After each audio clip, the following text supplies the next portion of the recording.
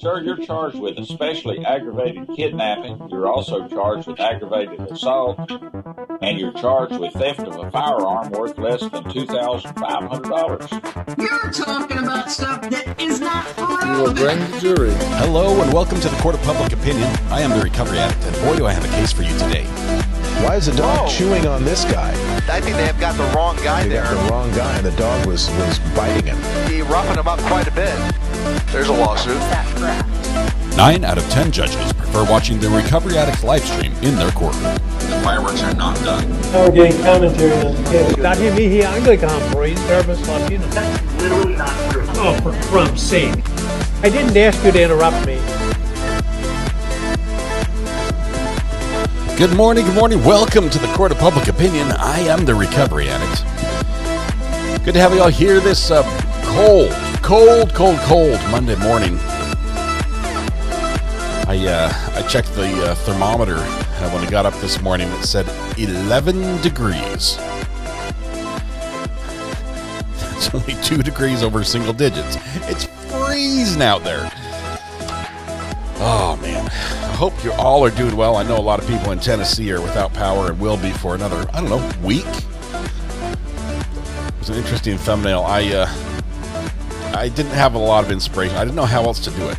I thought over the weekend how I was going to do today, how we were going to watch what we need to watch, when we need to watch it. And I'm like, it's a Monday. I just don't trust myself to run 2 streams. So, 1 stream it is. Apologize for the rewatch crew. Ooh. 11 Fahrenheit, yes. Yes, 11 Fahrenheit. Let's see. Hope we get verdict music today. I hope so as well. If we do, it'll be thanks to Kim R, who was first in chat today. Kim, bing, there you are. Congratulations. You were first in chat. Your promptness and punctuality is being punished with internet ownership. Everything IP related is your responsibility until we go live again later today. Good day to you and all the rest of the best mods in the world. Thank you. Thank you.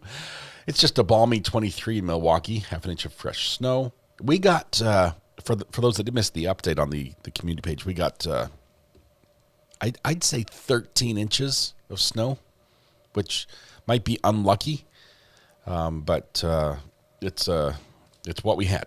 It's what we had. So, the groundhog can't even get out of the hole. I don't know what the groundhog is doing. Where's Phil? He said 6 more weeks of winter. Of course he did, because we just got nailed with this storm. Where's my mouse for that compute? Oh, there it is. Do you want to say before we do the birthdays? I was doing a little. I was thinking, hey, how bad is it? Right? How bad is it out there?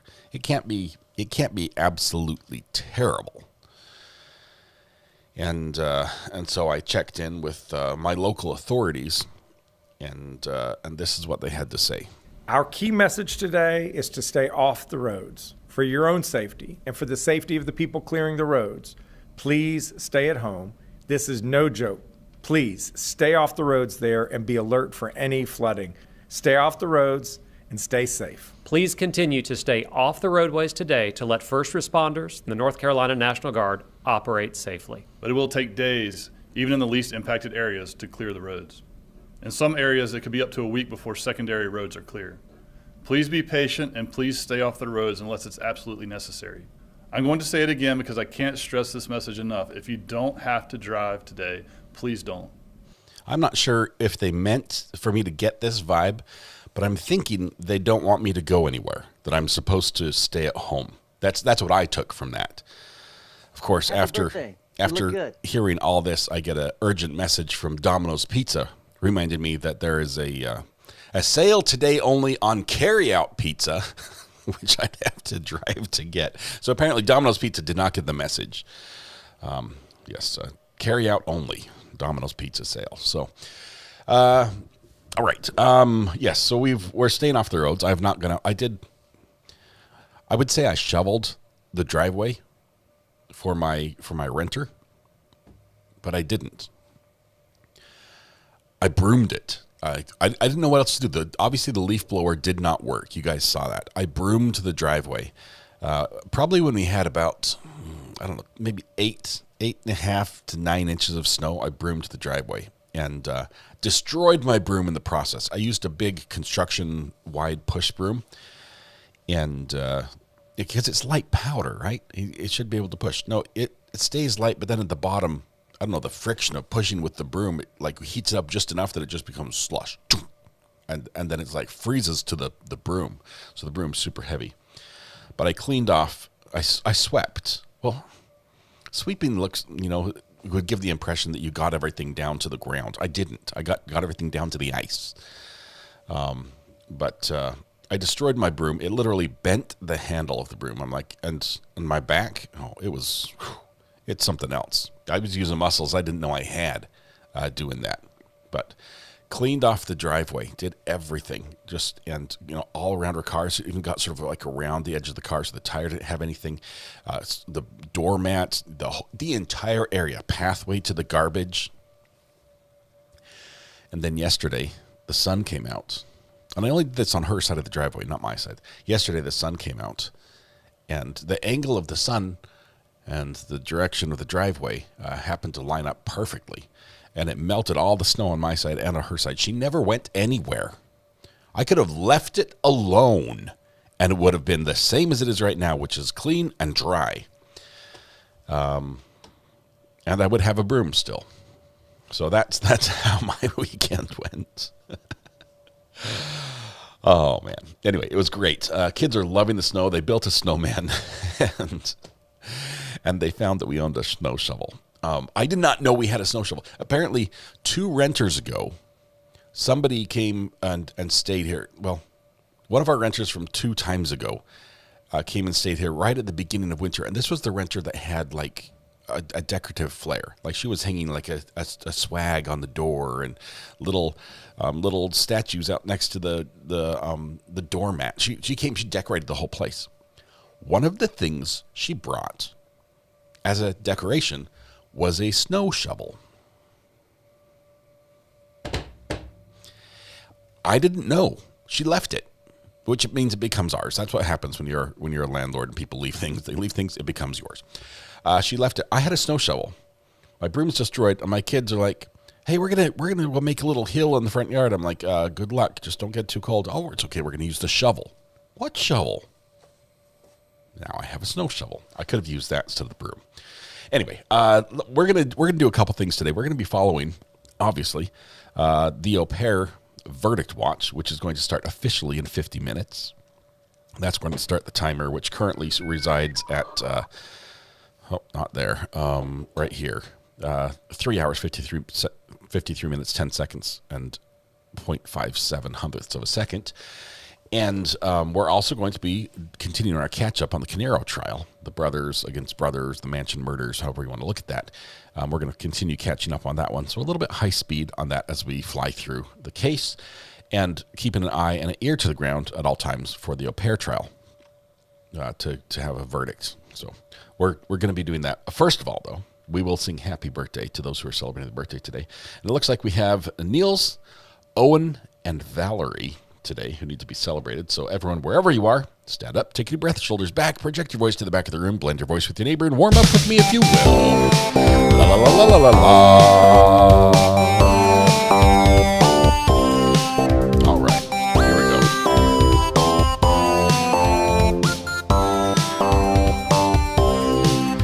Happy birthday to you. Happy birthday to you. Happy birthday to Niels, Owen, and Valerie. Happy birthday to you. Niels, Owen, and Valerie, happy birthday. There are many wonderful days, but today is your special day. And I realize there are a million places you could be and a million people you could have celebrated with, but you chose to be here with us. The privilege, pleasure, the honor, the joy is ours. Hopefully you can turn that joy back to you and make your day a little more specialer. Begin by helping yourself to free pancakes at Denny's, IHOP Village, and Waffle House, McDonald's, Tammy Dunlop's House, Andy's Grill, Bob Evans, Cracker Barrel. Missed the end. I might have missed another place as well. One day I need to write that down. I've never written it down. Even when I came up with it in my head, it's always just been there. Probably have to have a script for this at one point. You know, as early onset amnesia sets in, I'm going to have a script. Oh, yeah. We're going to add Ohio Pom Mom on the next verse here because we forgot. Or you did, one of the two. I'm not pointing fingers. Here we go. It's the a cappella verse. Happy birthday to you. Happy birthday to you. Happy birthday, dear Ohio Pom Mom. Happy birthday to you. You did this just to get your own verse, huh? You did that just for your own verse. Ohio Pom Mom, what you know about the birthday form? Yes, we love it. The birthday form is both amazing and at the same time the bane of our existence. So thank you very much. Let's see. I wanted to tell you as the birthday song is winding down and the pancakes are being eaten, that the roads are still not plowed really in town very much. A little drum solo. Roads are not plowed very much. Hang on. Can't drum in this at the same time.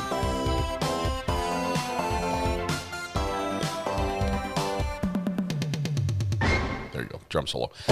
Our roads are not plowed very much because our town only has 2 pieces of snow removal equipment. And the handle is broken on one of them. So it's going to be a while until they get to it. People do not walk on the sidewalks here since no one owns a shovel. I guess except me. I might be the only person in town with a snow shovel.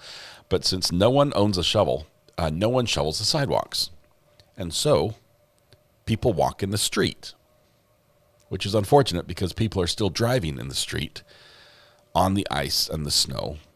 And so it's now just cars and people and ice. It sounds like a recipe for disaster, but so far nothing bad has happened that we know of. And everyone has to walk because the governor tells us we can't leave our house. So there you go. All right. Quick RAs. Start printing snow shovels and sell for $500. Ohio Mom says she filled out the form earlier. I'm so sorry. That's what we say. It's the bane of our existence because apparently sometimes the form, it just eats people. I don't know. They just go away. They were there and then they weren't. I'm not blaming the form at all. The form's awesome. Let's see. They threaten to fine you here if you don't clear your sidewalks. Well, they'll have to get to me first. And apparently they can't even get to the roads. Not even the town is open today. I'm pretty sure they're not giving out fines if they can't even open the town hall so I can pay my utility bill. Yeah. So anyway, that's where we are today. It's all my fault. Amber, we love the form. Oh, yeah. May I have complaints about the snow? We lost hot water yesterday and cold showers are no fun. You lost hot water? That means your hot water is frozen. Why is it that hot freezes faster than cold? That's just wrong. Shouldn't work that way. Valerie, catching up to hear my name for the birthday song. Good morning. Did we sing to you, Valerie? I sure hope we did. I hope we did. If we didn't, happy birthday. Let me check. I hope. Might be. Yeah, we did. You were last on the list. Tail end. Last the best of all the game. So we're good. All right. They fine us as well if the sidewalk is not cleared. Well, my kids use the snow shovel. This is it. Happy birthday. They're ingenious, right? Good. They're using our body boards that we use in the ocean to go down the front steps, which is the only incline we have at our property, across the sidewalk, which goes out to the street where cars go. And so they also built a big pile of snow. And it happened to be right on the sidewalk. Like it's where our pathway and the sidewalk converge.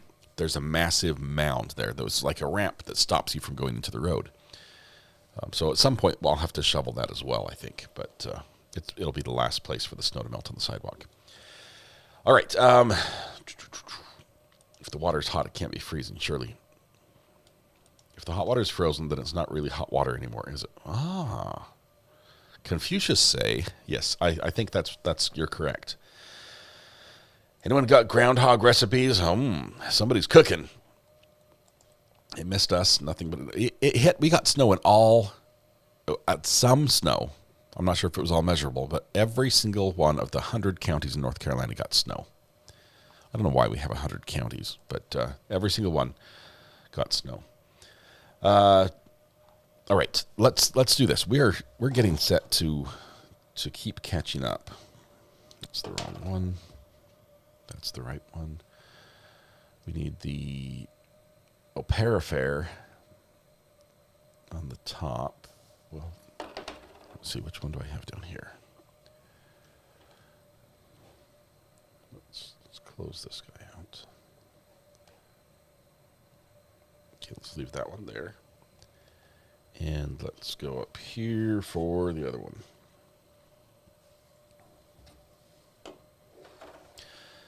One more story, and then we're going to watch court, I promise.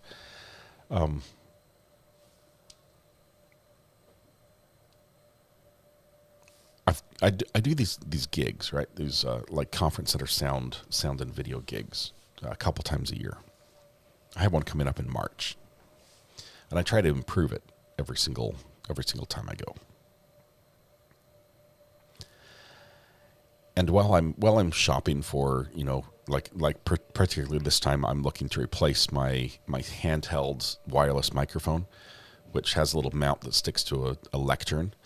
I'm trying to replace that with more of like a typical podium style lectern, like a little narrow, small one that people are. It's not so intrusive, and people are okay with adjusting to their mouth. Usually, the handheld ones people are scared of.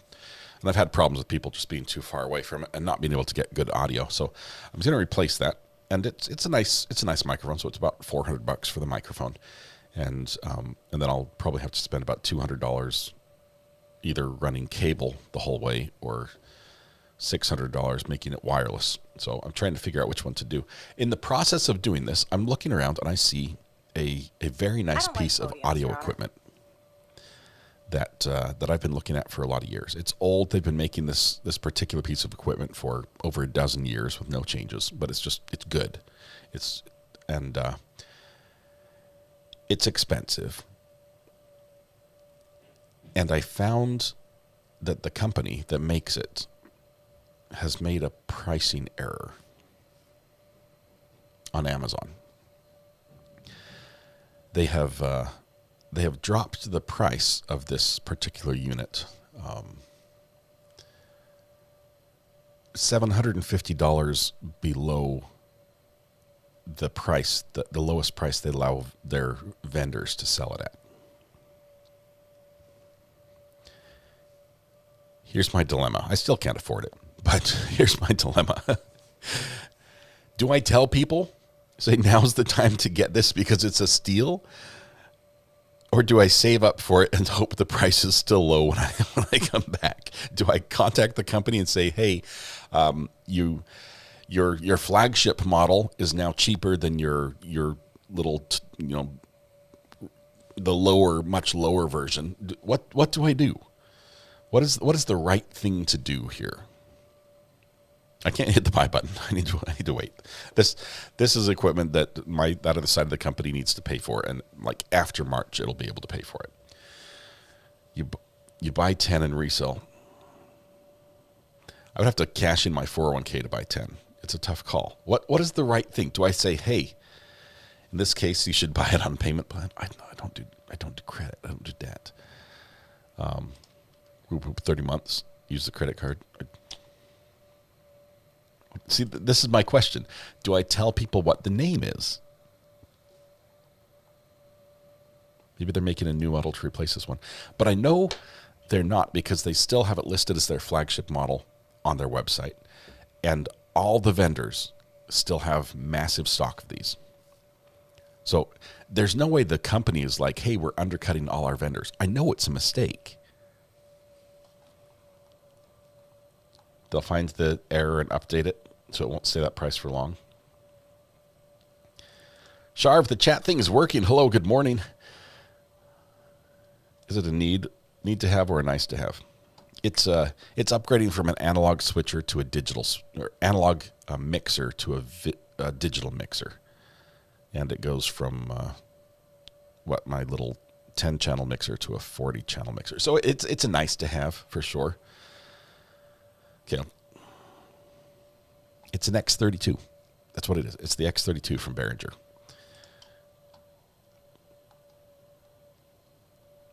Tell your friends. That's what it is. X32 Behringer, Behringer. Anyway, I've been going through the mental gymnastics. Do I place the order or not? I know other people place the order because they've already sold out the ones they have on Amazon, and more are on back stock, and they're going to be arriving soon. So, wouldn't it be a tax write-off? Yes, it would. But I still don't buy things until I don't buy things on that side of the company until that side of the company has paid for it with the revenue. I think it's good business practice. Worst case scenario, it costs me another $750. So I have to wait another year. All right. Anyway, let's go to court. Let's do that. That was my dilemma over the weekend. So we want, what do we want? We want this one up here.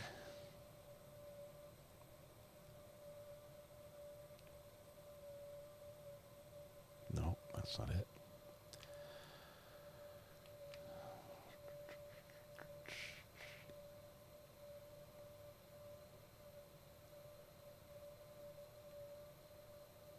This one here.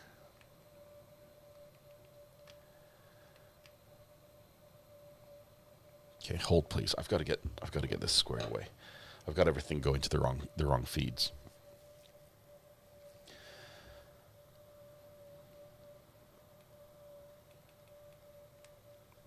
We need to be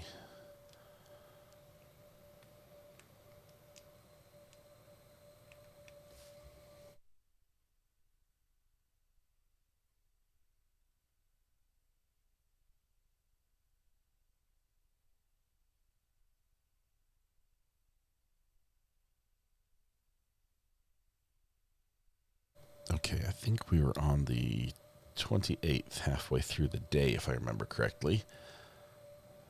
I think that's right.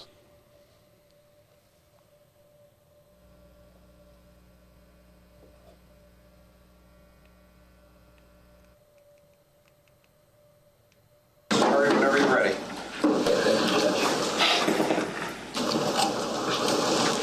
Okay, we're picking up where we left off. Good afternoon.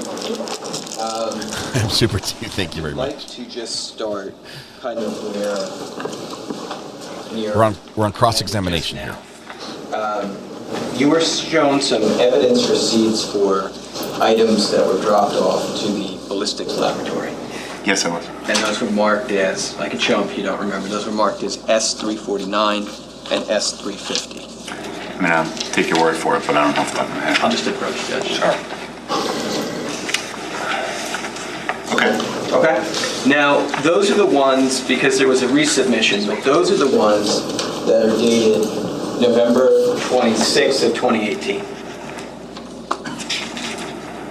Correct. Okay. And your signature is on them?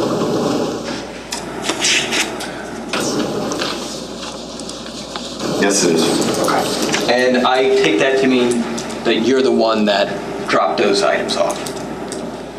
Yes, that's essentially what it means. Yeah. Okay. Who prepared the documents that you're looking at in 349 and 50 there? The New Jersey State Police. He is so loud. So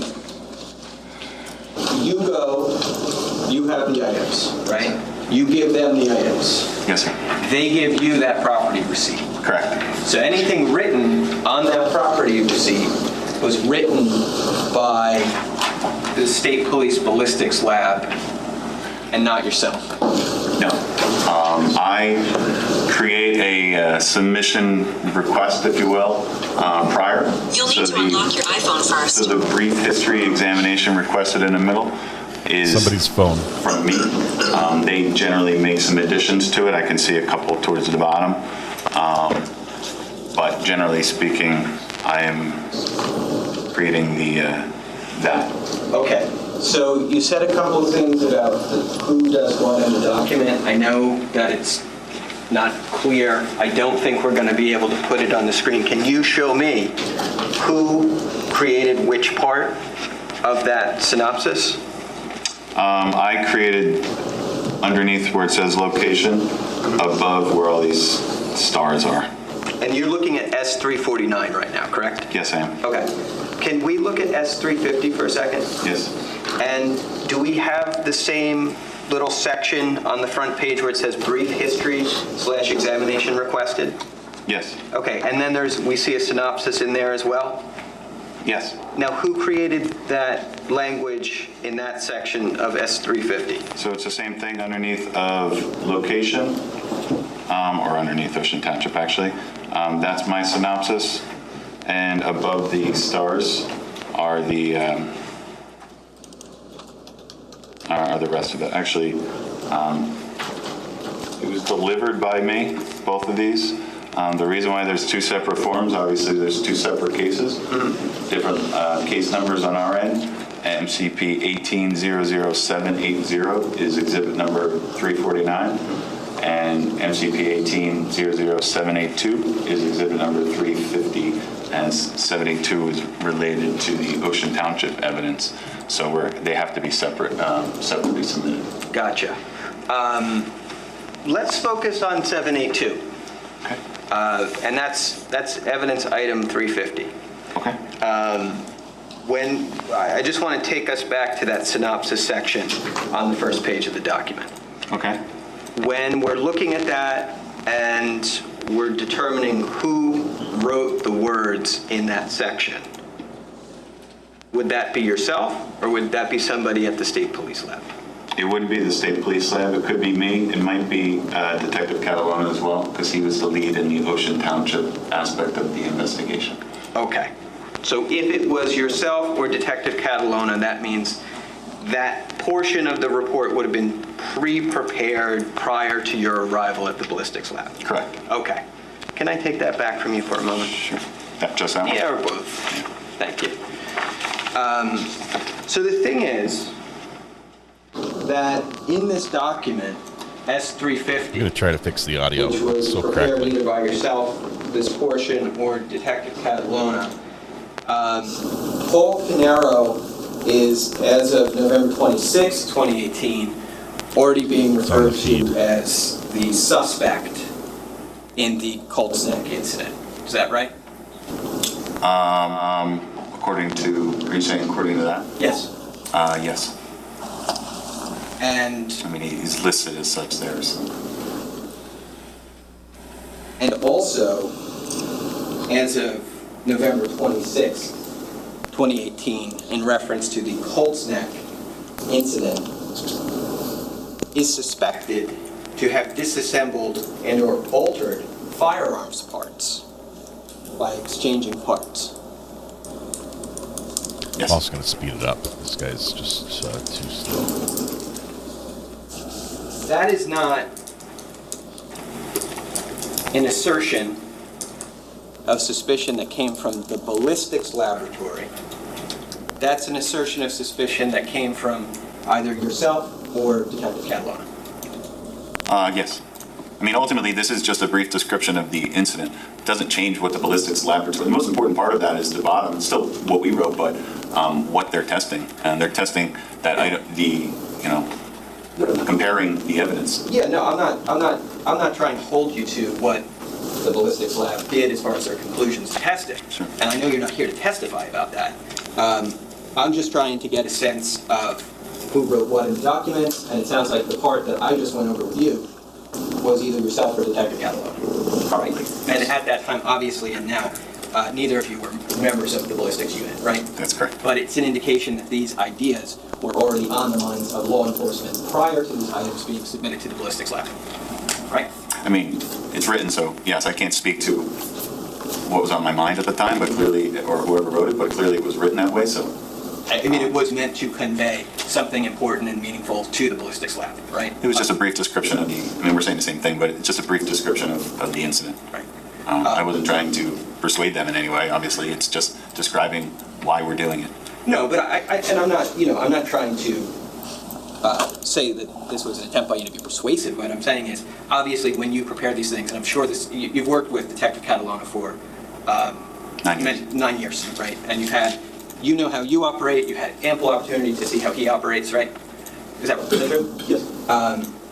And I would imagine when you're doing a brief synopsis, what you're trying to do in a synopsis is include what you think is the pertinent, relevant information, right? Yes. That the person you're writing it to needs to know in order to effectuate their part of the investigation, right? Yes. And that's what you did here, Yes. right? Okay.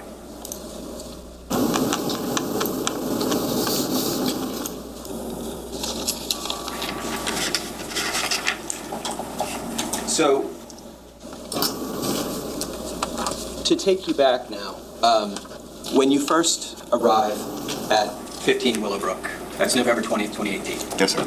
And you document in your report, and you talked about it here today, that there's a significant perimeter set up, not just around the property, but around the roads that lead to and intersect with the property. Yes, sir. And there's also some sort of barrier. Is there a barrier at any time all the way around the Willowbrook, the 15 Willowbrook property line?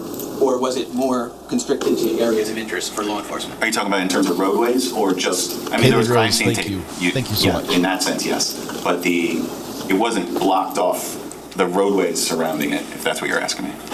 The property line of the property 15 Willowbrook. Yes. It starts at, it faces Willowbrook Road, right? Yes. But then it extends back off the road, and there's a property line that would mark out that property, right? Yes. And in fact, you, at some point during this investigation, I think you met with either a township or a county surveyor?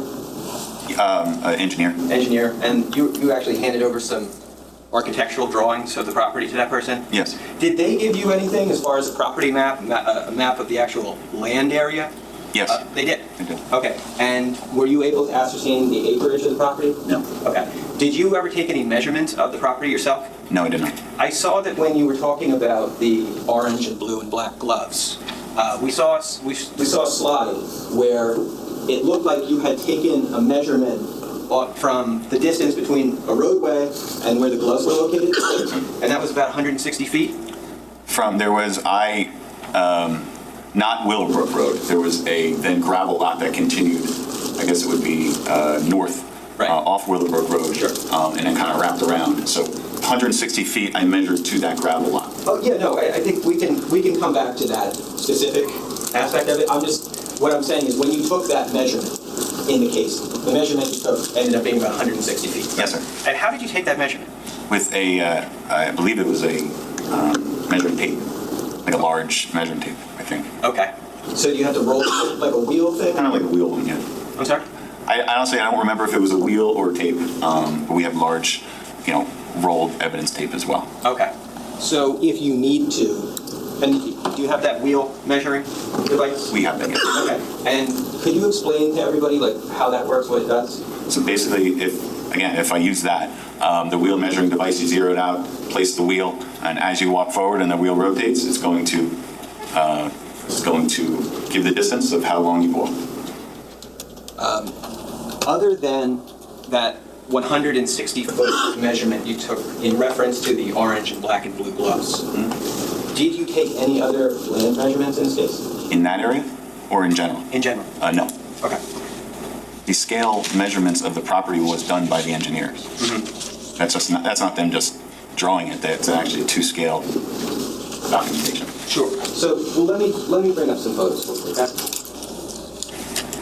Could I have the front here?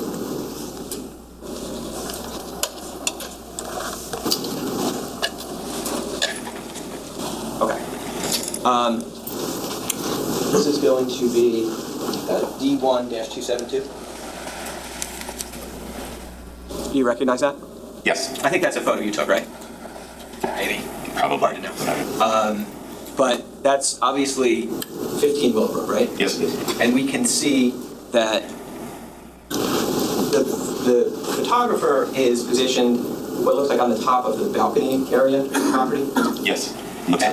And we're looking out into the backyard area, and to the right of the photo, we can just kind of see the solar panels. Yes, sir. Now, we see a tree line in that photo, right? Yes, sir. And you actually did a walk around the property line at some point, right? In what way? So, for search? So maybe I was mistaken about that, because I saw in your report you listed something as a line search. And I Yes. assume that meant property line. I didn't do that. Okay. That was conducted by other officers of other agencies, particularly in reference to the line search at the scene. That was by particularly members of the Monmouth County Sheriff's Office, but ultimately there were about 5 agencies that assisted in that search, along with the search of, again, that map we showed earlier with the yellow lines, that property line search or outside the property line search. Okay. All right. So I might have interpreted your use of you conducted a line search with you went to the property line, but it sounds like what happened is you're documenting the fact that other officers, maybe some with K9, some without, went around the property line. Yes, sir. Okay. When we see in 272 here, D272, the tree line, is it your understanding that that's kind of the boundary of the property line? Generally, that's my understanding, yes. Okay. Do you know whether there's water in the area of that tree line going around the property? I do not. Okay. Did you ever, so it sounds like, did you ever walk to any of these areas on the property line where the property meets that tree line? No, I did not. Do you ever go towards any areas to see if there were any breaks in that tree line along the property? I did not. I'm going to show you D1-273.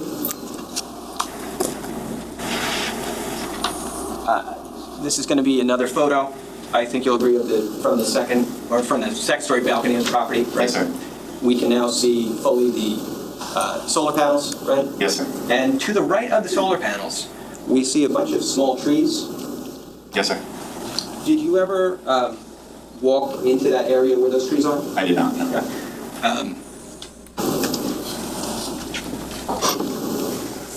Again, in this photo, we can kind of see some telephone wire lines towards the upper right-hand side of the photo. Yes. Is it your understanding that that would be Willowbrook Road? It appears to be, yes. Okay.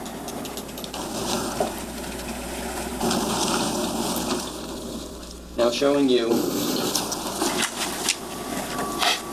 The verdict watch clock has stopped because they have not started deliberating yet. It'll be another 20 minutes. D1-317.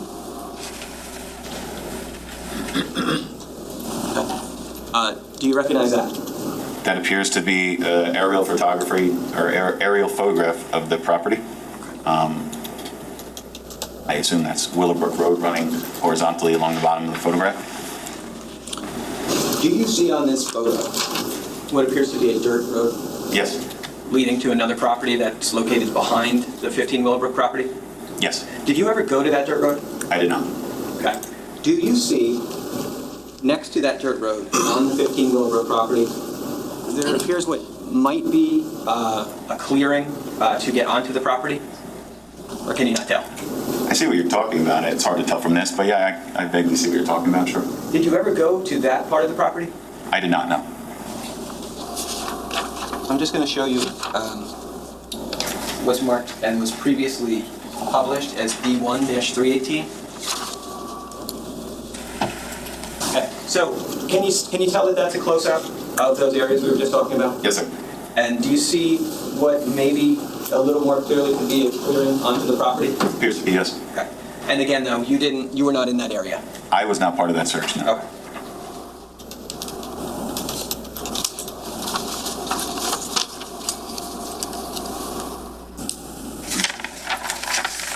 Now, you said that that line search obviously was conducted with the help of some K9 police, right? Yes, sir. And it turned up a cigar box, I believe? Yes, sir. And it turned up there was an emblem to a car? Yes, sir. And that car emblem was for a Honda, right? Yes, sir. In fact, you took some photos of the car emblem? I did. And these are D1-270? Yes, sir. We see you placed an evidence marker there? Yes, evidence marker 6. 6, right? And we see the Honda emblem next to that? Yes. And then you took D1-271, took a somewhat closer up shot of that, right? Yes, sir. Okay. In the garage of the house, there was a Maserati Ghibli. Is that how you say that? I don't know. Yeah. And a Maserati Levant. Yes. And a Porsche Carrera. Correct. And then out in the driveway, there was a Mercedes XL350? Yes, sir. There was no Honda on the property, right? Correct.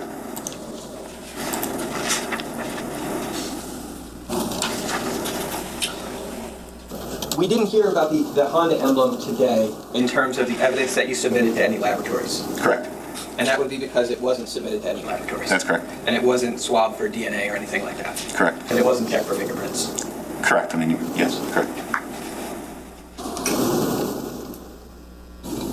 What's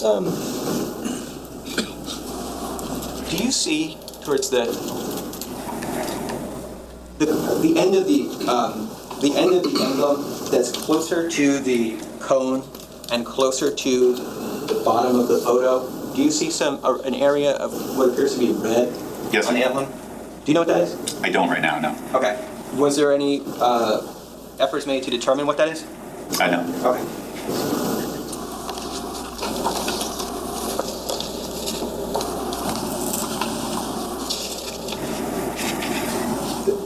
Just to go back to the line search that occurred on the property. I'm just going to put D1317 back up on the screen for now, because we need it. How long do you recall that line search taking? I don't know. How many officers do you recall participating in the search? So the overall search of both the scene and the exterior or surrounding areas, I believe it was 36 officers. Right. But you said that search had a 3-mile radius. Including the property. Right. The 3 miles is pretty big. Well, 3 miles going primarily east, according to the map, but yeah.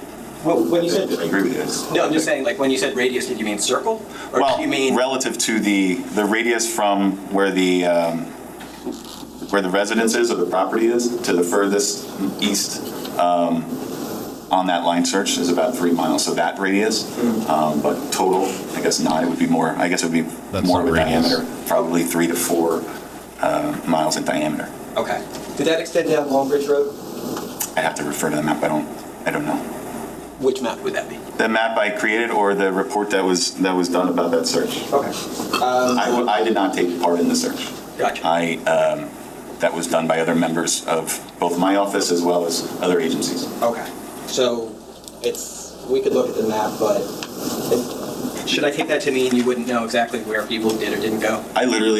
That map was created just to give a visual of what I was reading on the report that I read. Right. I frankly don't know exactly where everyone went. And even from a surveillance standpoint, that wouldn't be a forensic search. That's more of a major crimes and other investigators are looking for surveillance and things like that. Okay. So I am not the one I was not involved in that search, just that it was separately, they searched the area, including obviously the property thoroughly. Gotcha. So, all right. You're not the guy to ask about that. But the property search, it sounds like it took place while you were maybe on the property doing other things? Yes, sir. Did anybody ever find a handicap placard? No.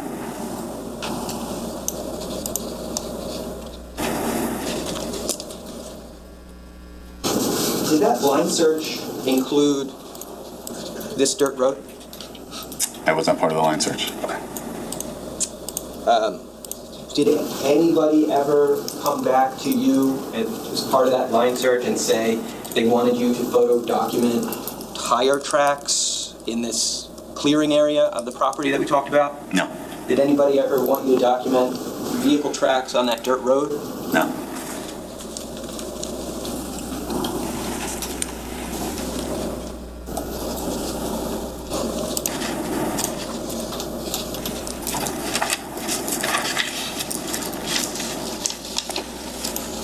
There was something that you brought to the property. It was called a Faro laser scan? Yes, sir. So that basically is like, it kind of looks like the thing on the Google Maps car a little bit. Yeah. And it can take a 360-degree photograph. Yes. And you can also place it in different locations, and it can kind of do like a plot map of everything that it's seeing, right? Yes. And in this case, it was very difficult to Faro this scene. One, because basically what we're doing is taking 360-degree scan as well as 300 degrees vertically. Basically meaning the area directly under the scanner is not going to register, and then we're registering all the different scans together. So it was very difficult with that Pharaoh because of the water. It basically reflected off the ground and it made it mirror. It looked like he almost like dropped through the floor in a sense. Yeah. So it was very difficult to capture the scene as a whole. And in the interior scene is even worse for the same reasons with the water and then freezing, as well as the fact that everything kind of looks the same because it was on fire. So which is the reason why we did it, and it took a while to do, but it ultimately didn't assist. Yeah.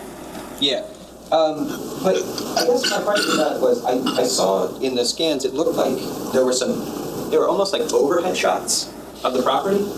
Was that a drone that did that, or was No, what happens with the scans is it's scanning the ground and it's scanning the area, and then you can do essentially kind of like a fly. You can view it from different angles. Mm-hmm. Obviously, you're only looking at the areas that are visible to the scanner, such as if the scanner were right here, I can't see on the other end of it. So you can then look overhead, but that part's not visible. Or anything that's not visible to where the scanner is. So it's not going up in the air and taking a scan, it's basically taking ground level scans of the area and then viewing it from different angles. Mm-hmm. Did you use a drone in this case? I did not know. Was there a drone? I believe so, but I'd have to refer to my report. Okay. Anybody? No, let's keep it to you, because that's not a fair question to you. But so I take it to mean that we don't have a measurement from you on, let's say, the corner of the garage to this clearing. Not technically, but I'd have to refer to that aerial property line diagram created by the engineers, and obviously there's a scale on that, so theoretically we could use that scale if you need to. Okay. Was that, but it doesn't sound like that was something that you have looked at in preparation for this case today, right? Correct.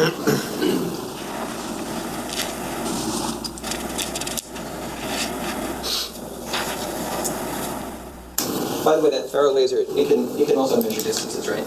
Yes, it can. In an ideal situation, or like I said, it's difficult with difficult. It was just a very difficult scene to scan. I gotcha. Now, Mr. Murray, I'm going to stop you now. Okay. I don't want to stop you mid-thought. That's why I was just making sure you were good. That's fine. All right, ladies and gentlemen, we're going to break for lunch. We're breaking right at 12:30, so I'll give you 1:40 just to make sure you have 5 minutes to get down, 5 minutes to get back up here. We'll start back up right at 1:40. If we could just move the evidence, if you don't mind. Move the evidence so they can get out of the door. It's a fire hazard. All right. They're going to go to lunch. We're going to zip ahead because we can. And let's go through lunch very quickly. For those that are saying, how's the au pair verdict going? The jury's going to start deliberating in about 10 minutes. At that point, we're going to start the timer. We'll put the timer back on the screen at that point, and we'll proceed from there. So let's wait for the judge to come back. All right.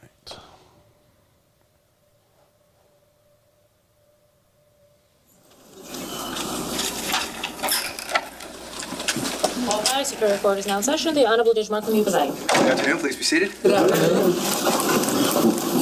Is anyone making lunch for each other yet? You have one baking for us, but that's about it. Separate cookie every We week. should be like, it's time to get closer. I mean, we're not months in now. I expect more. Potluck. That's what we gotta start doing, the potluck. There you go. There you go. Yeah, listen, whatever you want.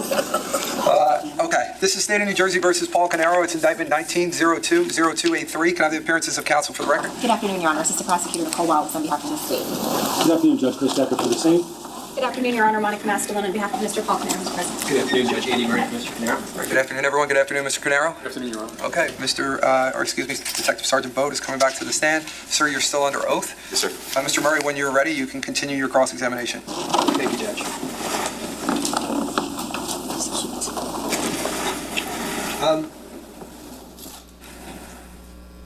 So, sir, you know that other detectives and investigators in this case did things like obtain video surveillance from houses in and around 15 Willowbrook? Yes, sir. And that the purpose of that was to determine if there was any pertinent vehicle traffic in the early morning hours of November 20th, 2018? Yes, sir.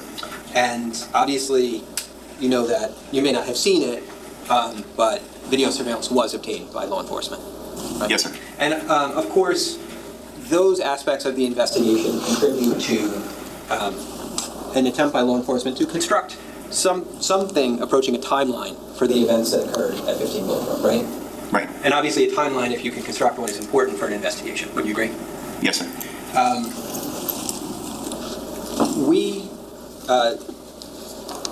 We have maybe some engineering measurements of the property, but what you had said to us before lunch is that you never actually walked the property in terms of going to its boundaries, right? Correct. And so I'm just going to show what was previously marked as D1-309. I believe it's also been previously published.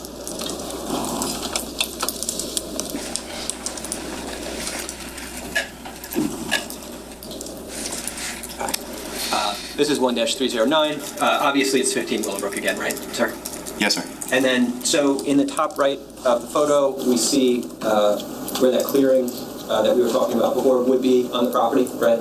Yes, sir. And then we see all those, from this vantage point, we can see all of the small trees that dot the property in that section of 15 Willowbrook, correct? In that general area, yes. Now, we could know the distance, potentially, between the garage and that upper right corner of the property in the photo. But knowing the distance alone wouldn't necessarily tell us how long it might take a person to travel from the garage to that location.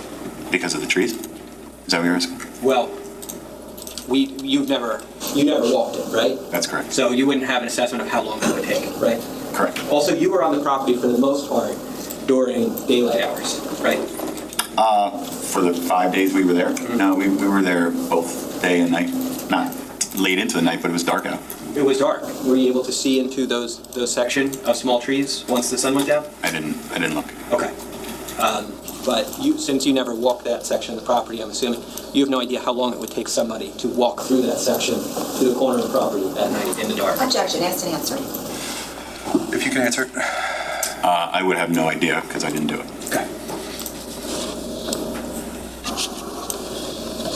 Now, you also talked about a shell casing that was taken from inside the home, and it was marked with an evidence cone 13.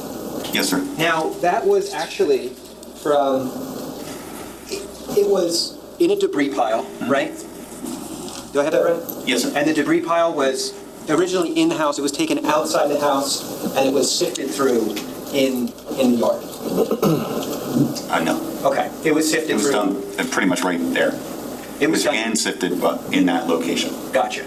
But it was originally that pile where you have the marker 13. That pile was originally not on a flat surface. It was in the stairwell. It was in the stairs to the basement, right? Correct. And so the shell casing that you found that's marked with evidence marker 13, we don't know exactly where that shell casing was, I'd imagine, where it was positioned, but it was somewhere in that pile of debris that was on the stairs. Correct. Okay. And so after the fact that they were all the floor and the debris was cleaned in a sense or brought together and into those piles, but obviously after the fire itself, after the thousands of gallons of water to put out the fire, so that there was some movement certainly. So that's where it ended up by the time it was searched. Okay. So you're saying that I'm just saying that it's in that vicinity, but was it initially in that location? I don't know, but it could have been in the foyer. It was definitely near it. So you're saying there's a chance. Okay. It sounds like you were suggesting that it was potentially moved, but you're just saying that you don't know. Correct. You don't know if it was there. I'm not at all saying that. You don't know if it was there because when it was fired out of the gun, it landed in the stairwell?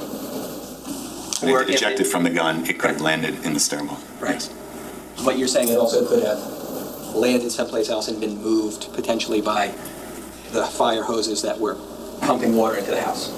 Yes, you're saying moved, but not in the sense that it was physically moved, but it could have moved based off. It could have been in the foyer, for example, and made it, ended up in that near that stairwell. Right. Yeah. No, not suggesting that person. Correct. That some other force caused it to be there. But we don't know, is the point. Correct. Okay. Can we go back to defining radius again? Is that it was in the debris pile, and that debris pile was on the basement stairs. Correct. And there is also a, and I suppose we should just take a look at it now since we're talking about it. So this is D1-259, and that's the evidence marker where the shell casing was located. Yes. Okay. And then this is D1-260. That's just without the marker, but that's just the general pile. That's how the debris pile looked. Is that right? Yes, sir. Okay. D1-261. That's a hand holding the shell casing? Yes, sir. Okay.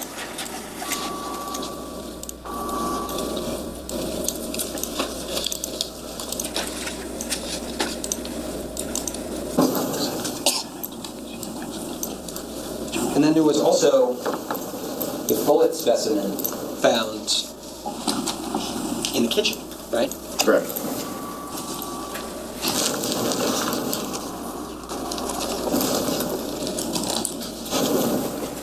Now I'm just going to show you some photos of that. This is D1-274. That would be the bullet specimen that you located in the kitchen, correct? Correct.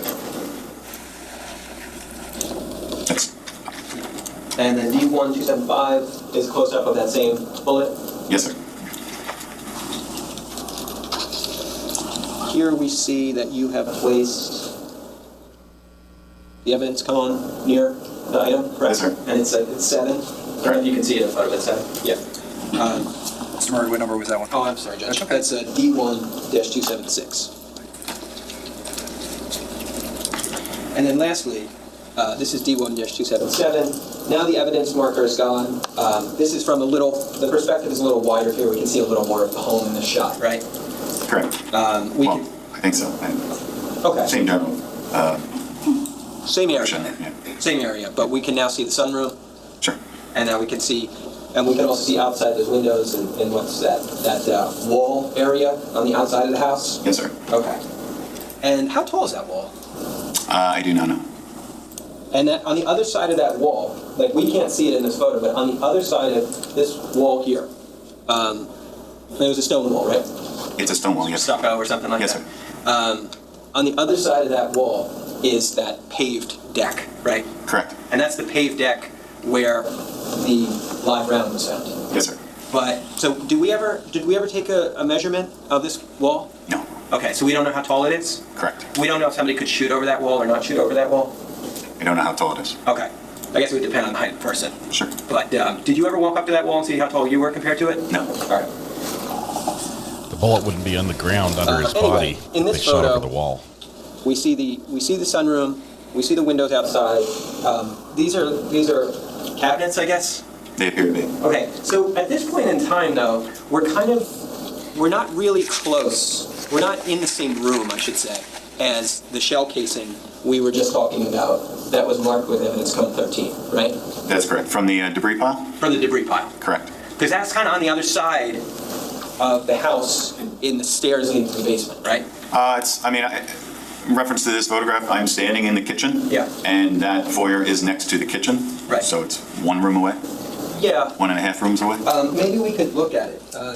So would it be possible for me to have slide 46 and see? I'm sorry, and the other table, please. Thank you. All right, can you see that clearly? Yes, sir. So basically, we see the kitchen, and there's a wall, not a full wall, but a partial wall between the kitchen and the foyer, right? Correct. And then we see the stairs depicted, right? Correct.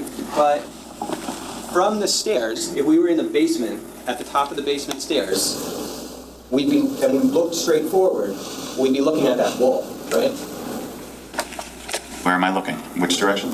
When you say straight forward? If you're at the top of the basement stairs, got that. Looking into the foyer, okay, you'd be looking towards that partial wall. If you're looking west, you'd be looking towards that partial wall in the kitchen. kitchen and the entry into the kitchen. Okay. Or I'm sorry, the partial wall of the foyer, but that shares a wall with the kitchen. Got it. And obviously those steps in the basement is where you found the shell casing, right? Yes, sir. And then there's a marking on the other side of the house in the kitchen, 1-12? Yes, sir. And what's that? That is evidence marker 7. The key is on the top right. Evidence marker 7, bullet specimen. That's the one we were just talking about, right? Correct. Okay. Now,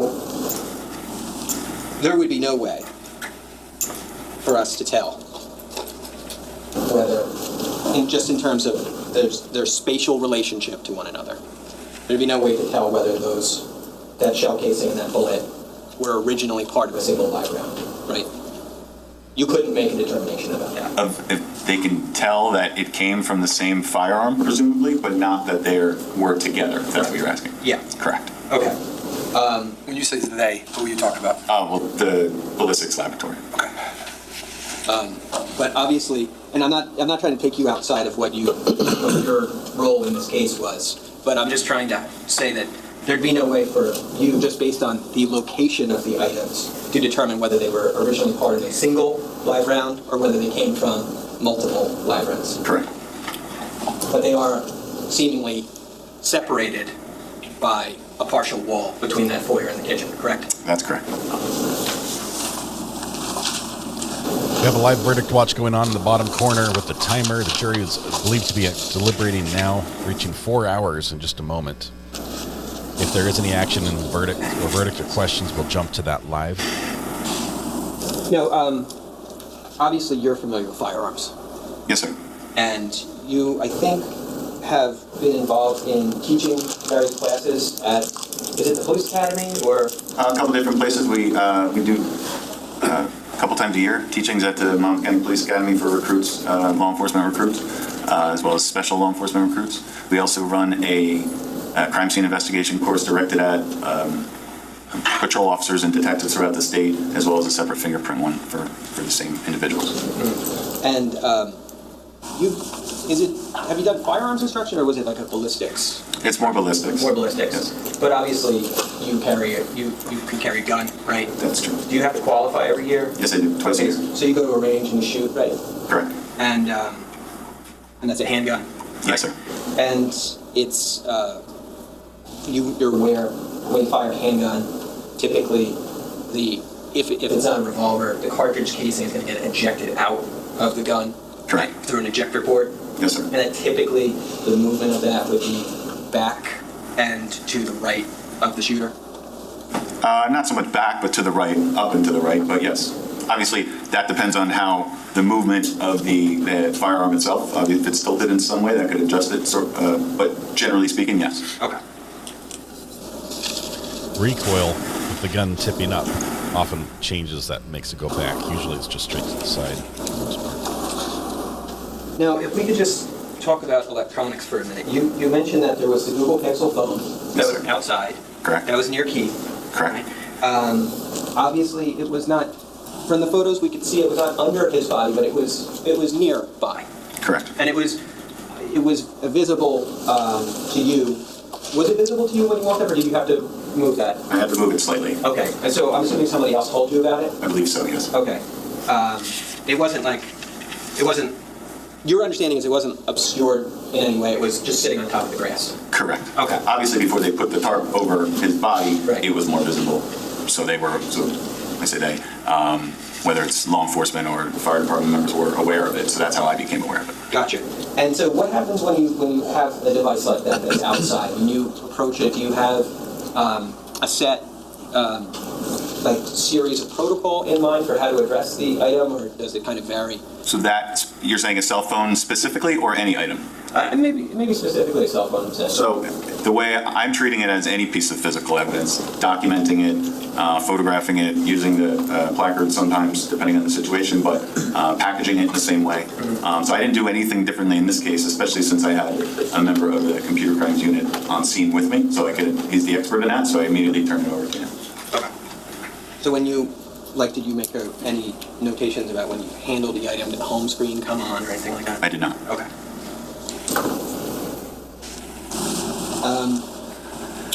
That obviously is an item that you submitted ultimately to be processed for DNA. The The cell phone? The Pixel, yes. No. Well, was it the case? What do you mean the case? The casing? The discharge casing? No, you separated the case from the phone. Oh, the case was separated, but it was not tested.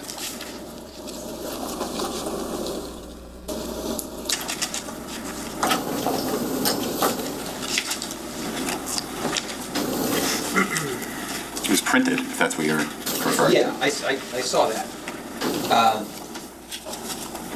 Just give me 1 second, sorry. Sure.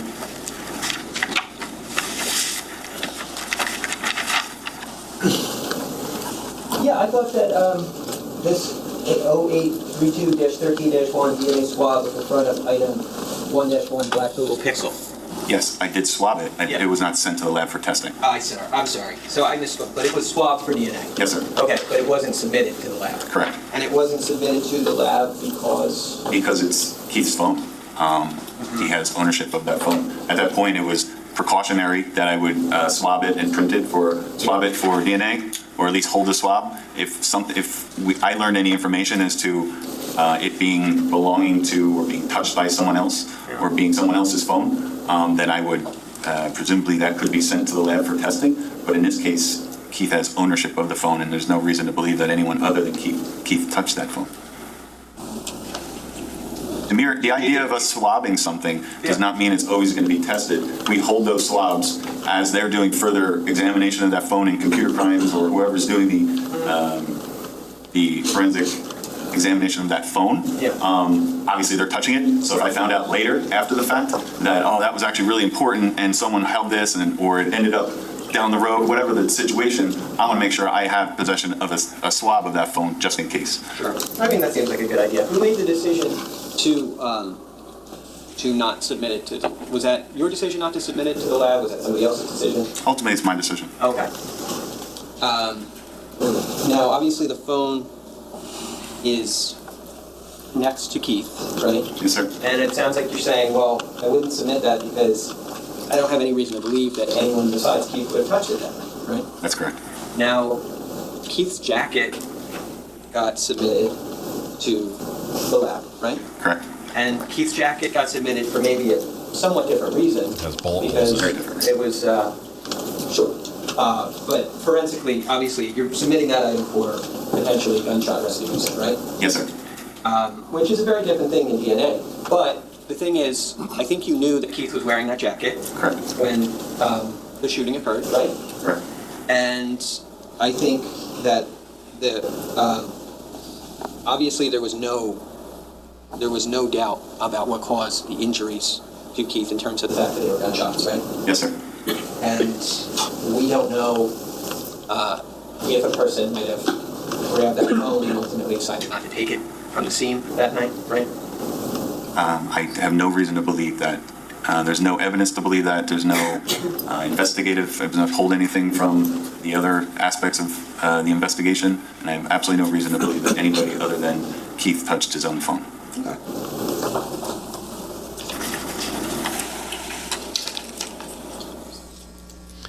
Now over 4 hours of deliberation for the jury. Some other items that were taken, collected, I should say. There was another phone in the kitchen. Yes, sir. That was collected by yourself, right? Correct.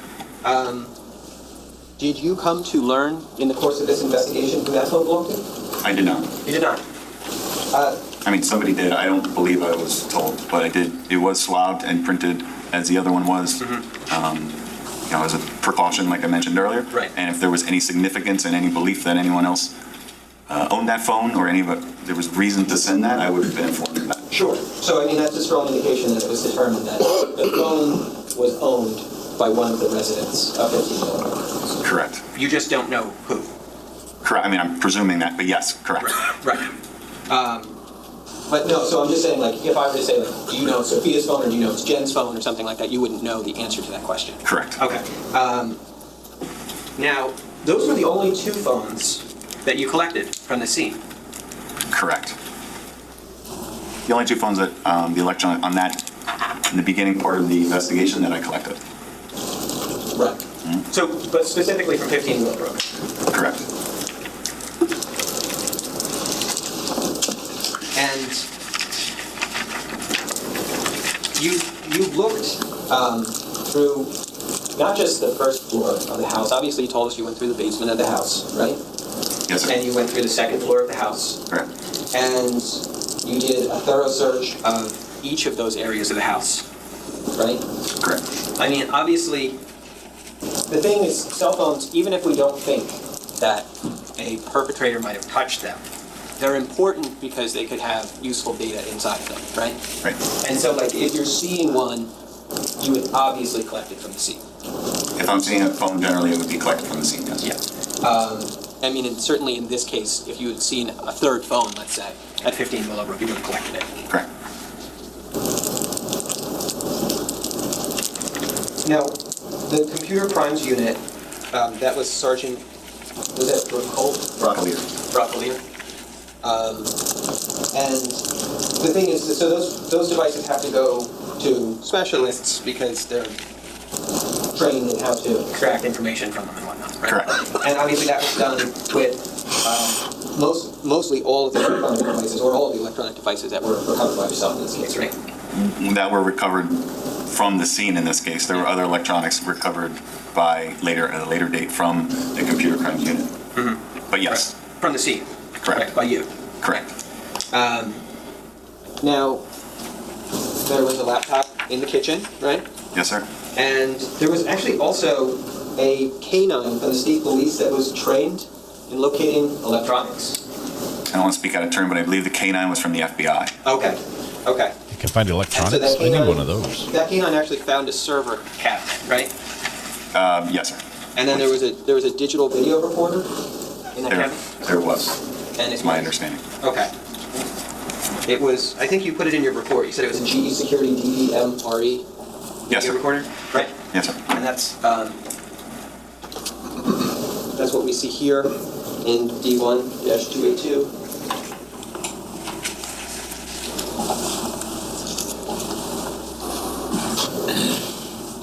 Yes, I'm sorry. I thought you were asking to Did you wait have for any interactions with other officers regarding the system, or did you collect it? Or? I just took custody of it. It was actually collected by the experts in that field who knew what they were looking for, brought it up from the basement. Again, as the evidence custodian, I took custody of it just to keep all the evidence together. Okay. But that's the extent of my knowledge of this. All right. But you know this is like a plug-in system, right? Like it plugs into the wall? It appears to be. Yeah. There were other security cameras at the house. There were other security apparatus at the house, right? In terms of surveillance. Are you talking about the Wise cameras, or what are you referring to? So outside, there's you obviously went through all the areas of the home. That would include the front door, right? Correct. You also went through the side door that's located next to the garage into that mudroom. Correct. And in that area of the house, there's a doorbell. There was a Nest doorbell. Okay. Yes. Yeah. Did you were you involved in any collection efforts with that Nest doorbell? I was not. Okay. And just so we're clear, looking at D1-278, that's the side door in the front of the house, correct? That is, yes. And then there's a railing there? There is. And that railing leads, that's a set of stairs that leads down to the garage area, right? I believe so, yes. And then if we walked into that open door, we would be in the mudroom area? Correct. To the left of the open door, we see the window frame, right? Yes, windows. correct. And then to the left of that, we see that Nest kind of doorbell camera, right? Yes, sir. And I'm just showing you, this is what was previously published as D1-1. Now, what we're seeing here is a view looking out towards the front of the house, right? This looks like a still frame, not me, but I didn't take a photo. This is the still frame of that Nest doorbell camera. Yeah. This what appeared to be taken by that Nest camera, right? Yes, sir. And then, so the DVR, just so we're clear, so the DVR was given to you, you collected that. Yes, right? sir. And the laptop in the kitchen was collected by, given or collected by you? Collected by me. You collected the Pixel phone? Correct. You collected the other iPhone in the kitchen? Correct. You collected another, there was a Chromebook that you came back for at some point? I believe it is in the office? Yeah. Yes. all those things were collected, and of course, those were all given individual numbers in terms of the property receipt in this case. Yes, sir. So, like the Pixel was 1-1 in your property records, right? Yes, sir. But the Nest camera, the physical device, was not collected by you. Correct. It was clearly not necessary to collect a physical Nest camera because there's, again, I don't want to speak about how a Nest camera works, but Yeah. I was told by the experts that deal with this and computer crime. So there's no question. So I don't want you to answer that question. You're talking about what other people are telling you. That's hearsay. Okay. What I hear you saying is that if there were collection efforts regarding Nest footage, you weren't a part of it. Correct.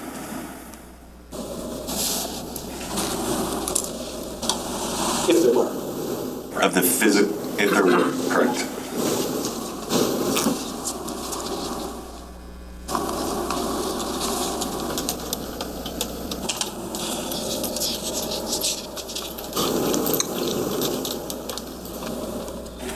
There was also Detective Sostian and Detective Lenart. Are they from the Monmouth County Prosecutor's Office? Yes, sir. And did they come to the scene on multiple occasions in this case? I know of one, definitely, but I'm not sure how many times they came to the scene. Okay. Off the top of my head. Okay. Not how many, but obviously it sounded from your report like they were both there on at least more than one occasion. Okay. They were from the computer crimes unit too? Correct, they were. And they were there to collect various items of interest in the case, right? Yes, sir. Okay.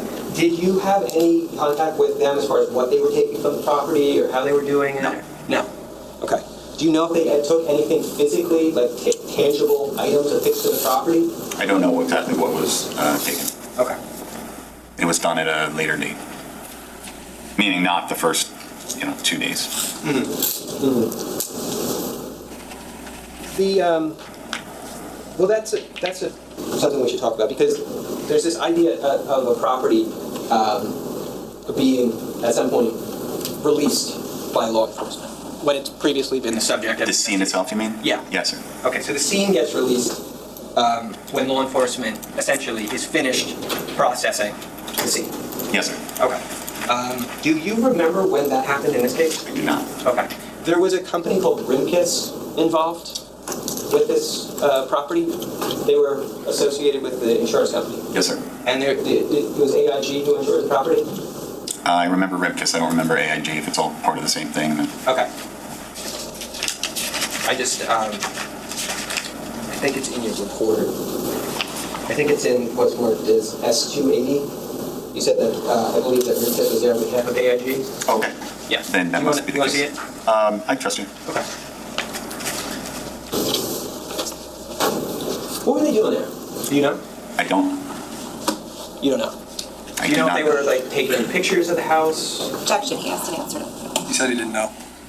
Were you there when any officials from that company were there? Can I refer to my report? Which one do you want to refer to? The one where they came? The one where they're mentioned? I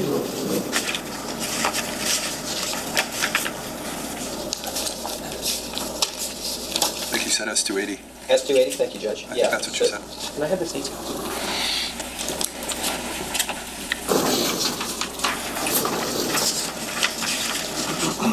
So I'm just going to refer you to this, just so we're clear. This is S280. Is that your report? Yes, yes it is. Okay, just referring you to page 5 of 7. If you could read that portion to yourself there.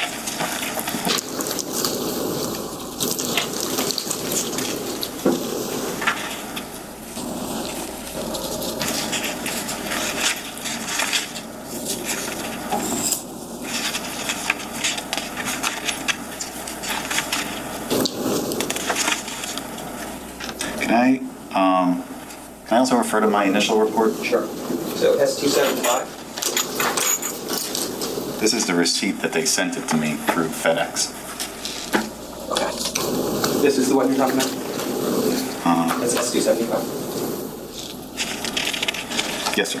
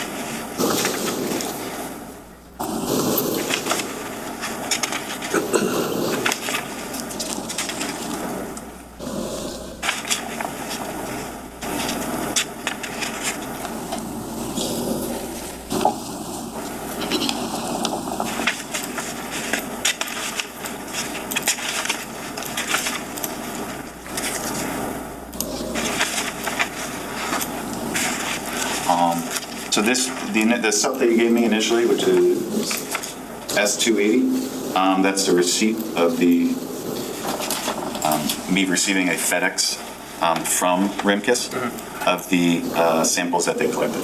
Okay. Okay. Collected from where? Exhibit A, floor sample of front foyer in 15 Willowbrook Road, recovered by fire investigator Donald Berg of Rimkus Consulting Group. 25-2. Exhibit B, floor sample of landing stairs from 15 Willowbrook Road, recovered by investigator Donald Berg. I won't read the whole thing for each one, but 25-3 is Exhibit C, floor sample from basement closet. 25-4, Exhibit D, control sample from 15 Willowbrook Road. 25-5, Exhibit E, votive candle from 15 Willowbrook Road. And 25-6, Exhibit F, vegetable peeler from 15 Willowbrook Road. And then so I have this correct. So that person who's referenced Donald Berg apparently FedExed you those items. Yes, he collected them. For whatever reason, he decided to collect them. Ultimately, I requested him send it to me just so I have possession of those items after he's done whatever examination he's doing. Gotcha. So he was on, it sounds like he was at the house at 15 Willowbrook to collect these items at some point, right? Correct. And it also sounds like you weren't there when he did that. I don't believe so. Okay. Okay. Thank you.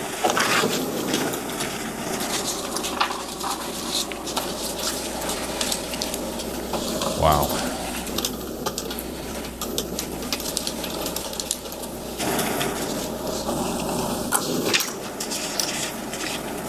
There were Wise cameras that you were shown today. You collected those, correct? Yes, I did. And they were, those cameras were, there was one in the kitchen, one in the sunroom, but there were several in the garage, right? Yes. Now, one of those cameras faced the rear garage door. Yes, sir. And that would be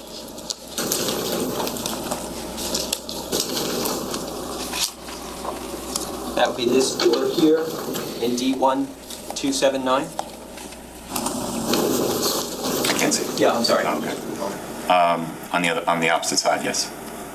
In the garage. Like the camera's in the garage. Correct. But this is the door that it's looking at. Yes. Because on the other side of the garage, there's 3 garage doors. Correct. But the camera that was looking out was looking at this door. Yes, along the north. It was affixed to the north wall. Okay.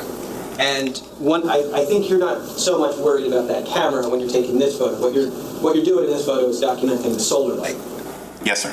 And that we see right here above the garage door, right? Correct. And actually we have a little bit better photo of that, EZ1-280.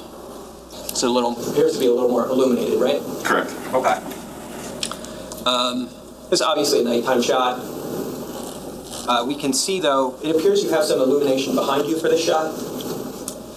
I don't know. I don't know. You don't know?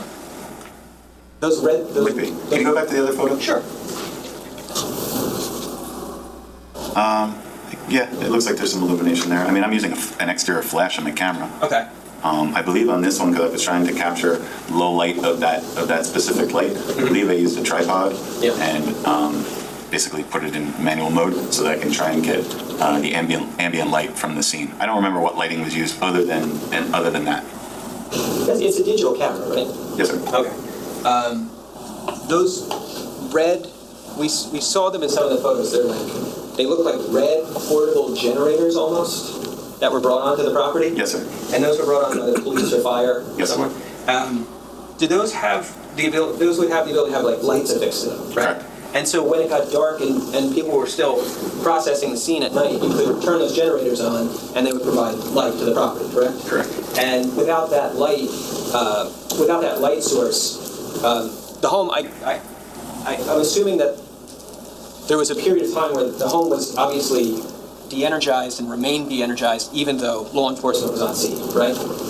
You mean the electricity running through the home? Yeah. Not those, yes, correct. And so without those lights on those generators, I'd imagine it was fairly dark on this property, correct? Correct.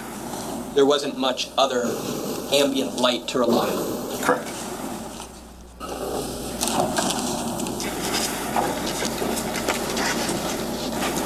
Oh, I'm sorry, by the way.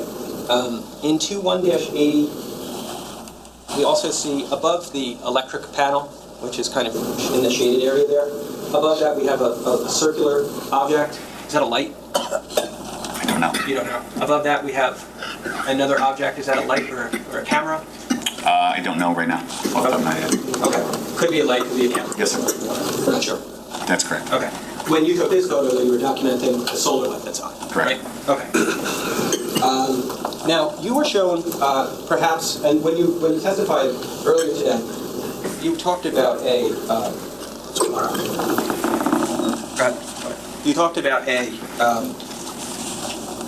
basically a still frame from the Wise camera, and it's being found at that garage door we've been talking about, right? Correct. Were you told at some point that there was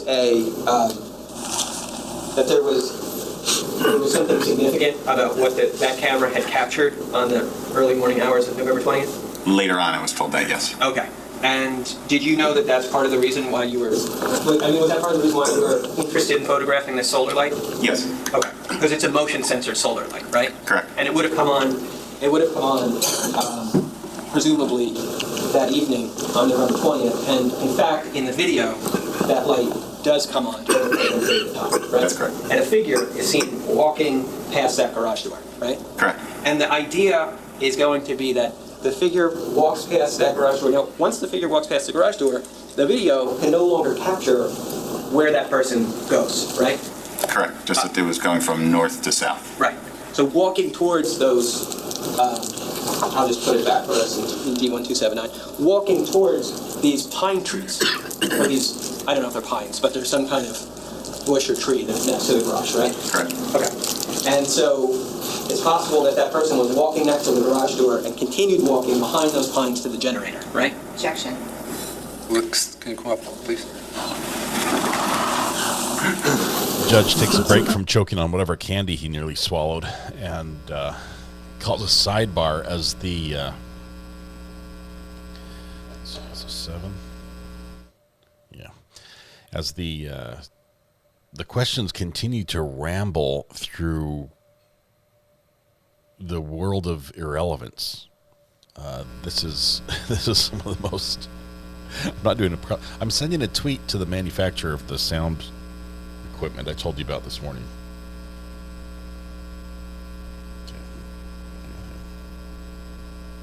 Apparently my text to chat was still on and all that got included in the tweet.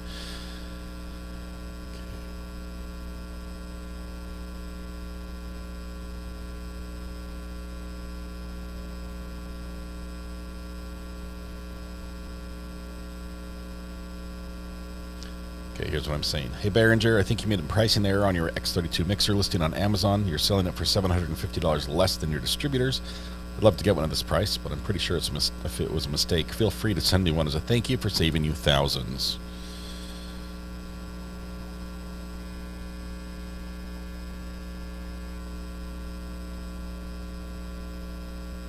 There we go.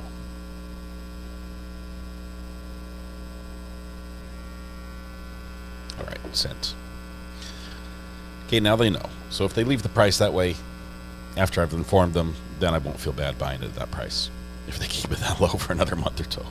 So, all right. As the sidebar continues, the judge might be saying, where are we going with this? He also might be saying, can somebody please bring me some water? Deer Park, of course, not a sponsor.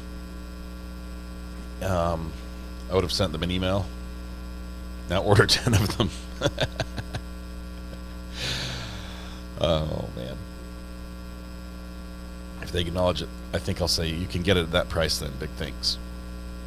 It's a toy. No, it's a 40-channel digital sound mixer. It's got motorized faders, so they all like jump around. It does everything.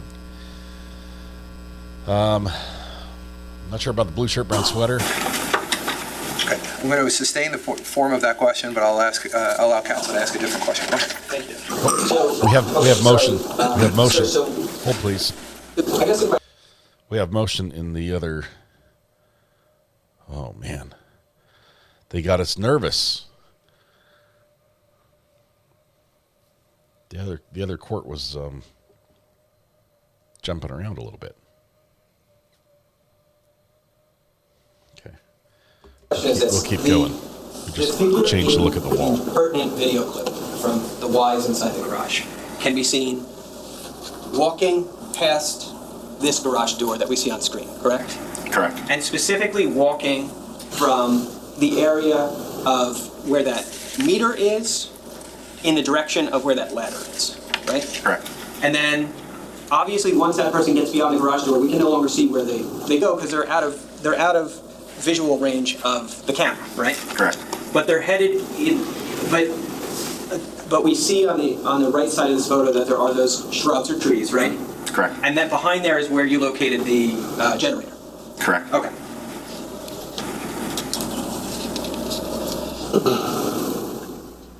Did you ever?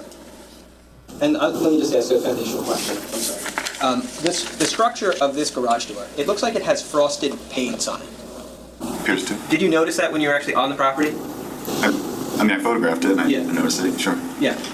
And then it's got one support beam running through the middle from the top to the bottom. Correct. And then it has 3 support beams that run from the left to right horizontally across the door, right? Yes.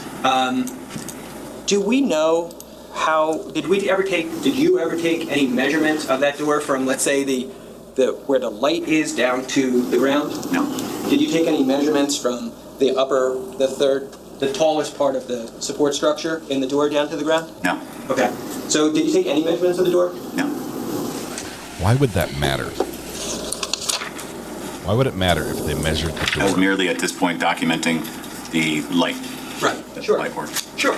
But, I think one of the things that you're clearly capable of, and I'm not saying that, I'm just asking if you were asked to do these things, really. Did anybody ever ask you to take measurements like that? No. Okay. There were other things we saw, like with the blood, in the kitchen. You were able to put those to a scale, obviously. Yes, sir. And that's a smaller scale, but it's a scale. It's in inches, right, or millimeters? Yes. Depends on the scale. Right. And so, but sometimes scale is certainly important in an investigation. Yes, sir. And you had the ability, obviously, to take the measurements like we saw from that dirt road to where the orange gloves were, right? Yes. So, and you have tape measures and things of that nature, right? Yes, sir. And so you have the ability in your department at the prosecutor's office to take measurements of something like a garage door, right? Yes. Okay. But nobody asked you to do it in this case. Correct.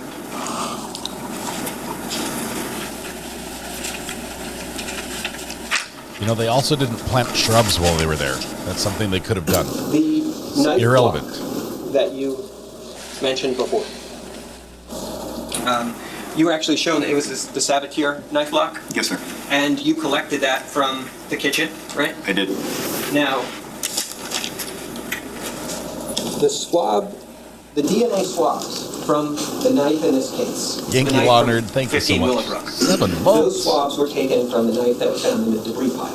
That's correct. And that was the debris pile in the foyer of the house, correct? Correct. Okay. So you note in your report that when you see the Sabatier knife block, you notice that there's 2 knives missing from the block, right? Correct. And one of them is a bread knife. Correct. And you can see that that's lying on the counter right in front of the block. Correct. So you know where that knife goes. Correct. The other knife from that block that's unaccounted for appears to be the knife that's in the foyer. Correct. Okay. Now, there was, I should say, more than one knife block in the kitchen. Yes. And obviously it was significant that that knife in the foyer was located not in the kitchen, but seemingly on the ground in another room of the house, correct? Correct. There were other knife blocks, and on those other knife blocks, there were additional. It appears that there are spaces for knives that were not present. Is that fair to say? I'd have to refer to the photo, but okay. I believe you. Let's just look at it. This is D1-251. Yes. Do you recall that? Yes. That was another knife block at the house, right? Yes, it is. And then it looks like there's a space for 6 knives there. Yes. And then those are different knives. 4 knives visible. Correct.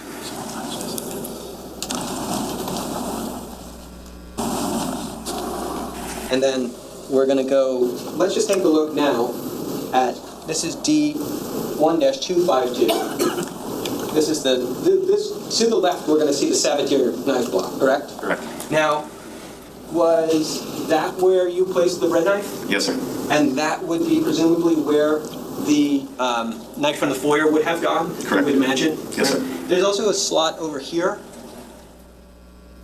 There's no, there's 2 slots. It looks like there's a slot to the left. I'm going to show you a different photo, slightly different angle. D1-255. There is, possibly, it's hard to tell from there, but. Okay.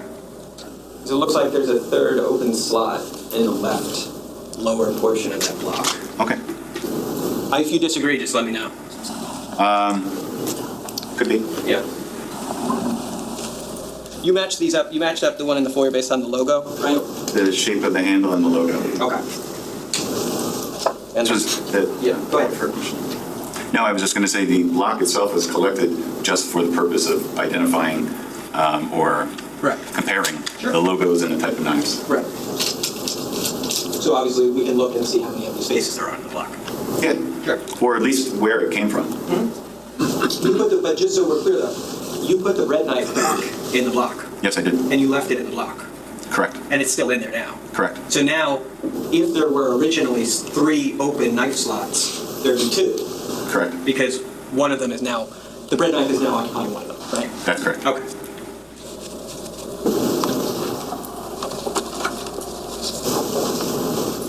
I'm just going to show you the logo. D1-254, that's the logo that you were seeing on the top of the knives? Correct. Okay. I'm going to also show you D1-256. Here we've got your evidence marker in front of the knife block. Yes, sir. And here again, we can kind of see that there's what appears to be an empty slot on the left side of the block. Yes, sir. That's more clear. Yeah. Now there's also a Henkel set here.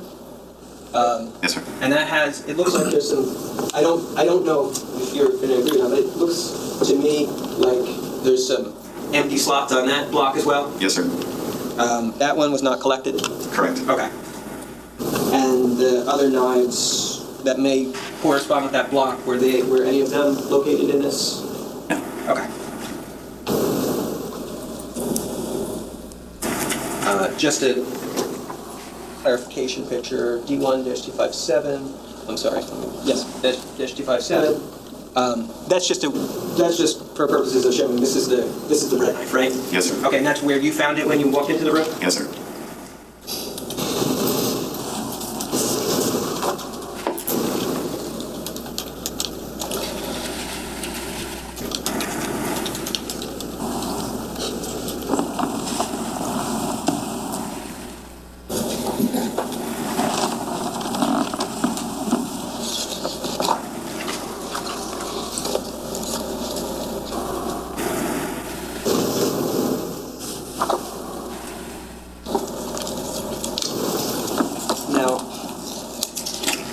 This is D1-283.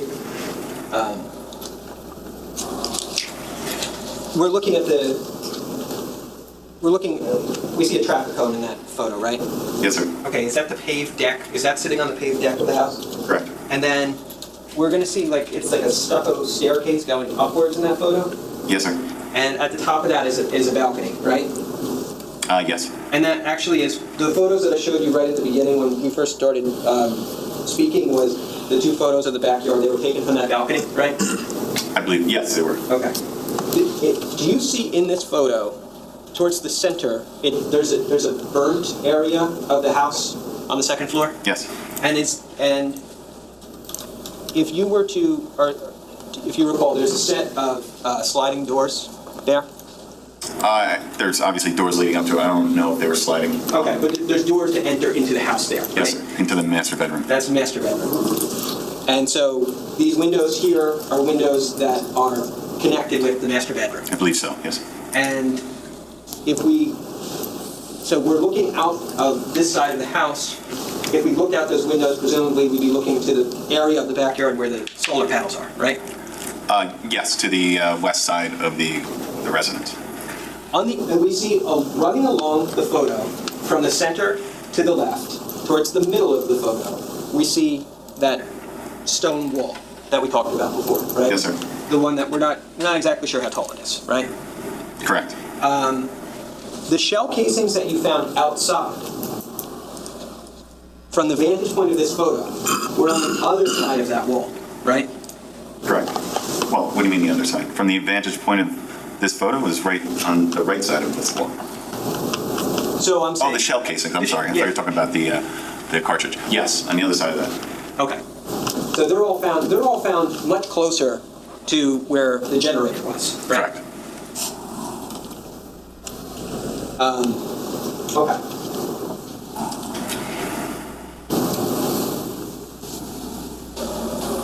But still on the same side of the house that the master bedroom is, right?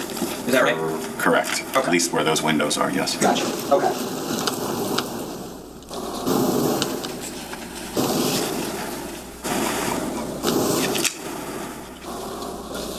Just to talk about the perimeter of the search that you were mentioning before, you actually took some photos, I think you took these, of the road where Longbridge met Willowbrook Road? Yes, sir. Did you walk this or did you drive down there? I drove down there. Okay. And then I walked once. I wanted to get an understanding or document as best I could the location. Mm-hmm. So I did drive to that intersection, yes. You did. And then you kind of walked, looks like you walked back. Correct. And a little ways, because I think when you took these, you were going to take a look at those orange, blue, and black gloves that were found? Yes, sir. Okay. So this is D1-262, and I think that's going to be the intersection of Willowbrook and Longbridge? Yes, sir.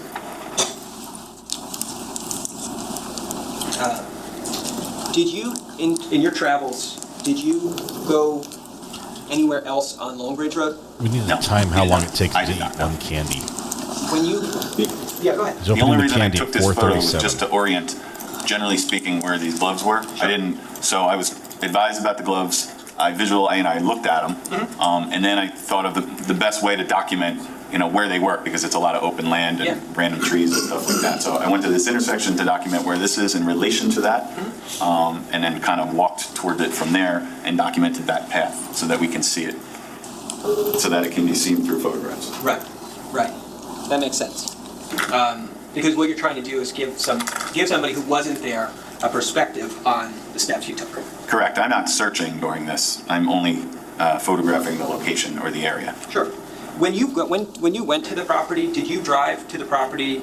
Was it typical for you to drive to the property from the prosecutor's office or from someone else? In this case, it was from the prosecutor's office. Okay. Do you remember if you took Longbridge Road to get there, or did you take 34? I came off of 34. You did. Okay. I'll do the math. He ate a candy at 4:37. Right, so let's just take a look at where Let's see when the next one is. It looks like you start by going to that intersection, Longbridge and Willowbrook, right? Yes, sir. Then you're gonna D1-264. Now it looks like I think you're walking back please down let us know. Willowbrook towards Please. 15 ultimately, right? Yes, yeah, I'm walking west on Willowbrook Road. Gotcha. And we see on the right side of the road in that photo, we see a wooden fence. Yes. And then in D1-265, I think you've now come to that wooden fence and you're making a right onto that dirt road. Correct, facing roughly north. What does that sign say? We don't call 911? You walk up that road a ways, and then it looks like your perspective kind of goes, I'm sorry, this is a D1-266. Perspective kind of turns left towards, looks like sewer drainage, cement piping there. Yes, sir. You then into... I wanted to show where that piping was in relation to the road as well, to kind of help orient the photograph. Right, understood. And then in D1-267, you're moving closer. Yes, sir. And then I omitted some of your photos, apologies, but you eventually get up to that area that you've been shooting here, and then in D1-268, you're taking a picture of the gloves close up, correct? Correct. That's the first time I've seen those gloves. Of both of them, that's D1-268, and this is D1-269. Correct. And they were located fairly close together, right? They were there's a photograph where you can see they're their distance roughly from each other. They weren't like right next to each other. Yeah, but they're in the same general 10 yards or something, but yes. Okay. Now, obviously, you talked during your direct testimony about these gloves, and it was mentioned that ultimately they were not submitted to any laboratory, right? Sure. It was determined that that was not going to be necessary, right? Correct. It was determined that they might most likely did not have anything to do with the case, right? They didn't have anything to do with the case. But this area is obviously it's over a mile away from the house, right? Correct. And so it's your understanding that these two gloves were found by a canine? Yes. They were found by a canine, but they were found as part of a much larger search, including multiple officers. Yeah. It wasn't a tracking canine. Well, it wasn't tracking from something from the scene. He was just searching. I'm just saying it was found by a canine. That's true. Right? Yes. Okay.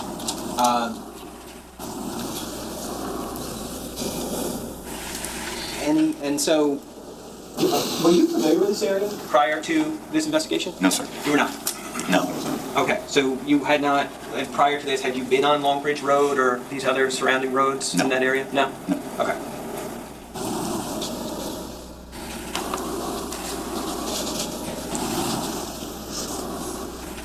Did you have any conversations with the Colts Neck Police Department about the surrounding area? No. You did not? I did not. What bodies of water, woods, places where things could, that could be pertinent to the investigation? I did not. You did not?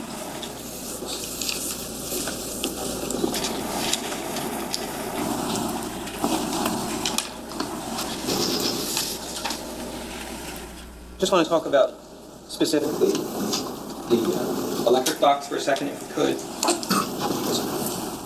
I know we've seen 1,000 of these, but just so we're on the same page about what we're talking about, this is D1284. That's that box where we saw you took out the door cover to it earlier today. The door, yes. And then at the base of this, there's a small gray object, right? Yes. And actually, we'll just get closer to it. This is D1-285. There it is lying on the ground. Yes, sir. And this is the way you photographed this, right? Correct. And this is the way you found it? Yes. And then in D1286, you placed that number 10 evidence cone there? Yes, sir. And then you collected that gray item on the ground, right? That's correct. Now you determined that it was kind of like a lock for that metal door that you showed us today, right? Correct. And this item was made of plastic, right? Correct. And somebody had kind of twisted that item on the ground, twisted that lock until it snapped off. Yes. It appeared to you. It appears so. Yes. You were in and so twisting it to snap it off specifically would mean that it wasn't cut with something like a tool, like a plier, right? Correct. And it wasn't cut with something like a knife, right? Correct. But you were also in the basement of the house, and you did have some communication with at least a person whose last name was Abraham? Yes.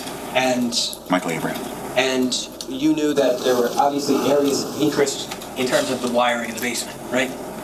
Yes, I was not tasked with documentation of that electrical wiring. That was Detective Cordoma was specifically tasked with that part of the investigation. Okay. Okay. So you don't have independent knowledge of whether wires in the basement were twisted out or whether they were cut with a tool. I have no idea. Okay. So we think he's eating candy every 6 or 7 minutes. It's the judge's timing. We're about 30 seconds away from getting a 44444 Now on the clock. there was a safe, screenshot. I think, on the second floor of the house that you kind of, it looks like you opened it at some point? Yes, sir. And you did that using a hydraulic spreader? I didn't. I believe it was detectives from the narcotics unit assisted in using that hydraulic spreader. Okay. And that's because the safe was locked? Correct. And the safe, like, it's the kind of safe I'd imagine, so even, like, you need something powerful to get the door open. Yes. They use the jaws of life to open the safe? And was there any indication to you that somebody had tried to get into the safe with a tool or anything like that prior to your arrival? No. Okay. When you opened this, was there some kind of damage to the safe that made you interested in opening it? It was just as a matter of thoroughness and documenting what's inside the safe, and nothing further than that. There was no damage, nothing visible, just that there was a safe found on the second floor, and as part of the investigation, I was tasked with documenting the items inside the safe. Okay. But obviously, it was locked, and it had to have been locked, because if it was open, you wouldn't have needed the machine to get inside. Correct. And you didn't know if it was going to be empty or whether it was going to have things in it, right? That's correct. And it had things in it. I'm going to object about this.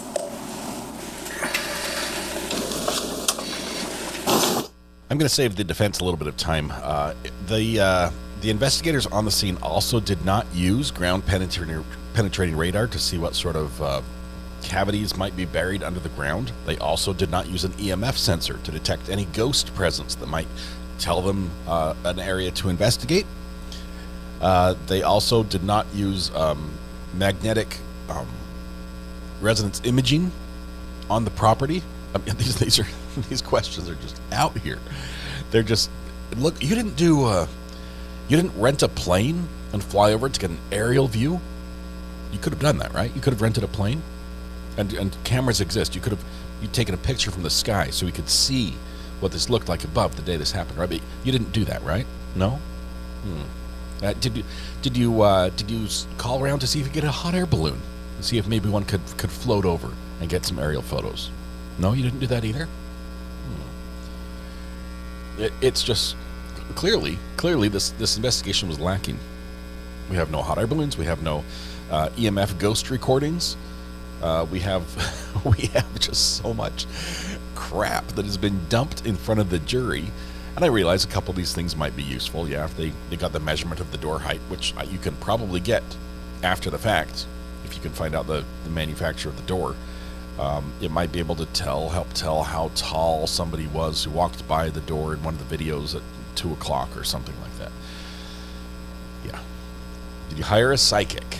Why is it buzzing? This is the audio from the courtroom. I'll turn that one off and turn this one on. Is that peaceful? We actually have, right now we have the audio turned on from Little Court in the corner, down at the bottom. The au pair trial, where the jury is deliberating still. 4 hours, 47 minutes, and 50 seconds now. Did you look for any evidence of an alien abduction? So it's possible that the aliens came down and abducted the true culprit in this crime. Did you look for any security camera video of that happening? No?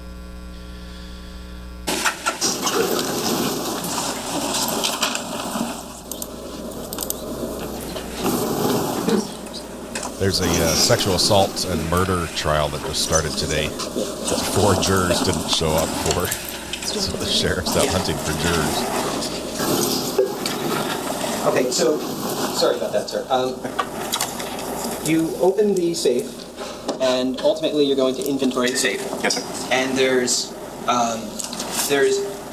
defense won that various items in the safe, including cash, right? If you're saying it is, I'd refer to. I can take. I'm not saying there's not. I just don't know what's in there. And this specifically, there was jewelry in the safe. I remember that. Yes. Okay. At some point in time, you actually collected the items that were in the safe, right? Yes, sir. And I'm assuming you didn't leave any of those items on the floor at the house, right? Correct. You took everything that you took from the safe with you, right? Correct. And then you did, in some fashion, inventory what was in the safe, right? Yes. And actually, there was a point in time over the summer where myself and Ms. Maslin were able to take some pictures of what was in that safe. We came to the prosecutor's office. Yes, sir. And you were there. Yes, sir. And I'm sorry. Okay. So, and you also took photos of the safe contents, correct? Not that day, but yes. But you did take the pictures, right? Okay.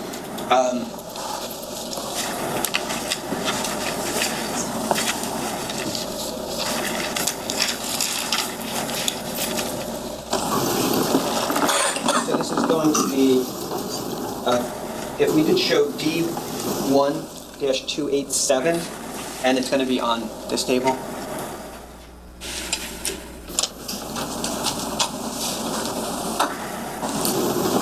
Is that the photo you took? Yes. Okay. And we see there's bags and pouches here, and what appears to be Tiffany jewelry. Correct. And they're all the same color, right? They're all this kind of... The bags and pouches, yes. Yeah, there's all this kind of like aqua blue color. Correct. And...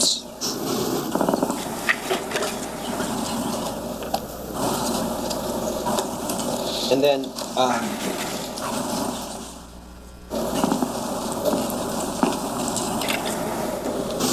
I'm sorry, can we switch back to 2?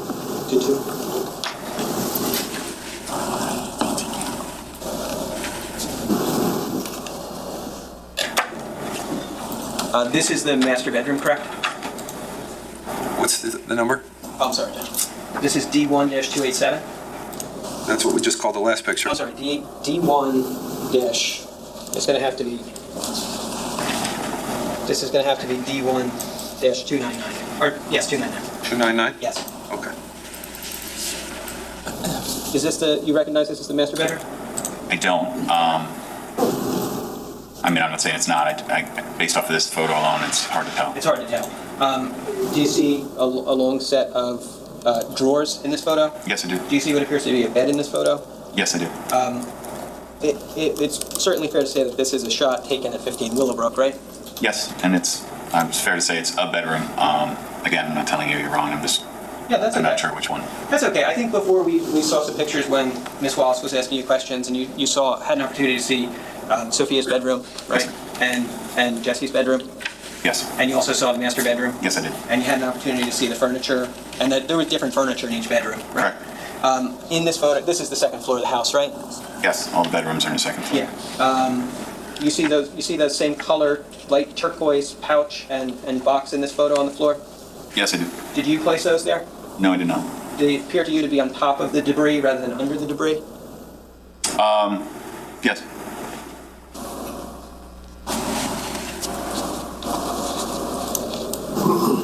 Do you know how those got there? No. You certainly didn't put them there. Of course not.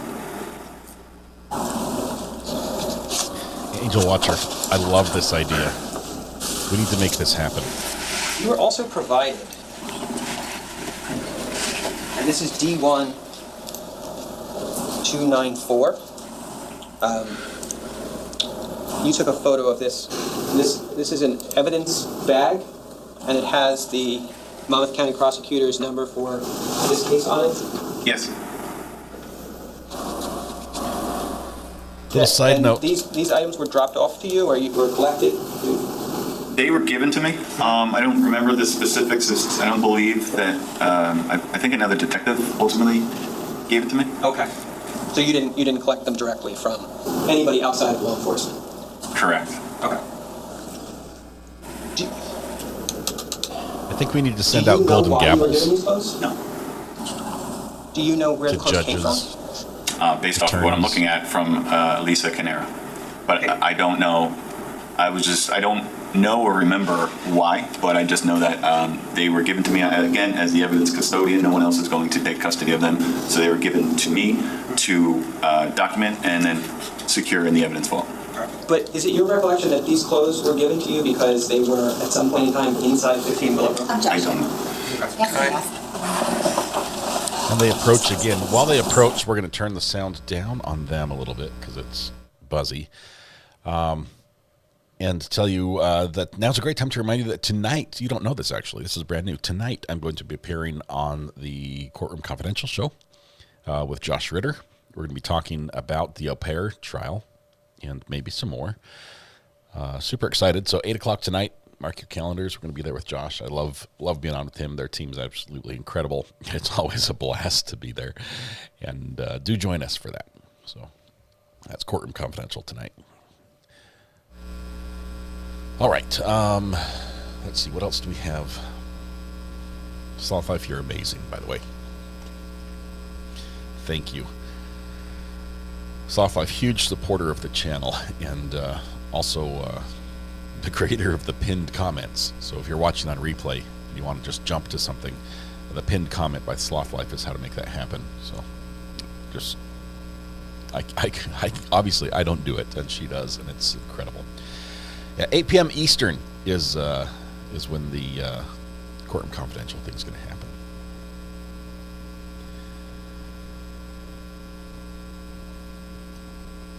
The buzz is doing the buzzy thing. We'll turn it down a few notches. I love the idea about the end of year awards. I think it's only appropriate that we don't give defendants awards, right? So they would have to be prosecutors, defense attorneys, and judges. And I don't know if we'd have any other categories that I feel appropriate sending awards out to, especially if we sent them like a Golden Gavel or something for particularly impressive performances or memorable performances. Witnesses is always an iffy area, so I probably wouldn't go to include witnesses. Although I would be okay with bailiff-like categories as well as court reporters.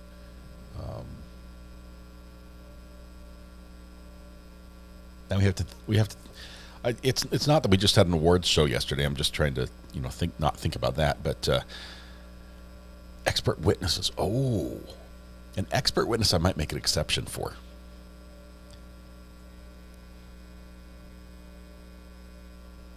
3D printed gavels. Yes, I'm liking this. I'm liking this a ton. We can 3D print an award and send them out to all the winners. Obviously, it's going to be people's choice for all of this. You could send gold foil wrapped chocolates. The favorite bailiff. Alan would win every time. Alan would win the favorite bailiff award. I'm sorry. I'm going to sustain that objection. You can ask another question. Go ahead. Thank you, Judge. Sure. The bag that we saw, the photo of, the evidence bag,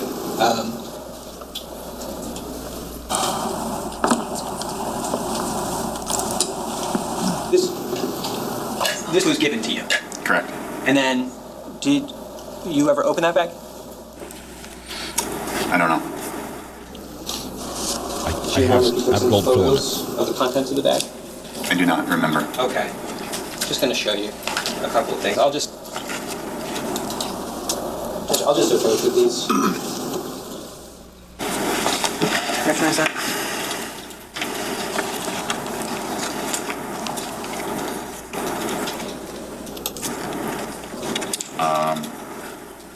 Yes. Okay. So just for the record, I showed you D298, 297, 296, and 295. Correct. Do you, after looking at these photos, do you recognize them to be the contents of what was in that bag? Based solely off of that, there's presumably makes sense. It's a gray tank top, gray and white tank top, but I have no context right now of what you're referring to. So if I looked at all the photographs, or if I had the log numbers or something along those lines, it would certainly help. Okay. All right.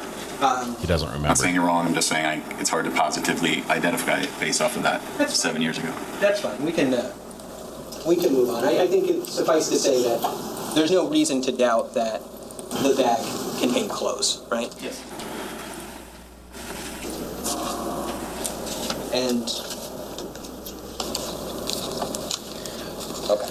Ninas, we might need to talk. And if you don't recognize the exact clothing that was in the bag, that's fine. Do you have a recollection of whether the bag contained men's clothes or women's clothes? This bag would have contained a gray and white tank top from Elisa Caneiro. Did it contain other items or just that? I believe just that. Okay.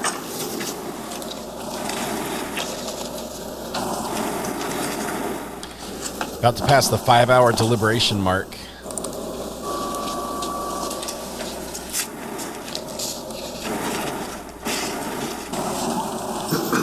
No news yet.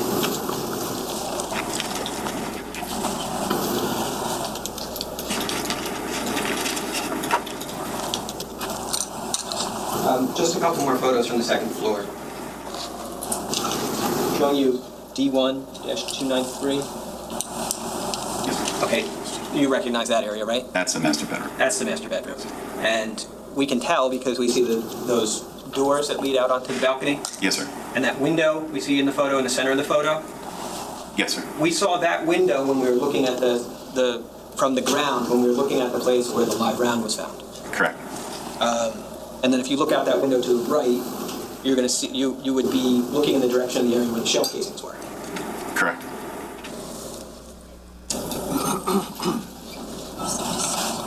Showing you what's been marked D1-292. Is that, we're looking in the same general area in that photo? Correct. So again, we're in the master bedroom, right? That's correct. And again, on the floor, we're actually going to see some of those same turquoise bags and boxes that we saw in the other photo. That's correct. And obviously, it appears there's more in this photo, so I'm just going to ask again. You didn't place those there, right? Correct. Those doors, the sliding doors, that is, in this photo, appear to be open. Yes, sir. Did you open them? I did not.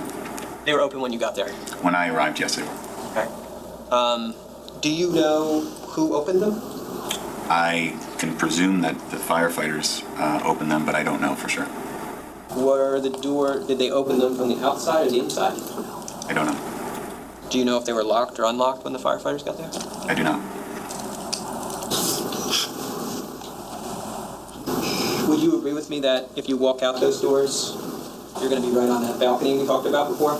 Yes, sir. And that there's a staircase on the balcony? Yes, sir. And then that leads down to the ground level? Yes, sir.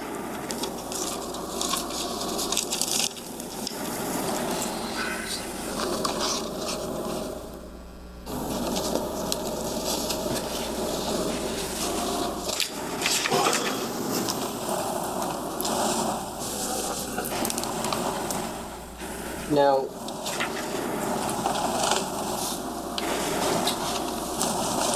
you also, I'll come back to this, I'm sorry. There was some other evidence that you collected in this case. There were DNA swabs that you went back to the house to get. Where? At 15 Willowbrook, from the kitchen? From the kitchen? Yeah. Yes. And that was in 2020? Yes. Okay. And that was February? Or was that later? I'd have to refer to either my report or the property receipt on the date. Sounds about right.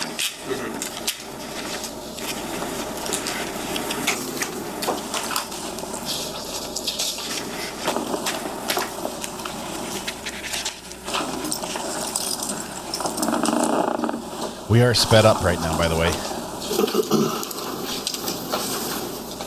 Can I see counsel, please? Let me see if we can. I don't think we can speed it up much faster than this without causing problems, but let's see. Let's go to 1.5 maybe instead of 1.25.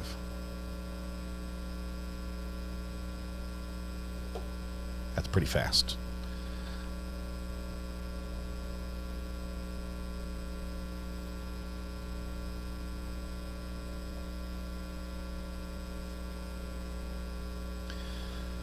So now they're gonna talk like chipmunks for a little bit. We'll slow it down when it gets to good stuff. Looks like the sidebar's over. I'm going to give you your afternoon break right now. Oh, good. We're gonna skip ahead. Sorry, just lost my voice. We'll start back up at 20 to 4, so you guys can take your mid-afternoon break. Thank you. All right, so they go to break. We're going to zip ahead. Give me just a second. I think we're almost done for this day.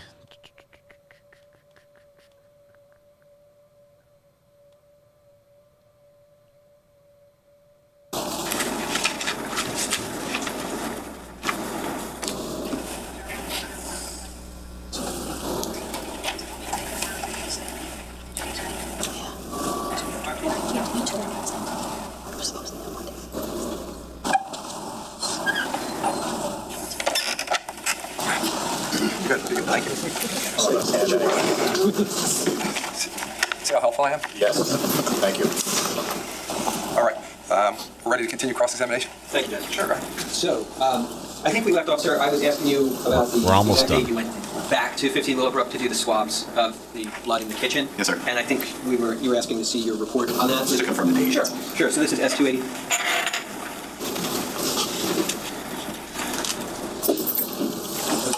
February 18th, 2020. Okay. Nope, that's not your fault. No, I'm sorry. I'm looking at the wrong part. Yeah. February 24th, 2020. It's February. It's February of 2020. Yes, sir. Now, those areas that you went back and swabbed in 2020, they were originally identified as areas of potential interest back in 2018, right? By Detective Cordoma, yes. Okay. And you were advised about them back in November 2018, right? I documented them in 2018, yes. So I'm just wondering, there was a decision made, I guess, at some point to go back to the house in 2020. Yes, sir. And to swab those areas. Yes, sir. And this is, more than a year after the events that took place there. This was done in furtherance of the investigation at the direction of Detective Cordoma, who was conducting a bloodstain pattern analysis report. Okay. The swabs, though, were, as far as I understand, not so much for pattern analysis as they were for DNA analysis. Yes, but they're also swabbed in areas where Detective Cordoma was describing what he observed in his report. Right. So it wasn't just randomly swabbing an area where we saw, where I saw, where blood was found. It was areas throughout his bloodstain pattern analysis that he saw movement or he saw something important that documents that location. Okay, so it sounds like you were up to speed as far as why he was looking to swab the areas they swabbed. Generally, yes, but he's the one directing me to do it. I don't know, right. Or at least I'm not going to speak about why he chose those locations and what he said. I was photographing, again, because I'm still the lead, but he's the one conducting the bloodstain pattern analysis report. So I'm photographing those respective locations and collecting swabs and or scrapings at his direction. Got it. Obviously, those were areas of interest because they were reported, but it's apparent to me, I think you said it as much in your statement just now. Those were areas of interest because they showed movement. The blood itself showed movement. Somebody moving through the scene. Showed a pattern that he felt, yes. At least one person moving through the scene, right? Yes. Okay. Now, the scene had been, when we talked about the scene being released by law enforcement, the scene was released prior to this February 24th, 2020 date, right? Correct. And it's hard to say who else was in the house in between your involvement in November of 2018 and then when you went back in 2020. Correct. Parts of the house were boarded up, right? Correct. But there's also indications there were other people in the house in the intervening period of time, right? In what way? Well, you're presuming that someone did. Is that what you're saying? I'm just saying, we know that the gentleman from Rimkiss was there. Yes. So he got in. True. And we don't know how he got in. You don't know how he got in, I should say. Agreed. But obviously he said he showed samples of the debris on the floor, right? Correct. The only way he could do that is if he was inside the house. That's correct. So at least he was in there. Yes, sir. Then there's those boxes and pouches of that turquoise color jewelry we saw on the floor in the master bedroom, right? Yes, sir. Now you didn't leave those there, right? No. Did you notice those on the floor on top of the debris when you were there? They're within the debris, but I photoed it, so I didn't make note of it mentally, but I photoed. That's the reason why I take so many photos. Now, obviously, we also don't know how those came to be on the floor, like they were, right? Correct. We know that the house had a number of entrances in terms of ways to get into it, right? Yes, sir. And that was only, in terms of ways in, that was only further expanded by the fire damage. Correct. Blowing out windows and blowing out and basically exposing areas of the second floor that were previously glass. You could then get in the house that way, in the balcony, right? Yes, sir. So, and it's not like once you leave a scene, you really have a way to keep track of who's coming in and out of a property, right? When it's released, you mean? Yeah. Yes, correct. So we know at least the gentleman from Rimkiss was in there. We don't really have any idea who else was in there between November of 2018 and February 2020, do we? Correct.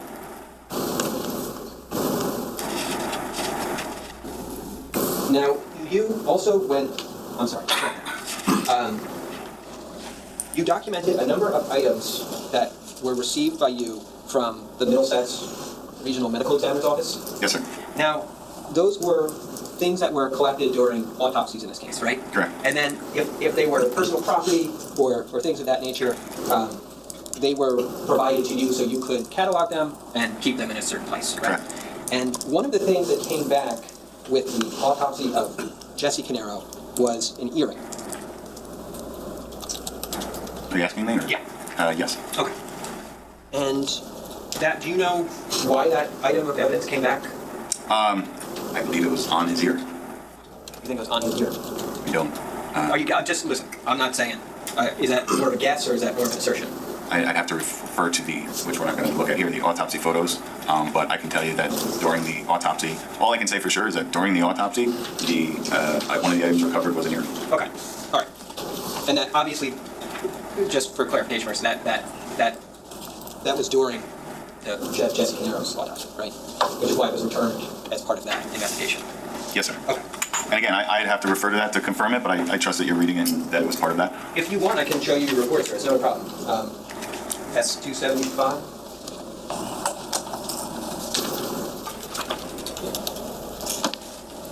If you look at the top entry on page 28.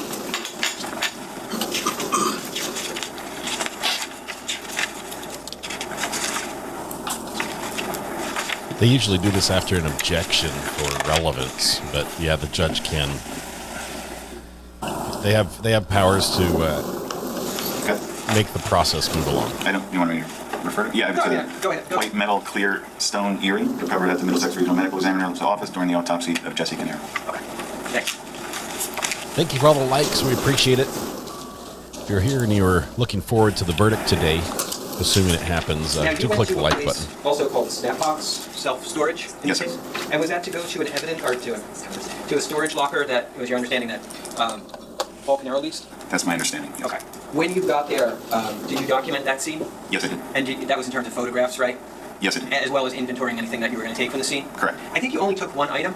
I believe so. It was a computer? Computer of some sort, yes. Okay. Do you know how to use that computer? I don't. You don't. Just imagine you're all on the beach. It's not Darth Vader, those are the waves. The words fairly orderly fashion. Yes, sir. It mostly contained furniture. Yes, sir. It didn't contain any, anything other than the laptop. There was nothing in there that you determined to be of evidentiary value. Correct. Okay. He doesn't need to. He could do it sua sponte. Do you remember if you were personally involved in getting storage companies? But that's usually where we see going to a storage company for investigation or no? I believe so. Yes. Oh, it was. Yes. Okay. Did you learn that storage companies keep records of when the lessees of the lockers come onto the property? I was just tasked with documenting the contents in the interior of the storage locker, as well as collecting items that we felt to be of evidentiary value. Okay. Anything further than that, then I can't speak about. Got it. So you weren't involved in obtaining any records about when the last time, say, Paul Caneiro was at the storage facility? Correct. Okay. Did you come to learn anything about that from the other law enforcement personnel who were involved? No. You did not? Okay.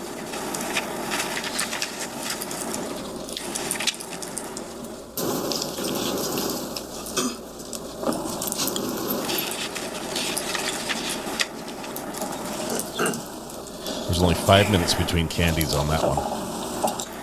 So we sped up his consumption.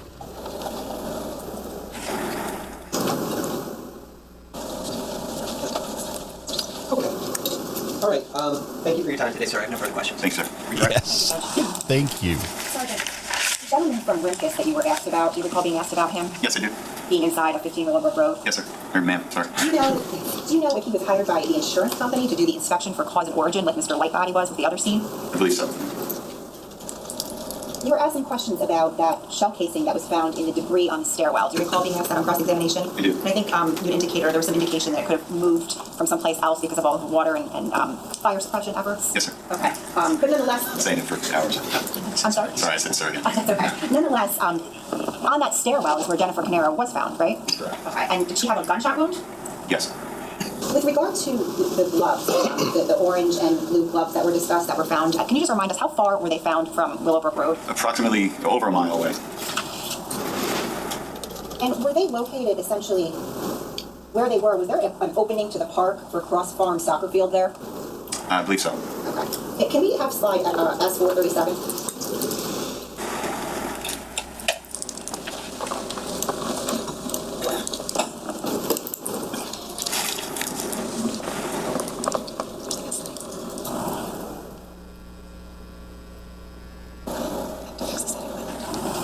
show you has been marked as S437. You marked off, did you mark off in red the area where the gloves were located? Yes, I did. And right next to that area, what is that we're looking at? Are you talking about this? Yes. It looks like a field of some sort. And then does it actually say above it, Cross Farm Soccer Fields? Yes. No, I just want to be clear because yesterday we heard about a cadaver dog, and then today there was some mention about another dog. Yes. With regard to the gloves. Correct. To be clear, the dog who you indicated, I guess, located or the gloves were found because of that dog. Is that right? Is that fair to say? Presumably, yes. The canine handler and the dog found them. The dog was not tracking a scent from 15 Willowbrook Road. Is that right? Objection. That's not personal knowledge of this detective based on some testimony. I mean, that's what he testified on cross. I'll allow it. He was not. And the dog was not a cadaver dog either. Is that correct? That's correct. The dog was it trained on the smell of just a human scent? Correct. So defense wants those gloves to be important, but they're not. Sorry. I mean, I just very briefly, I suppose. The only point with these gloves is that they're obviously found very far from the house, right? Over a mile from the house. Right. And the search area is obviously very big, right? Sure. Because the area that you're searching is it's a rural area. It's sparsely populated, right? Correct. There's a lot of places where items of potential evidentiary value might be deposited, right? Yes. And it's one of the areas where a dog in the case found something that potentially could have been interesting, right? That's a good way to describe it, yes. But it's certainly not the only place where items could have been located, right? Correct. And it's such a big area that we can't say with any certainty that everything that was important to this case was located, right? Can you repeat that question? We can't say in this entire area that was searched that everything important to the case was found, can we? I guess not. Okay. All right, I have no further questions. Thank you. Anything else? No, Judge. Step down. All right, I think this takes us to the end of the day, which means we get to jump ahead. How long will it take to reach a verdict? Short witness. Because of the length of this witness today, we're not going to start a new witness. Today, it's a little late in the day to do that. Also, with what happened and losing a day on Monday, some of the scheduling has had to change. It's no one's fault. I don't want you to hold that against either side. It is no one's fault, other than Mother Nature, as we know. So what we're going to do is that we're going to finish for today. We'll be back tomorrow. As a reminder, we have tomorrow, and then we're not back again until the following Monday. We're not here on Friday, so you do have Friday off. Catch up to do. That was a day that it had to be planned off, so that's not something, again, I don't want you to worry about that. We're still way on track of where we want to be, but we didn't have a choice. So we have tomorrow, we'll only have 3 days this week, but then next week we'll get back on track and we'll keep moving in the direction that we're moving. So I hope everybody has a nice night. Please be safe. I'll see you back tomorrow morning. Don't discuss this case, don't do any research, and we'll see you tomorrow at 8. Thank you. All right, they're going to run and do their thing, and meanwhile, I'm going to skip ahead. We're on, I think we're catching up today, 28, I think. Let's turn that off. Oh my goodness, my ears. Let's see.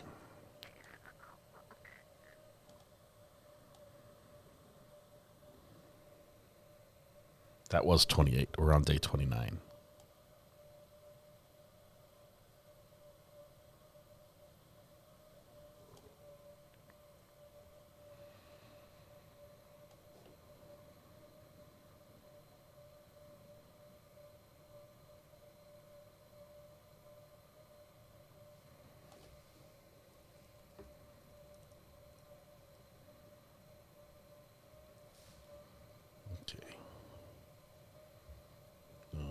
Which camera do we need? 7.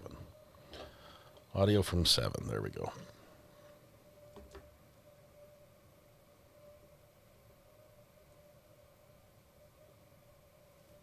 Ice goes flying when people don't clean off the top of your car. There we go. We'll get the jokes from the judge. Let me actually turn it down a little bit because we don't know how fast the witness is going to talk. So hold tight for a second. We're going to go back to 1.25 speed. I'd hate to miss the judge's joke this morning. Joke of the day. Get us started. Off the top of your car. You ever hear about that? It just says off the top of your car. Off the top of your car. You ever hear about that? You ever see where ice goes flying when people don't clean off the top of their car? Okay. Did you ever see a windshield get broken as a result of that? I can make your days better every single time, but I just give you my experience. So there you go. So it is a good morning because we're all back here. The judge's better if window my got windshield was good. Oh, you're safe. All that matters, right? All that matters. So I say that just to remind you that all days are good days, and no matter what, we are very appreciative that you're all here and you're all safe. With that being said, we're on the record, State of New Jersey versus Paul Caneiro. It's indictment 19020283. Can I have the appearances of counsel for the record? Your Honor, Assistant Prosecutor Nicole Wallace on behalf of the state. Good morning, Your Honor. Chris Ecker, Assistant Multnomah County Prosecutor for the state. Good morning, Your Honor. Mike Masculine, attorney on behalf of Mr. Paul Caneiro. Your Honor, good morning. Andy Murray for Paul Caneiro. All right, good morning, everyone. Good morning, Mr. Caneiro. All right, with that being said, prosecutor, whenever you're ready. Thank you, Judge. The state calls Judith Link. Actually, I think we are going to take a lunch break.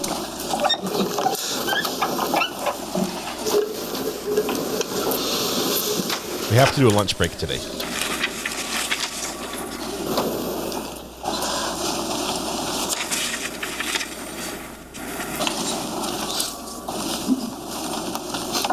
Good morning, ma'am. Morning. Just watch your step as you're coming up to this chair there. If you don't mind, could you put your left hand on the Bible, raise your right hand for me? Do you solemnly swear or affirm to tell the truth, the whole truth, and nothing but the truth, so help you God? I do. Okay, once you're comfortable and seated. I have a chair, sorry. If you could state your full name for the record and spell your last name, please. Judith Link, L-I-N-K. All right. Prosecutor, when you're ready. Thank you, Judge. Good morning, ma'am. Right. And could you tell us where you work? I work for the New Jersey State Police in the Office of Forensic Sciences, and that is located in the Central Regional Laboratory in Hamilton, New Jersey. Okay. And approximately how long have you worked for the Office of Forensic Science? 22 years. And specifically, what is your current title or role? My title right now is a Forensic Scientist 3, and I work in the Quality Assurance Unit. And there I am the Health and Safety Officer for 5 laboratories. I conduct audits for all the laboratories. I review manuals and policies and procedures, and I peer review some of the trace evidence units paperwork. Now, have you always worked in the Quality Assurance Unit at the State Police? Okay. What was your role prior to that assignment? For 16 years, I was in the trace evidence unit. And what does the Trace Evidence Unit do within the State Police? The trace evidence unit analyzes trace evidence, which is very small evidence, typically hairs and fibers, footwear impressions, low explosives, glass, and gunshot residues. You said that currently you're a Forensic Scientist 3. Can you explain what that represents and kind of how you got there? I could start, when I started, I was a Forensic Scientist 1, and that gave me the responsibilities to analyze evidence. A Forensic Scientist 2, did I say 2? A Forensic Scientist 1 is when I started. The 2 gave me the opportunity to train others in the field that I was trained in. And now that I'm a Forensic Scientist 3, I can supervise others. Maybe not currently, but at all times as a forensic scientist, both 1 and let's say 2, were you involved in the testing of small items of evidence and trace evidence? Yes, I was. Okay. And just before I ask you about your educational background, I just want to approach and show you what's been marked as S424 for identification. Can I ask you to take a look at that and let me know if you recognize it? Yes, that is my CV or resume. Okay. Does that document, your educational background? Yes, it does. Does it also document your training and experience at the State Police and otherwise? Yes. Does it document trainings that you've underwent and presentations potentially that you've done? Yes. Okay. Now, can you give us the benefit of your educational background? I earned a BS, Bachelor of Science in Biology from Trenton State College in 1988, and I earned a Master's of Administration from Fairleigh Dickinson University in 2008. Okay. So going back to your Bachelor of Science in Biology, that was, what year did you complete that at Trenton State? 1988. Okay. Now, was there a point in time thereafter that you began to work at the State Police? Yes. Okay, and that was what year? To the end of 2003. Okay, did you utilize your BS in biology prior to joining the State Police? Yes, I did. Okay, and what did you do and where? If I may. Sure. Reference. It's been a long time. Let's see where not everything is on here, but I worked for Johnson & Johnson, and we called it the Robert Wood Johnson Pharmaceutical Research Institute. That's what it was called back then, from 1993 to 96. And I left there and I went to Georgia and worked at Solvay Pharmaceuticals. Now, I'm going to draw your attention back to If you said late 2003, that's when you began at the State Police Lab? Yes. Okay. Now, your initial assignment there, what was that? I was assigned to work in the trace evidence unit, and my initial training was in glass analysis and gunshot residue analysis, and then I moved on to low explosive analysis and footwear and tire impression analysis. Okay, now, I think it's fair to say you're here today to talk about gunshot residue analysis, correct? Correct. Okay, can you tell us about the training that you received with respect to gunshot residue analysis? Sure. The training took about a year, and I was under direct supervision by my supervisor. When I was comfortable with the work in the laboratory, I had to complete 10 cases on my own, and I had required readings to complete. And after that, I took 2 written tests and passed them both, and I passed 2 laboratory tests. I passed a moot court, and then I was deemed an expert in gunshot residue analysis. And that was by your office, specifically New Jersey State Police Office of Forensic Sciences? Okay. Now, once you had that kind of qualification in-house, did you begin to perform gunshot residue analysis testing and other types of trace evidence testing? Yes, I did. Okay. And if you could potentially approximate how many cases you've worked on with respect to gunshot residue analysis, could you do that? About 180 cases. Now, have you ever during the course of your career gone to additional trainings, both inside the State Police and outside the State Police Office of Forensic Science? Yes, I took a week-long course given to me by the FBI, forget what year, and that was it for the training, the FBI training and the State Police training.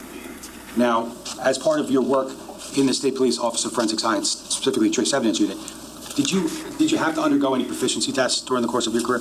Oh, absolutely. Every year, all scientists take a proficiency test in their discipline.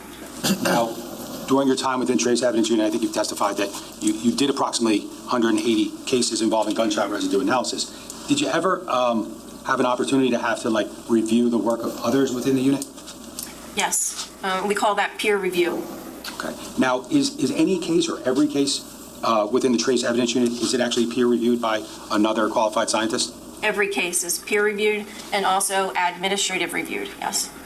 Now, have you ever been involved, I think I mentioned it, but have you ever been involved in giving or assisting in presentations with respect to gunshot residue analysis? Yes. I had given 2 presentations on gunshot residue analysis.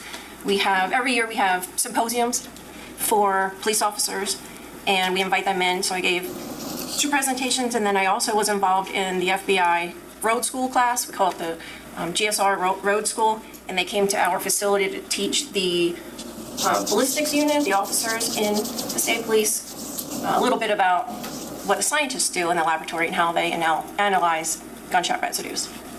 Now, to that point, I think you said that at times you've been involved in instruction of officers in the ballistics unit, correct? Correct. Now, have you, during the course of your time as someone who analyzes items for gunshot residue, have you gotten or received information about how the ballistics unit operates? Yes, we work closely together. Now, generally speaking, are you familiar with the manner in which gunshot residue can actually get onto an item? Yes. Okay. And just generally speaking, could you explain your understanding of how that works? Sure. The little that I know, as the firearm is fired, the trigger is pulled, I forgot the term, the primer is struck, the primer cap in the cartridge, and it starts to burn. And that in turn will start the gunpowder inside the cartridge to burn, and that will build up a lot of pressure in there and pushes out the bullet, and out of the muzzle will also come gunshot residues, which include gunpowder, burned gunpowder, unburned gunpowder, some lead from bullet or copper also comes out of there, and it comes out kind of like a cone shape.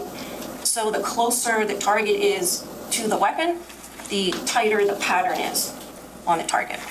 So you generally become familiar with materials that would be expelled from a firearm during the course of discharge? Yes. Okay. Now, during the course of your career, have you had the opportunity to testify in Superior Court in the state of New Jersey? I have. And during the course of those testimonies, have you ever been offered as an expert in the field of gunshot residue analysis? Yes. Do you recall approximately how many times? About 18 times. Okay. And has that been in one county or more than one county in the state of New Jersey? Multiple counties in the state. Okay. Your Honor, at this time, the state would offer Judith Link as an expert in the field of gunshot residue analysis. Any voir dire? No, I don't think so, Judge. Thank you. Okay. Ladies and gentlemen, we haven't done this in a while, so I'm going to give you this charge again just to remind you. Here it comes. As a general rule, witnesses can only testify to facts known by them. This rule ordinarily does not permit to be received as evidence the opinion of a witness who is not testifying as an expert. However, an exception to this rule exists in the case of an expert witness who may give their opinion as to any matter in which they are versed, which is material to the case. In legal terminology, an expert witness is a witness who has some special knowledge, skill, experience, or training that is not possessed by the ordinary juror, and who thus may be able to provide assistance to the jury in understanding the evidence presented and determine the facts in this case. You're not bound by such expert's opinion, but you should consider the opinion and give it the weight to which you deem it is entitled, whether that be great or slight, or you may reject it. In examining an expert's opinion, you may consider the reasons given for it, if any, and you may also consider the qualifications and credibility of the expert. It is always within the special function of the jury to determine whether the facts on which the answer or testimony of an expert is based actually exist. The value or weight of the opinion of the expert is dependent upon, and is no stronger than, the facts on which it is based. In other words, the probative value of the opinion will depend upon whether, from all of the evidence in the case, you find those facts are true. You may, in fact, determine from the evidence in the case that the facts that form the basis of the opinion are true, not true, or true in part only. And in light of the finding, you should decide what effect such determination has upon the weight to be given to the opinion of the expert. Your acceptance or rejection of the expert's opinion will depend, therefore, to some extent, on your finding as to the truth of the facts relied upon. You and you alone are the sole fact finders in this case. You must be persuaded solely by the evidence presented at trial when determining whether the state has satisfied its burden. As the sole judges of the facts, you are to determine the credibility of the various witnesses, as well as the weight to be afforded to their testimony to determine whether the state has proved beyond a reasonable doubt all the elements of the charged crime. So with that being said, I will accept this witness as an expert in gunshot residue analysis. Prosecutor, go ahead. Thank you, Judge. Sure. Ms. Link, can you tell us how evidence is accepted into the offices of forensic scientists at the state police? Sure. The evidence comes into the evidence receiving department, and it is given, the case is given a unique laboratory number, and each piece of evidence is given its own number and barcode. So the barcodes are then placed on all the packaging of the different pieces of evidence, and then the evidence is scanned into our laboratory information management system, fancy way for saying computer system, and then it's stored in the vault, waiting for the scientist to pick it up. Now, when you talk about the scientists picking up, was there an occasion with respect to this case where you went and obtained evidence from that vault? Can you repeat the question? I'm sorry, I didn't get that question. Let me just first show you what the marked as S425 for identification. Show the counsel. I'm just going to show you. It's been marked as S425 for identification. Do you recognize what that is? Yes, I do. And what is it? This is an evidence receipt that is created when the evidence comes into the evidence receiving department, and the case is created with its unique laboratory number, and information on this evidence receipt tells me what evidence to pick up when I go to the vault to pick it up. Does it also help you or guide you in what like analysis to perform? Yes. Okay. Now, S425, does that have a date on it? It has a received date, yes. Okay. And what was that date? November 30th, 2018. Okay. And does it indicate a specific item? Yes. And what item is that? It is item number 27, which is a brown paper bag containing a black hooded jacket. Okay. Now, based upon your work in this case, was item 27 the item that you actually reviewed and analyzed for purposes of gunshot residue? Yes, it was. Okay. Now, based upon work that you did in this case, did you ultimately draft a report? Yes, I wrote a report. Okay. Now, as part of your work in this case and in drafting that report, did you also keep notes? I kept notes also, yes. Is that customary with respect to your analysis? It sure is, yes.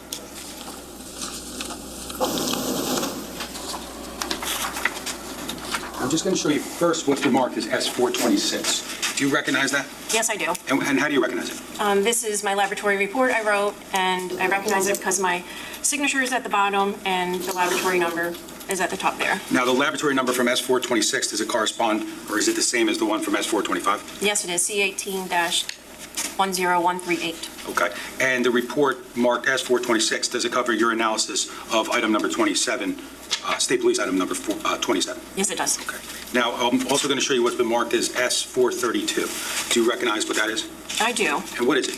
It is a copy of my case notes. Okay. And how many pages are that, if you could tell us? Is that?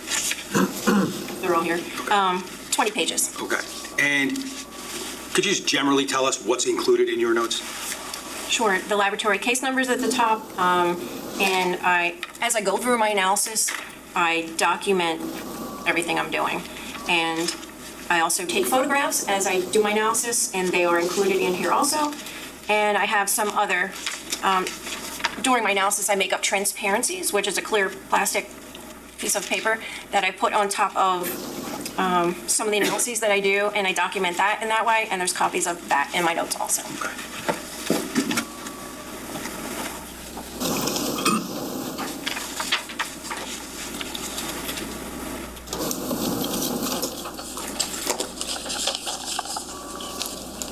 Now, just show you it's been marked as S299. Now, do you recognize this item? Yes, I do. Okay, and how do you recognize it? Well, if I compare the pictures to my notes, I recognize the jacket, and my initials are on the packaging, the brown paper bag that it came in. Okay, and is there also a yellow sticker on one of the bags within S299? There is the barcode that goes with item number 27. And is that a sticker that is a property of the New Jersey State Police? Yes, that is put on the packaging when it comes into the evidence receiving department with a unique laboratory number and the item number 27. And the unique laboratory number on the yellow sticker from S299, is it the same as those on S432 and S426? Yes, it is. C1810138. Okay, it indicates number 27, correct? Number 27.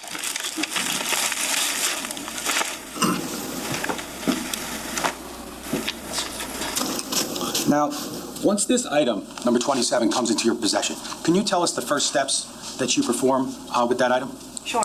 Once I pick it up from the vault, I take it back to my workstation, and I spread out a big piece of white butcher paper, and I open the package, and I do an inventory and make sure what's in the package is what's on my evidence receipt, and I document that, and then I do a visual examination on the item, and in that I look for, well, first I document what's on the brand, what's on the tag, any size, any fiber content, and then I continue on with my visual examination, and I'm looking for any defects, any holes, anything unusual, and then I index holes that I find, which means, number one, I give them all a letter, beginning with the letter A, and so on, and then I index them, meaning I measure from the hole to a seam or to the bottom of the jacket. Just, it's kind of mapping out the holes so I can find them more easily later.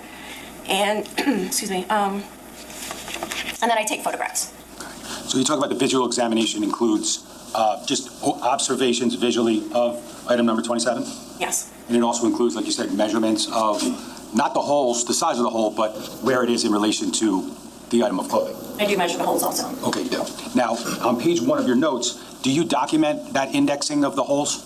Yes. And do you have, or do they reflect an assignment of, let's say, letter A to this hole and letter B to this hole? Yes, A to H. Okay. A to H, so that's the number of holes we're talking about, correct? And also those measurements, are they depicted on page 1 of your notes? They are. Okay. Now, I think we'll get into it a little bit more in a minute, but does your visual inspection also include use of an infrared camera? Yes, I use an infrared camera. What's the purpose of the infrared camera? We use the infrared camera on dark clothing because what the IR, the infrared, will do is visually lighten the fabric. So as I look through the camera, the jacket will look white instead of black. And that will help me find any residues that are on there, or any potential residues. And then if I find anything, I will take a picture of those residues. So we talk about looking at it, measuring it, labeling the holes, taking photography, and also taking infrared photography. Yes. That's essentially all part of step 1? The visual examination. Okay. Now, Is there also thereafter, and we'll talk specifically about it, but what's the second step after a visual examination? The second step is the microscopic examination. I haven't done this in so long, sorry. The microscopic examination, where I will take the item and put it under a microscope, and I concentrate on the hole and the area around the hole, and I'm looking for singeing and burning of fibers, any metals that could come from a bullet. I am looking for gunpowder that could be partially burned or whole gunpowder pieces. Okay. Now, the last step is what? The third step in the process? That's the chemical examination. Okay. So generally, you've just described the three steps of your determination with respect to whether or not any gunshot residue exists on any item, but in this case specifically number 27? Yes. Okay. Now, you talked about taking photographs, correct? Yes. Okay. And I'm going to refer you to your notes that are in front of you, if I could. If I could just, sorry. That'd be S432, correct? I'm going to direct you to page 4 of your notes. Do you recognize what that is? Yes. And what is that? Page 4 is a picture of the front of the entire jacket. Okay. And is there another overall photograph? On page 5 is the same photo, but I added documentation of where the holes are. Okay. And page 6 is what? And that is the overall back of the jacket. Okay. Page 7? Page 7 is the overall back of the jacket with some of my notations about where holes are. Okay. And page 7? Page 8? Sorry, page 8. Apologize. Let's see, page 8 is the back of the hood, which is a close-up of hole A and hole B. Okay. And are there additional photographs moving forward? Yes. And just before we get into the details, did the photographs that are depicted within S432, do you recognize them? Yes, I do. And do they adequately and accurately reflect the photographs that you took of that item as part of your analysis? Yes. Okay, and the pictures that are in S432, they are of S299 here, correct? Item number 27. Yes, item number 27, sorry, yeah.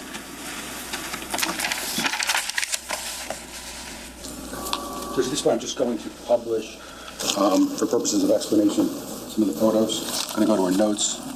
I'm going to go to page 4 of the witness's notes. All right. Okay. All right. I want to see the infrared stuff. I'm going to run you through a few of the pictures you took. Could you just explain what we're looking at here? This is the overall front of the jacket, item number 27. Okay. And page 5? What do we see here? This is the same photograph, but I have added notations about where a few of the holes are and left shoulder seam, and these are the things that I would use for my indexing. Okay. And page 5 of the notes? 6, sorry. And this is the overall back of the jacket. Notes page 7? And this is the same photograph with some of my notations about where some of the holes are. Okay. And page 8? And this is a close-up of the back of the hood with showing hole A and B. Sorry, the scans are not great. All the shots were through The the pictures honestly look much hood better. area. And page 9? What do we see here? And this is the right side of the hood showing a close-up of hole C. Okay. And did you document observations you made of hole C in your notes, specifically on page 1? Yes, during the visual examination. And we'll get into it a little bit more later, but was there something specific about the nature of that hole that you documented during the visual observation? Hole C is a classic textbook stellate tear, or what we call a cruciform tear. Well, I'll have you explain that in a bit. Can I have page 10? What do we see here? This is the top of the hood showing hole D. And notes page 11? And this is the front of the hood showing hole E. And notes page 12? The front of the hood, a close-up of hole F. Now, in that picture, there's some red. During the course of your visual observation, or at least note-taking regarding your visual observations, did you take note of any potential staining on the jacket or observations of same? Looking at my notes, yes, I wrote my notes, possible blood throughout the front, back, and hood. Now, just to be clear, your job here was not to test that to determine whether or not that actually was blood, correct? No. It was just an observation visually that you made. Yes. Can I have page 13? What do we see there? And this is the front of the jacket showing hole H and G.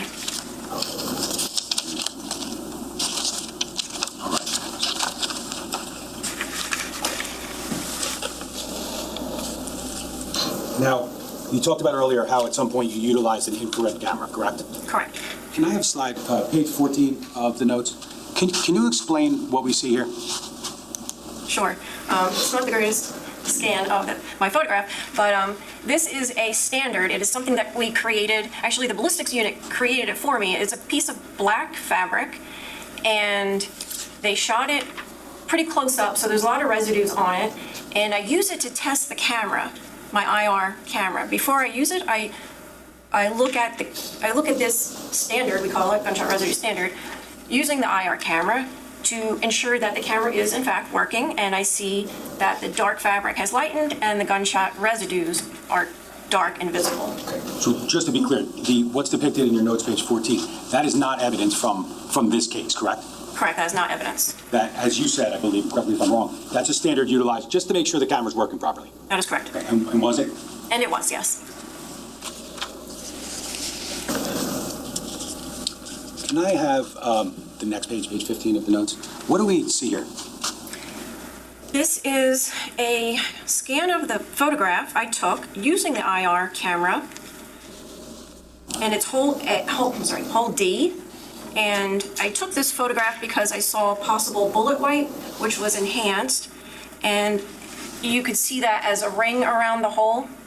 You don't see the whole ring, but if you see the bottom of the ring, there's a black ring around the hole, which could be bullet wipe, which means passage of a bullet, and the bullet, whatever was on it, wiped off and just left that ring.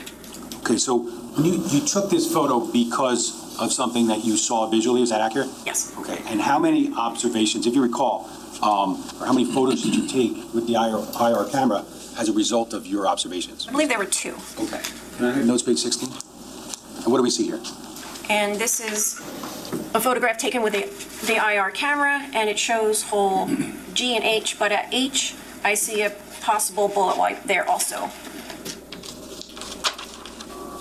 Based upon this and this alone, do you make any determinations with respect to those holes that you just discussed? This is just the beginning. I just use this just to help me find any residues, but I would not conclude anything with this. Okay. Now, visually, though, with the holes, you obviously labeled A through H of holes that were in item number 27 from the State Police, correct? Correct. Now, just by seeing those holes and based upon your training and experience, did you draw any conclusions just like with respect to the nature of the holes? With my experience, I could say that these were caused by the passage of a bullet. Now, as far as like entrance versus exit, did you draw any conclusions like that? No. Okay. Now, once you've taken the photographs, you've taken the IR photographs, is there a point in time when you move on to a microscopic examination of the actual holes? Yes, that would be my next step. Okay. Now, despite anything you might have seen visually in A through H, do you do that with each of those holes? Yes, each hole will get a microscopic examination. And that would be regardless of what you saw or you didn't see visually? That is correct. Mm-hmm. And also with regard to what you saw or didn't see on an infrared camera? Yes. Okay. Now, can you just explain for us, I know you did it a little bit briefly, but just how you go about utilizing the microscope to analyze the holes? Sure. I put the item underneath the microscope, and I focus on each hole one at a time. She meant and focus. The area right around the hole. And the microscopic examination, I'm looking for any ripping and tearing. I look closely at the fibers at the hole. I'm looking for melted fibers from the heat of the bullet going through. Sometimes it melts the fibers. And I'm also looking for any metals that come out of the weapon or come off of the bullet. Sometimes a bullet will break and leave shards of metal. And I'm looking for bullet wipe, which is a ring around the hole, as you can probably see here. And sometimes it's visible, sometimes it's not. May I refer to my notes to see if I'm missing anything?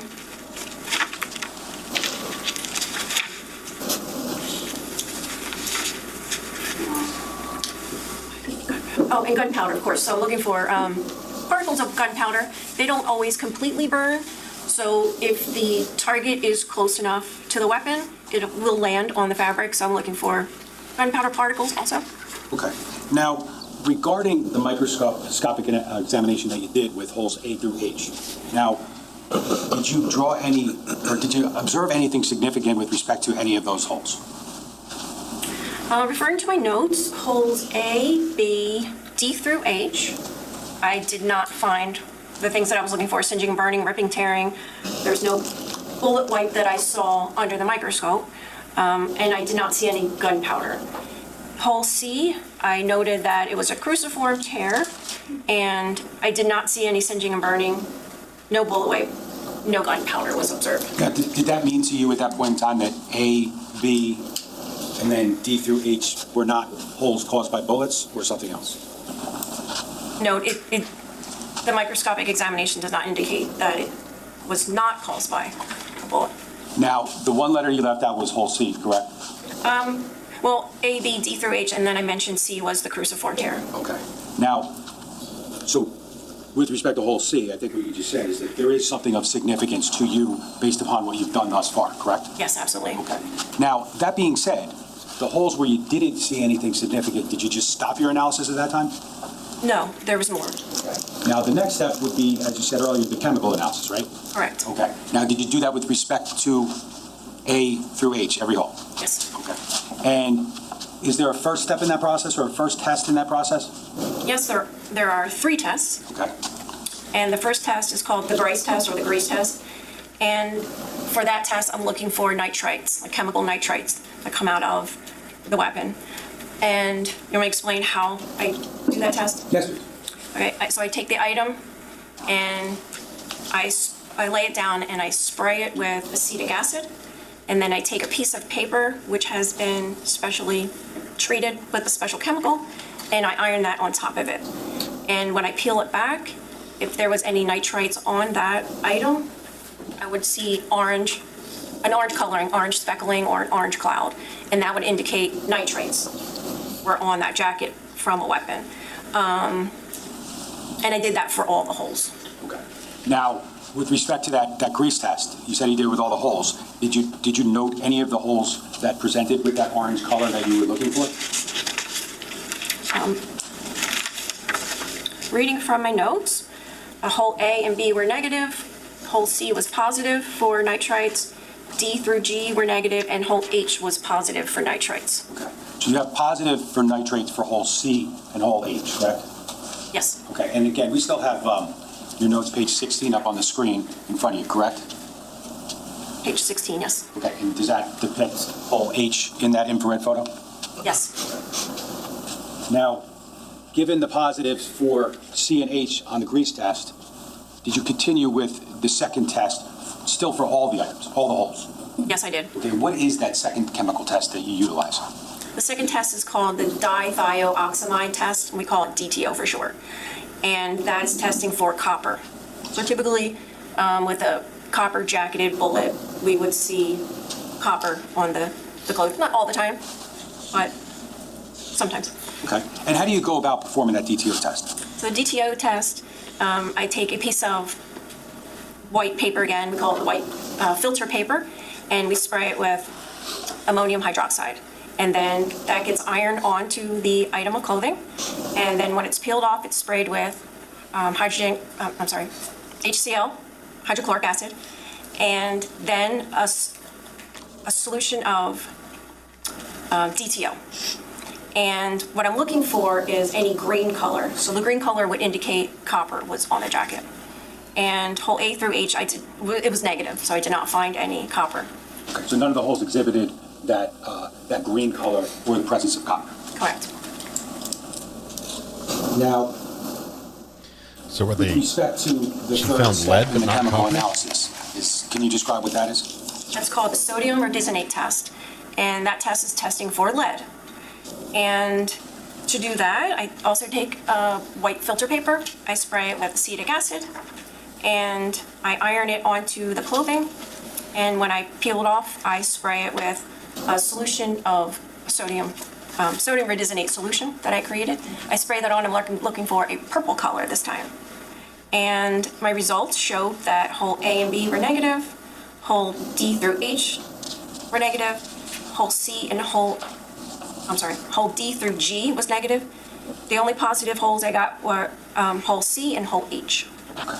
Now, with respect to the positive tests, you talked about the transparency, correct?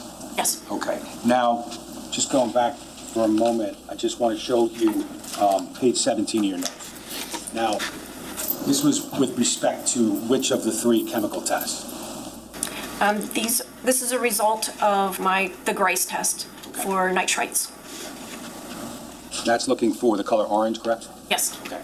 Now, can you explain what this notes page 17 actually reflects, how this was created? Sure. After I do the test, I am left with that chemically processed paper, and it has some orange on it. So you can see hole C where I wrote, it looks like an upside down cross. That's the cruciform tear. And the little cloud-like shapes are the nitrite residues, which showed up as orange, little orange clouds on that piece of paper. And then I just made some notes about where the hood seam was and the flap, just to identify exactly where the hole was. And again, it's on a clear piece of paper, and I made this is just a photocopy of it. So when I was at the photo machine, I put the scale in there and scanned it. Okay, so that notes page 17 would be reflecting the positive test for the presence of nitrate residues? Nitrites. Nitrates, okay. Now, with respect to notes page 18, is that also from hole C? This is also from hole C, but it's the results of the lead test, the sodium rhodizonate test. Okay, and does that reflect the presence of lead in the area of hole C? Yes. Okay. So we have the presence of nitrites. Are these and like lead, sketches she made? Correct. Now You got about 13 inches.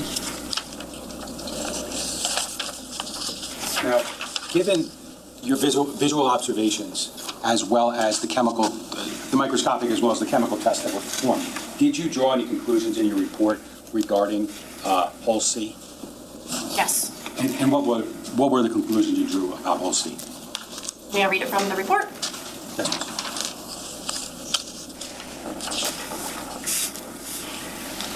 I'll paraphrase, and it says, hole C exhibits the physical characteristics of a bullet hole produced when the muzzle of a firearm is in contact or near contact with the garment when discharged. Okay, now contact or close contact, does that have a meaning in the trace evidence gunshot residue world? Yes. Typically, the distance determination is conducted by the ballistics unit in conjunction with my notes and the residues that I found. But a contact or near contact shot is typically, it's easy to determine, and the scientists are allowed to determine. That's the only distance that they're allowed to determine. Okay, so if a pattern or presence of gunshot residues did not exhibit that type of pattern, and it exhibited something like more of a distance, could you do a distance determination in order to draw conclusions on other items? Potentially. Let me see if I'm answering your question properly. If there are enough nitrite residues that I find, and it forms a pattern, then the ballistics unit will take that information and do some test shots with the weapon and the ammunition in question and compare the two. And they determine the distance, if it's any further away than a contact shot. Okay, so you talked about hole H as well previously, correct? Correct. And you did have positive results on 2 of the chemical tests for hole H, correct? Yes. Was there some discussion of potentially doing a distance determination regarding that hole? Yes, there was. And ultimately, was it decided that the state police would be unable to conduct that distance determination? Yes, there were residues on it, but not enough for the ballistics unit to determine a distance. Okay. Now, with regard to hole C that we just discussed, was there a need for a distance determination to be done based upon your observations and your conclusions? We did not need the ballistics unit to make that determination because we were able to make that determination ourselves. Was that based upon the chemical testing? It was based upon the cruciform tearing. Okay.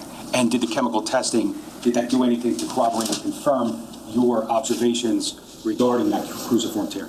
I did not need to do a chemical examination to determine that distance. I did anyway. That's just how I am. I just do everything. Okay. So what you're saying is that based upon your visual examination of hole C, you could have drawn that conclusion? Yes, I could have stopped there at the visual. But you didn't, correct? I didn't. And then you did all the testing, both visually, microscopically, and chemically? I did. Okay. And ultimately, your conclusion with respect to hole C was that, can you say that again? It exhibits the physical 6 hours of characteristics of deliberation. a bullet hole produced when the muzzle of a firearm is in contact or near contact with the garment when discharged. And when we talk about the garment, we're talking about New Jersey State Police item number 27, correct? Correct. Now, with respect to the testimony you've given regarding your analysis, your observations, and the like, do you give that testimony based upon your training and experience in the field of gunshot residue analysis? Yes. Your Honor, I have no further questions. Cross. Good morning. Good morning, sir. So it's the tearing itself that allows you to make the determination that it's a near contact or near contact shot? Do I have that right? Yes. Okay. Yes. Does it matter what the garment is made of? It does matter. I've seen multiple near contact shots, and depending on the fabric content, it may rip differently. Yes. Okay. What's called, like, the garment's tearing because a metal object is going through it at very high rate of speed, right? Yes. Okay. And obviously the bullet's spinning as it's traveling through the air.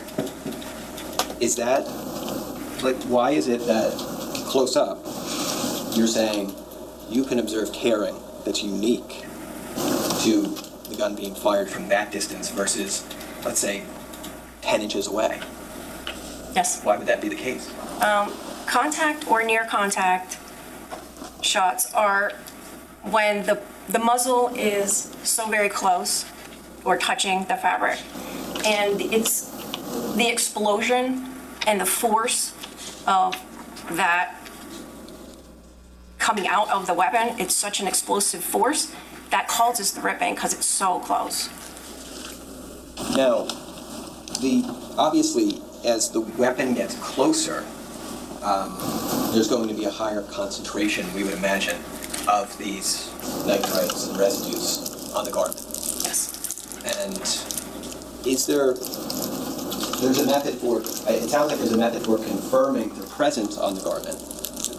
Is there a method for quantifying? This candy is coming faster and faster. We don't do that. There's so many moving parts per se. Sometimes we don't find residues, and that is because there could be an intervening object or the wind pushes the residues away, movement of the gun, the type of ammunition. There's so many different things. With the contact shot, because it's so close to the target that typically we don't find residues because it's all blown right through. But if there's movement to the fabric, or the fabric's softer, or it's just right off the garment, we sometimes see the residues like we did in this case. Okay. So sometimes there's tearing that makes it appear to you that what you're looking at was a contact or near contact shot. Correct. Sometimes there's these residues, nitrites, present on what you believe is a contact shot. Yes. Sometimes there aren't. Right. So it's not the existence of the residues then that necessarily confirm the contact shot. Not necessarily. It's actually what you're interpreting in terms of a pattern of riffing of the material. Typically, yes. Mm-hmm.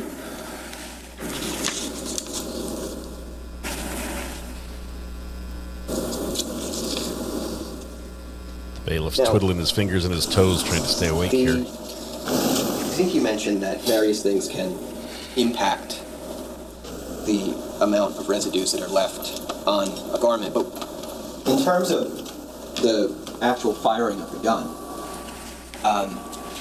is the length of the barrel relevant? Yes. Is the diameter of the barrel relevant? Yes. Is the caliber of the weapon relevant? Yes, it is. Are any of your questions relevant? There was also going to there was talk. It sounds like that there was going to be a potential endeavor to conduct a distance determination on, I believe it was hole H of the garment, right? Yes. And the item was resubmitted to the laboratory for that purpose. Correct. Along with the item, the jacket, there were 2 Sig Sauer pistols submitted. Is that a question? I don't, Oh, were there? No, Yeah. that was not Oh, a I don't question. know. Oh, okay. Yeah, I don't know. Well, I can't recall. Okay.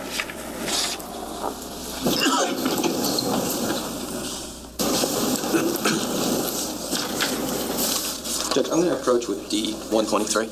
123? Yeah. Okay, go ahead. Just showing you this. You recognize that? Yes, I do. Okay, and you know what it is? Yes. What is it? This is an evidence receipt with the same laboratory number on it, C1810138, with item number 27. Okay.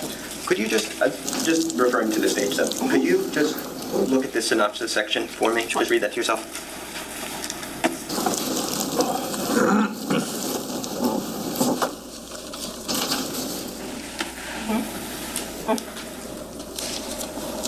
Okay. Okay. I'm just gonna take that back. So, this was in this evidence receipt for the resubmission of the jacket. We see it mentions several other pieces of evidence, correct? Correct. That are to be considered along with the submission of the jacket. Is that right? That's right. And that included not 1, but 2 Sig Sauer pistols. Is that right? Okay, that's what that says, yes. And also a .38 caliber silencer.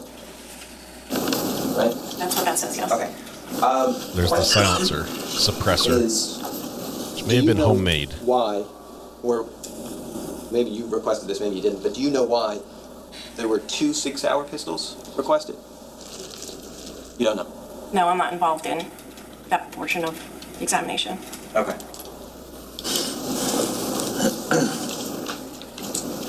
Is it your understanding that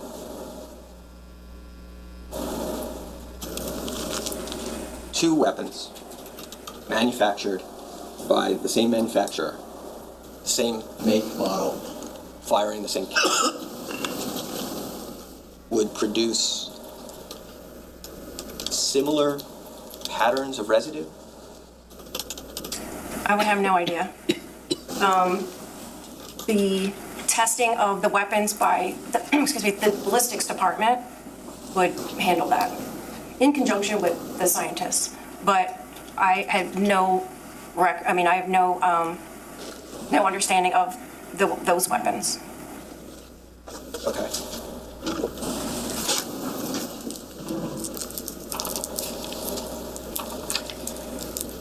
And so, if we can't make a distance determination regarding any of the other, the holes you mentioned, A, B, or D through H, that we don't really know, we can't really make any statements about how far away the weapon was when it caused those perforations in the jacket. No, cannot. And so that could be a foot away, or it could be 20 feet away.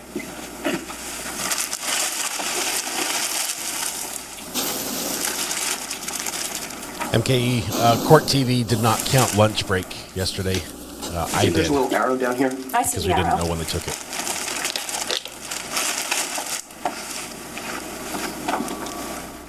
Everything you examined on this jacket was in the hood or upper shoulder portion, is that correct?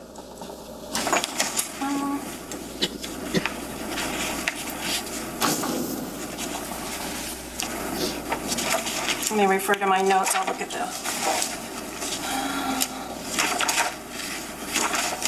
Yes, that is what I'm seeing. Okay.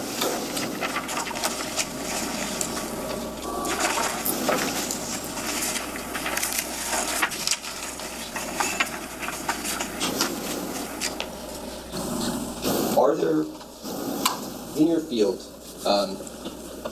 just so I understand, are there laboratories that would try to quantify the amount of residues on a garment for purposes like distance determination or purposes like, determining the orientation of the shooter, things like that? I would believe so. I know there's studies now on quantifying, but I don't have the knowledge of the labs that do that. Okay. So it's not the state police? We don't do that. And the state police also has, I think, in your CV, you mentioned that you began as a glass examiner? Yes. Okay. But you were also trained in footwear and tire impressions? That's correct. Okay.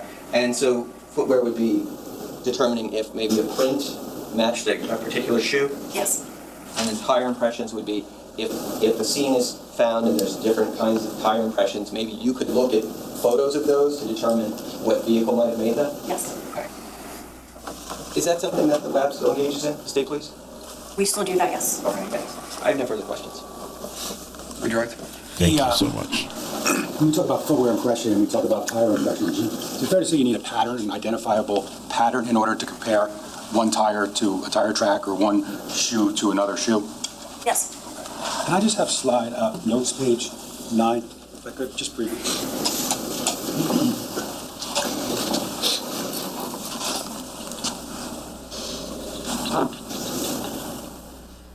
Right there. Now, you recognize that, right? You talked about that earlier? Correct. Now, that, the area of white in that photograph, is that the area where you discussed the cruciform tearing? Yes. Okay. And again, did you describe that whole C as exhibiting signs of cruciform tearing that you called a textbook example? Yes, in my testimony, in my notes, I called it a stellate tear. So it could be called a stellate tear, meaning a star, or cruciform, meaning a cross or an X. And you said that, as depicted in notes page 9, would be a textbook example of cruciform or stellate tear. Yes, it is. And that would be indicative of contact or close contact between the muzzle of a firearm and the object, number 27, correct? Yes, correct. Nothing further. Anything else, Mr. Murray? No, Judge, thank you. All right, you can step down. Thank you. Ladies and gentlemen, we're going to give you a quick break right now before we start our next witness. Give you a chance to stretch. We've been doing this for an hour, and then we'll come right back out. All right, thank you. Break time means fast forward time, which also means a slight break between the buzzing sounds that we've been hearing. Hold on. Let's see. Jumping ahead, making good time. We are at 1.25 speed here.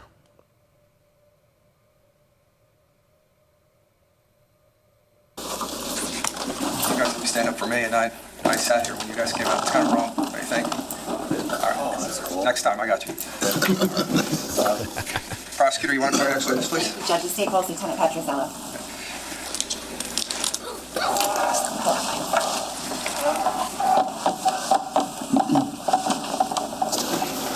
Sir, if you could just put your left hand on the Bible and raise your right hand. Do you solemnly swear or affirm to tell the truth, the whole truth, and nothing but the truth, so help you God? I do, Your Honor. All right, once you're comfortable and seated, can you say your full name for the record and spell your last name, please? Patrick Petrozello, Petruzziello. Wow. Prosecutor? Thank you, Judge. Nailed it, Josh. Good morning, ma'am. Where are you employed? The Monmouth County Prosecutor's Office. In what capacity? Currently a lieutenant of the Major Crimes Bureau. Okay, and how long have you been with the prosecutor's office? Prosecutor's Office since 2014. Can you take us through your history with the prosecutor's office in terms of different units and assignments you've had? So I was hired in December of 2014. I was assigned to the Major Crimes Bureau in Freehold. About a year and a half later, I was assigned to the Asbury Park Satellite Office of the Major Crimes Bureau, where I remained until 2022 when I was promoted to sergeant. I remained in the Asbury Park Satellite Office as a sergeant. I was then transferred for about 10 months to the Special Victims Bureau, and then promoted in 2025 to lieutenant of major crimes. Now, what, if any, prior law enforcement experience have you had prior to the prosecutor's office? Prior to the prosecutor's office, I started my career as a Class 2 officer in Point Pleasant Beach in 1996. I remained in that capacity until 2000 when I was hired as a patrolman.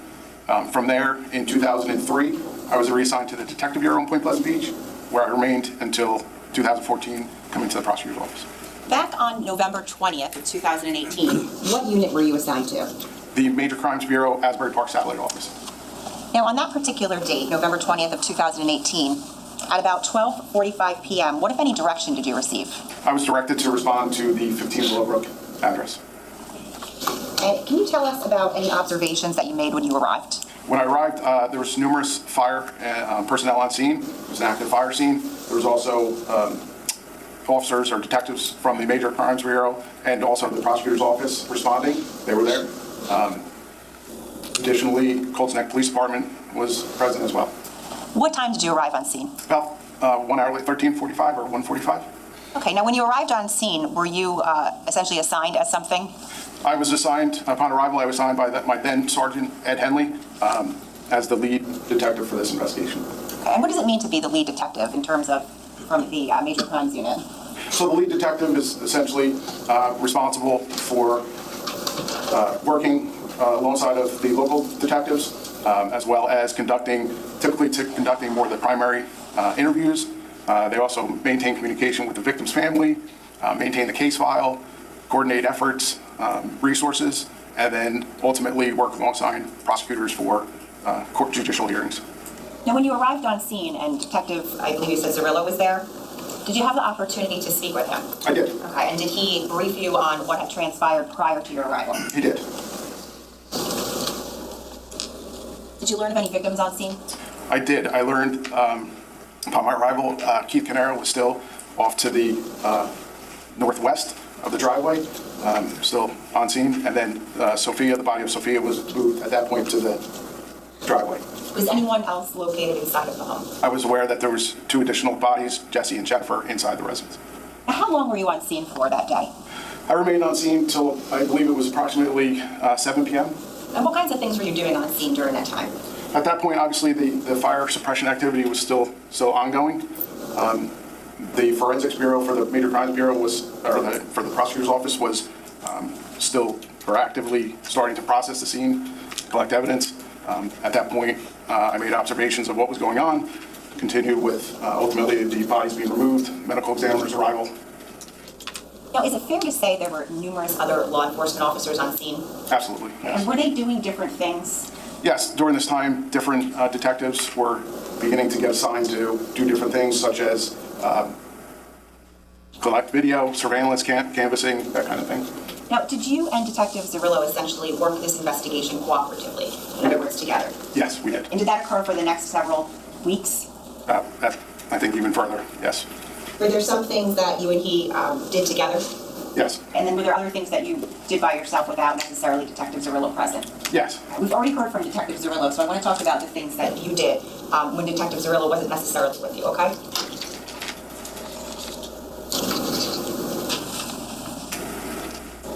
Did you have an opportunity to review any Wise brand cameras during the course of your investigation of this case? I did.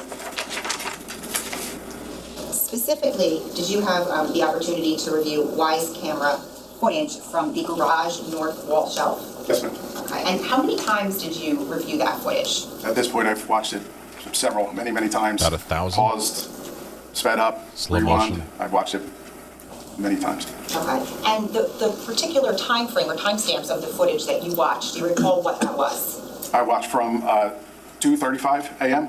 until 2:51 a.m. I'm showing counsel S391. Oh, I'm sorry. Judge, may I approach? You can.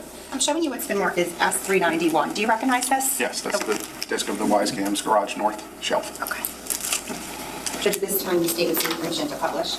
Ms. Messelin? No objections. Okay, go ahead. If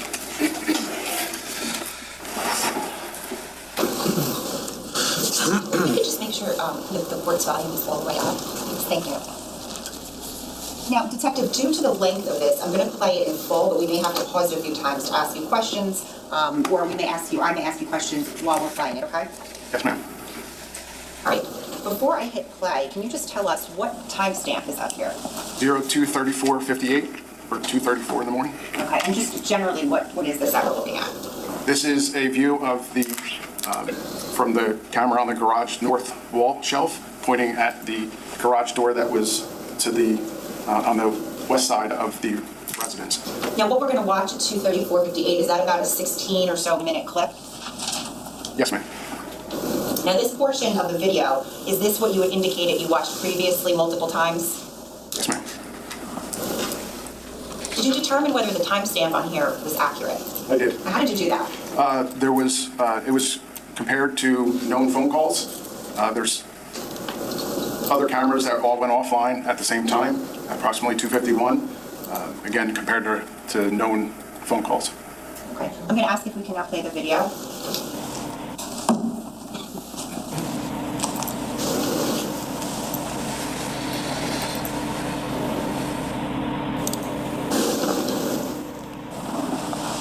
Trying to give us the best view of what we can here.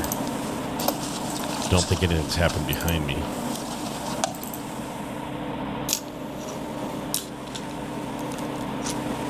I do see some movement.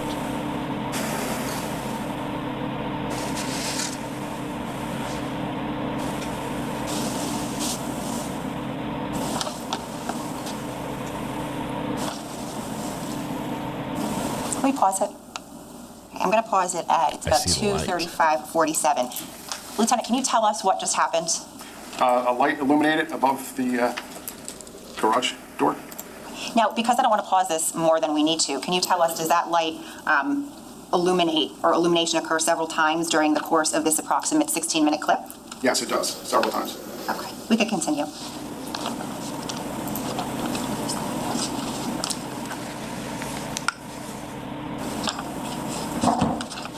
Can you pause it? Okay. Detective, did you just see a silhouette appear? Yes, ma'am. It's the Can you worst explain vertical to us ever. how that happens or what we're looking at? It's paused now, it's grainy, but in the middle pane, you can follow, at some point, if you play it, you can see an arm, and then follow down from light to where it becomes dark. Okay, so if we can just go back, I'll play it again. That was somebody walking up and trying to jump at the sensor, right? So we're playing it at 2:35:39. And I'm going to ask if we could pause at 2:35:57.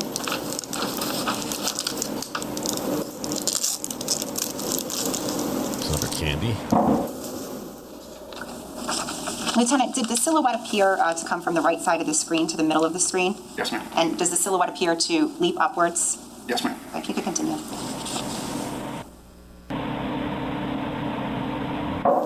Pause it, please. And just for now, we're paused at 2:36:03. You could continue.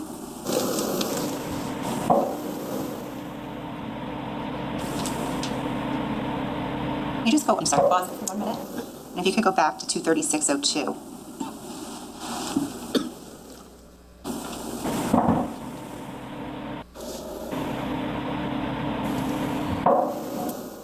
There, okay. I want to direct your attention to the area of that middle vertical frame of the garage door. Do you see that? I do. Okay. Can you identify what you're seeing regarding any areas of light and dark coloring?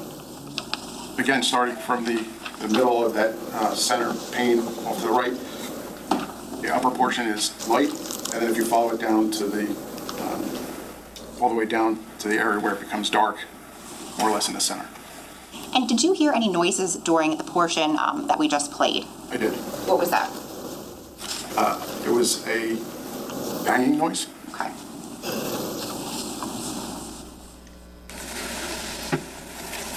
We continue.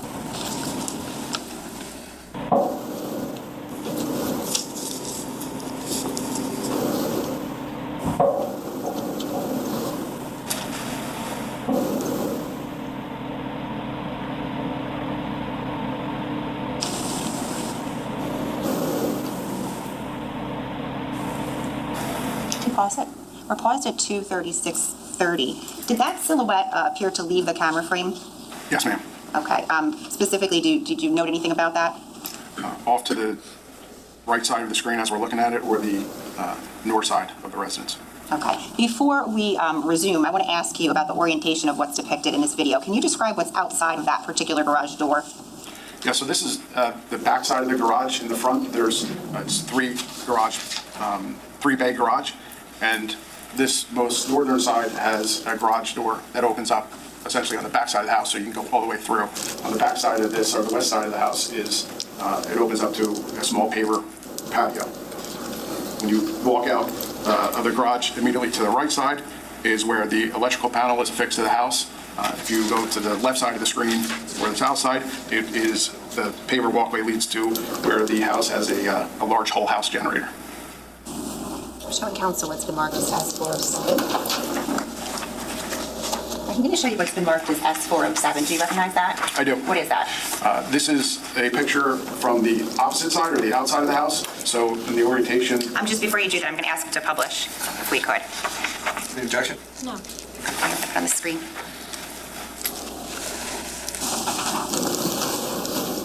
I'm sorry. Okay, now can you orient us to what we're looking at? So looking at it from the opposite side, in this particular case, the electrical panel is on the left side, and if you go to the right behind the row of shrubs or bushes, that's where the generator is located. Thank you. And if we can resume.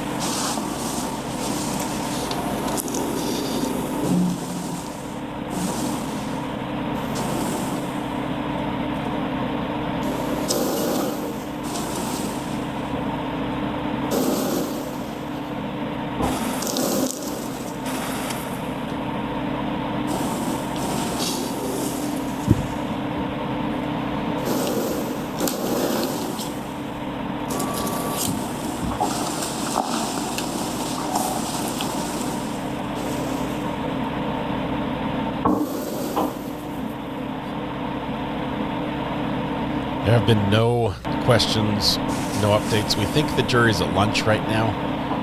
We counted lunch on day one. We're counting lunch on this day 2 of deliberation. As long as they're all together, even if they're eating, they can still deliberate.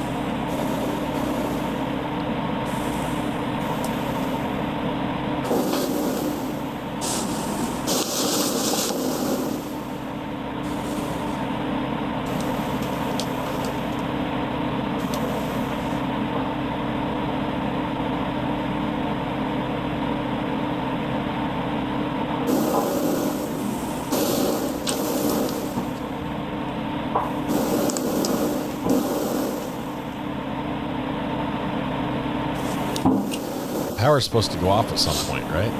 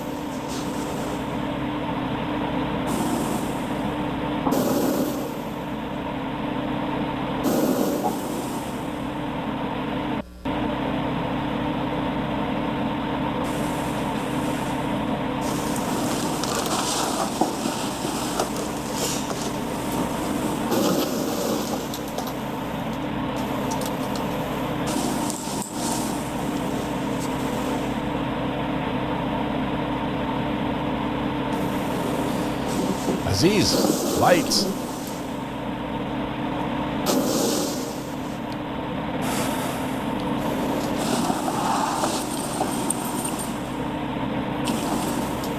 That moving thing on the handle thing right above our little court window appears to be a spider web with some bits of fluff stuck to it. It's very lightly swaying in the breeze.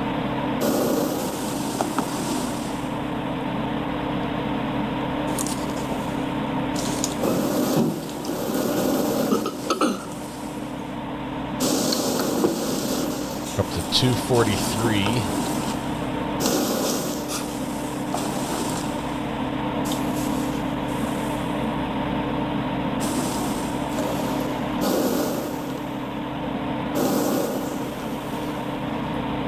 Camera just recorded everything.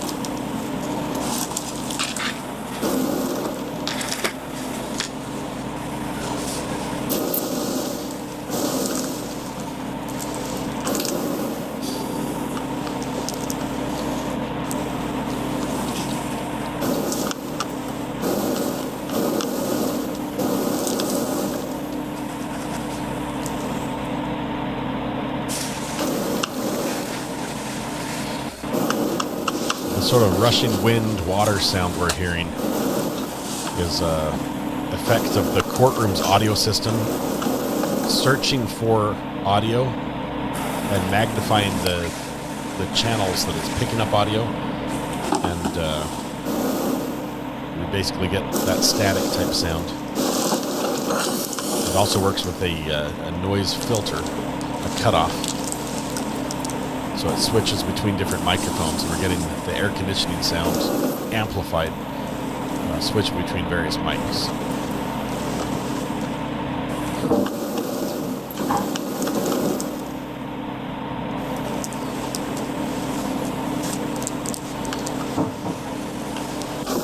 Does this light just go on and off and on and off all night long?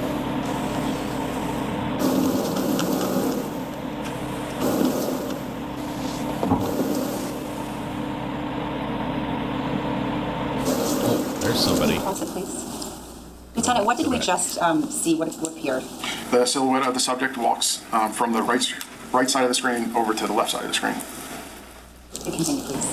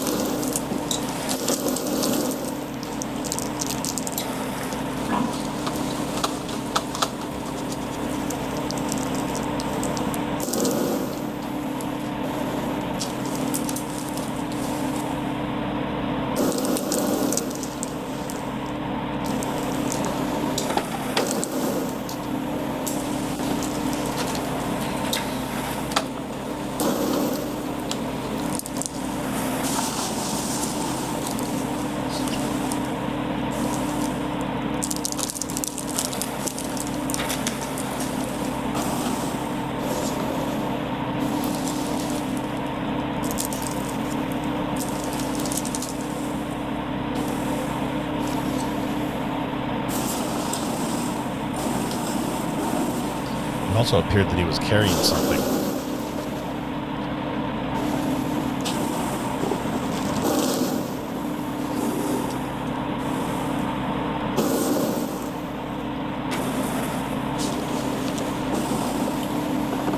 Well, the video is still playing. Can you tell us what we just saw? That silhouette walks from the left side to the right side.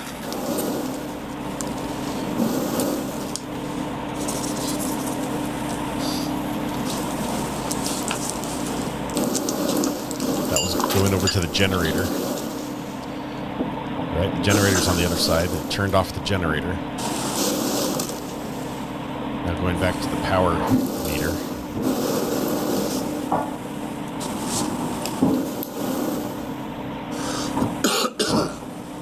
This is happening at 2:48 in the morning.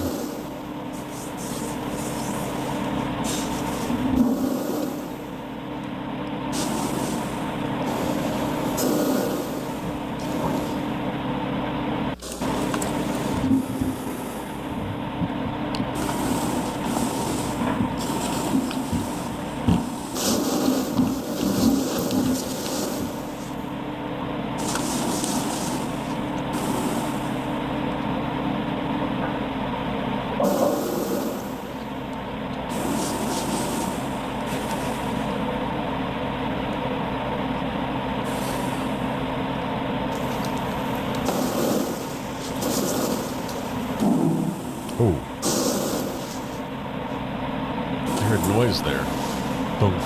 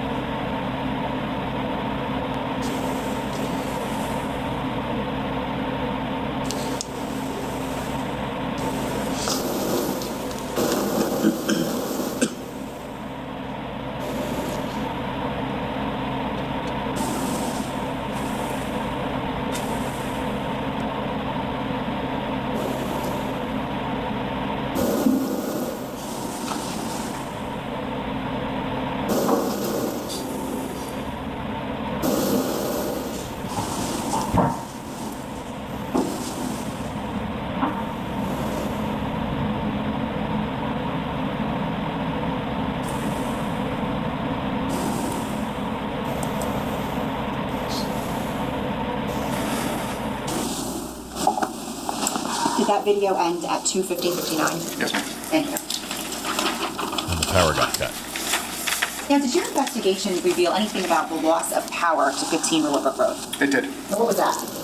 As I mentioned before, those cameras, the Wise cams, went offline at the same time as 251. Additionally, there was a Verizon reported that the loss of power at 252. There was also 2 additional cameras inside the residence that went offline at the same time, 252. Now, during the course of your investigation, did you request anything from Verizon? I did. And what was that? I requested any information they had referenced the optical network terminal for the Verizon connection to the house. And did you receive anything back? I did. What was that? It was a printout that indicated, the initial response that I got indicated that the loss of optical, the ONT went offline at 3:42 a.m. Now, after that, did you follow up and request any additional information? I did. Based on that response, I made contact with Verizon to indicate how they deducted that the ONT went offline at 3:42. They said based off that, they provided additional alerts at the residence, which indicated that the loss of power at 2:52. The second time when you followed up, did you receive any paperwork or anything back? I did. I'm going to show you what's been marked as 375. It's pages 1 and 2. I'm going to ask you to look at page 2. Do you recognize that? Yes, this is the response that they provided the first time I made the inquiry, which shows it's the loss of optical network terminal connection at 3:42 a.m. Can you just explain what an optical network terminal is? Essentially, it's the Verizon connection to the house for communications. And if you could look at the first page of that, I'm going to ask you if you recognize that first page. I do. Okay, and is that the additional information you received after you made contact with somebody from Verizon? It is. And what does that indicate? It indicates 6 different alerts. The first one being on 11/20/2018 at 2:52. loss of external power to the ONT, and then it ends with loss of external power to the ONT at 3:43 a.m. And when you say ONT, you mean optical network terminal? Optical network terminal. Now, during the course of your investigation, were you made aware of any type of cameras that were hardwired to the house on 15 Willowbrook Road? Yes. Okay, and specifically, was that a DVR system with hardwired cameras? Yes. Were efforts made to get into that DVR? They were. Okay, and what came of those efforts? The DVR was sent to the Regional Computer Forensic Laboratory for examination, and the results were that they weren't able to pull any information off of it. Were you aware of whether the house had any Nest cameras? I was. What is Nest? Nest is just a company, a manufacturer that produces cameras. Where specifically were those Nest cameras located? There's one on the side door. There was one that was determined to be the playroom, and one that was determined or identified as the basement. So when you say the side door, is that like the mudroom door? Yes. Okay, and then the other two, are those the interior of the home? Correct. Okay, what if any efforts were made to obtain, let me ask you this, were efforts made through legal process to obtain data from those 3 cameras? They were. Okay, and what, if anything, did you receive? The response was, I believe it was 12 clips from the interior of the residence that were reviewed and didn't show anything of evidential value, and that was it. There was nothing from the outside camera. And I should back up and ask you, when you request legal process on a company, is there a time frame that you have to give? There is. And what was the time frame in this case that you gave? In this case, we did from November 19th through November 21st, 2018. Okay, you just said this, but was anything obtained from that doorbell or the camera on the side door? No. For that time frame? No. Now, were efforts made to obtain any information from the defendant's Porsche Macan, specifically the loaner Porsche Macan? They were. Can you tell us about those efforts? We attempted to extract data in 2 different ways, one being the infotainment system, and then the second was through the cellular connection. Both of those were negative results for anything of evidential value. There was no data to be obtained? No data. Now, during the course of your investigation, did you become familiar with 867 Route 34 in Colts Neck? Yes, ma'am. If I showed you a map of that area, would you be able to identify it? Yes. D317.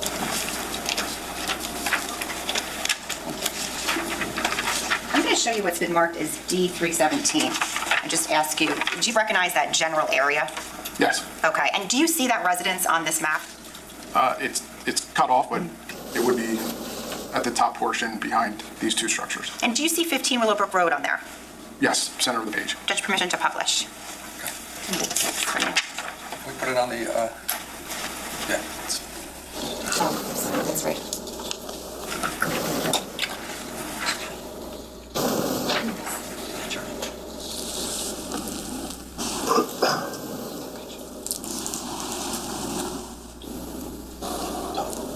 Samara, you can help her. Thank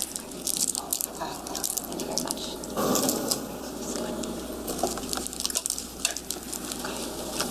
Thank you. Detective, do you see 867 Route 34 in this photo? In this orientation, it would be the bottom below this. These are 2 barn structures, so the actual residence of 867 is off this page below it. Okay, so it would be, can you circle for us on the screen the barn structures?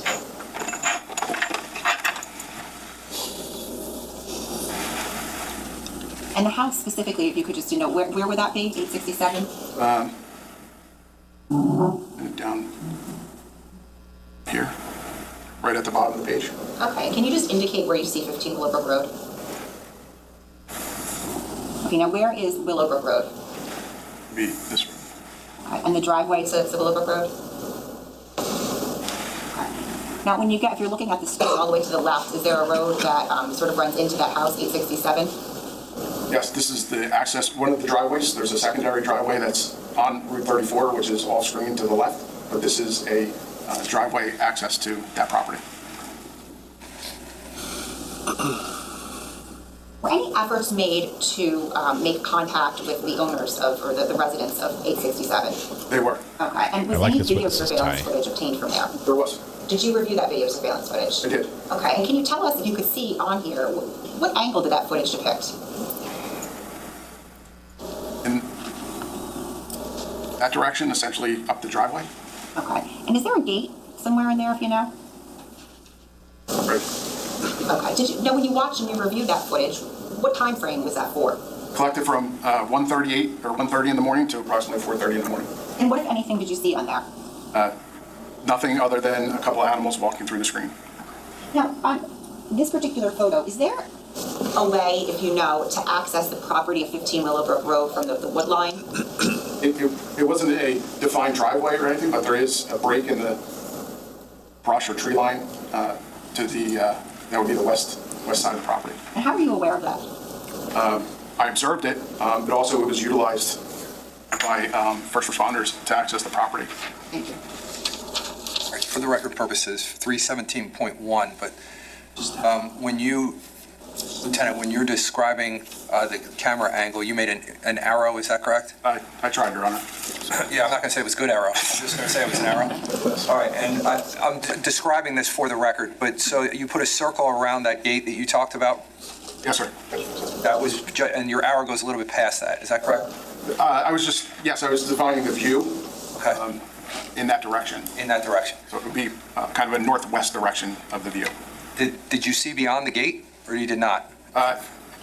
The gate is focused in. You could see past the gate, but I couldn't tell you how far. Okay. And you said that the house is located off screen a little bit. Can you just put an X there so at least the record is a little bit more clear as to that photo? It's not letting me necessarily draw down that far below. Can you just make that an H then so at least we can kind of see it? Okay. All right. And then at the top where you circled, top left portion of the screen, you circled, and that was what again? It was just a break in the tree line along the Willowbrook Road. Okay.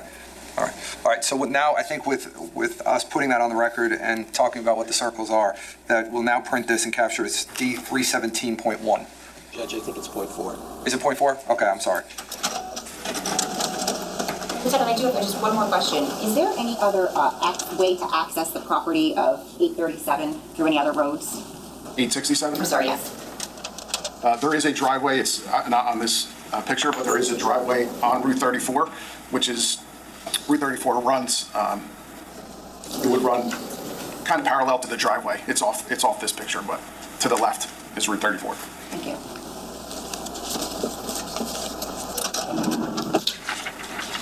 Lieutenant, can you just hit the undo button? About 100 times.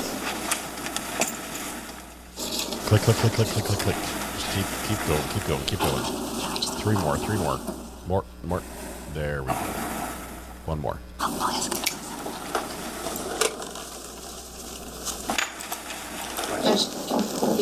Sure.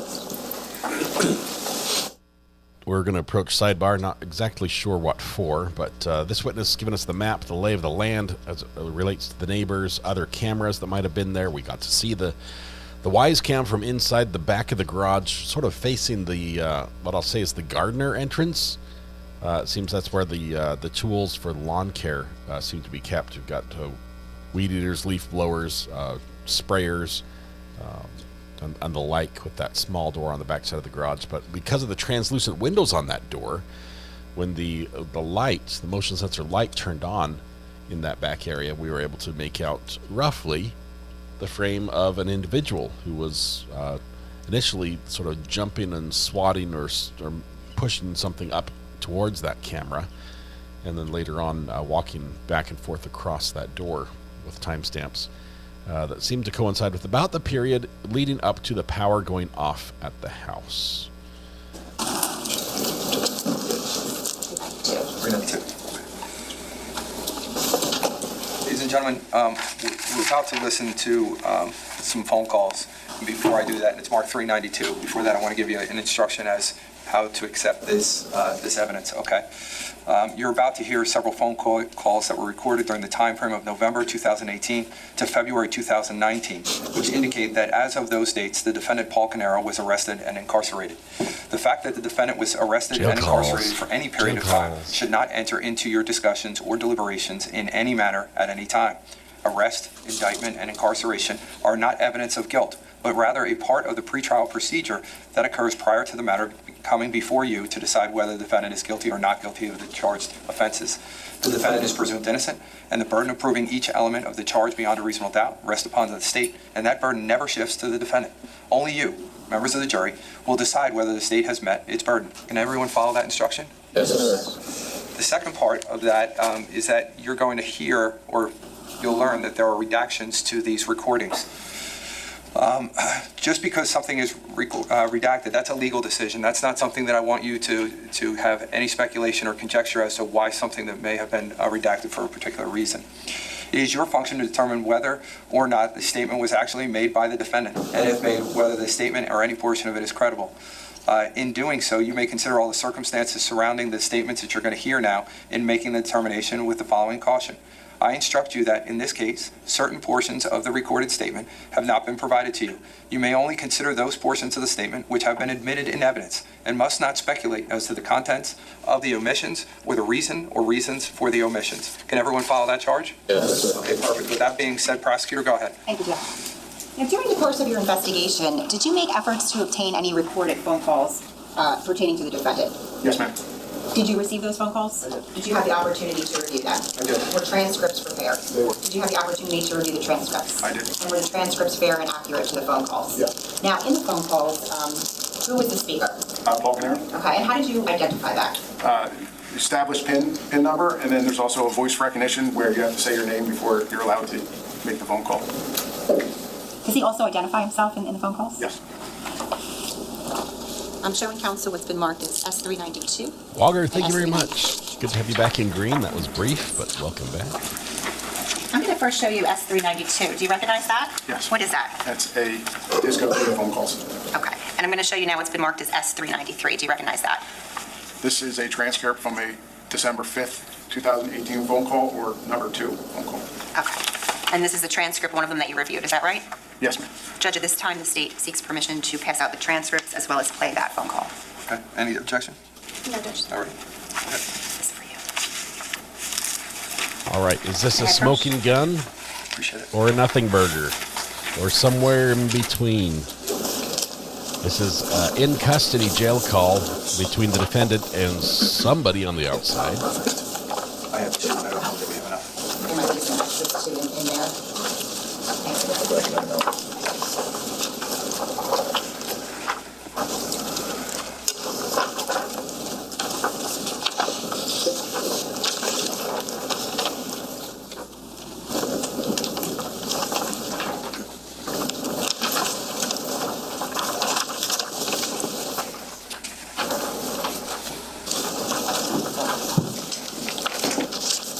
This call will be monitored and recorded. To make a direct call, dial. Please enter your PIN number at the tone. Please don't use a DTMF decoder on that. Paul Caneiro. Please enter your phone. Thank you for using Global Kill Link. The call is being processed.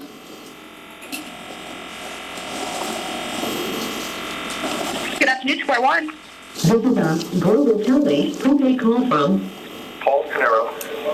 an inmate at the Monmouth County Correctional Facility. This call will be monitored and recorded. If you wish to block any future calls of this nature, dial 7 now. To hear the cost of this call, press 9 now. To accept this call, press 0 now. To decline this call, hang up. Hello? Paul? Yes. Hey, it's Noelle. How are you? I'm great, Noel. You want to talk to Tiff? Yeah, hold on one sec. Boss is calling from jail. Accept the charges. Hey. All right.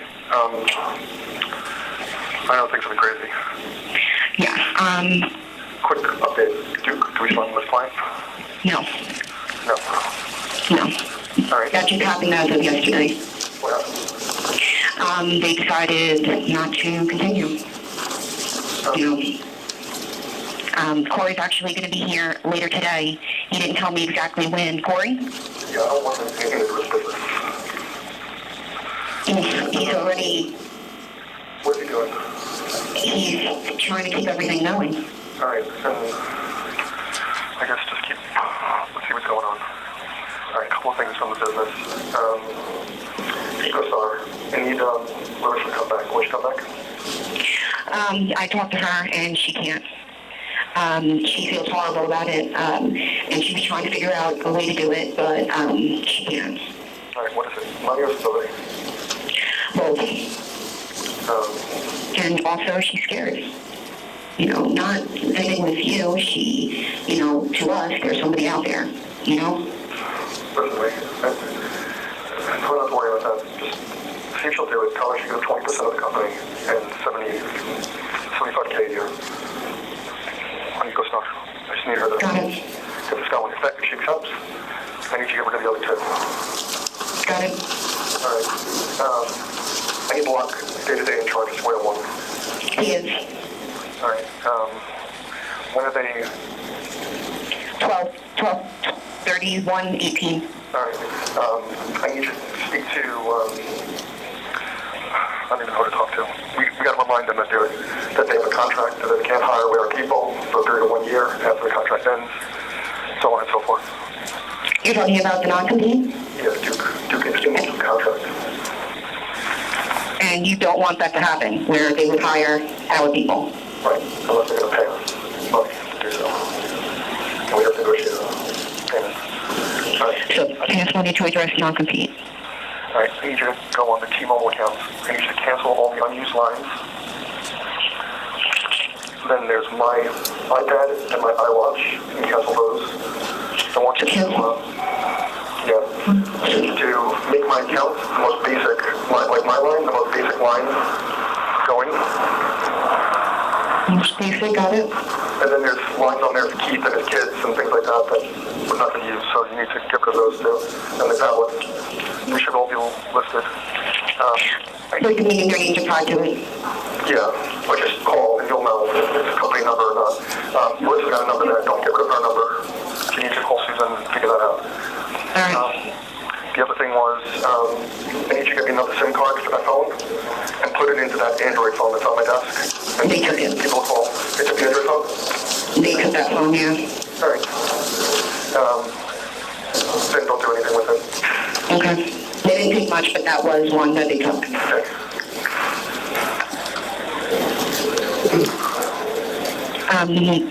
Call Abbott on my personal card.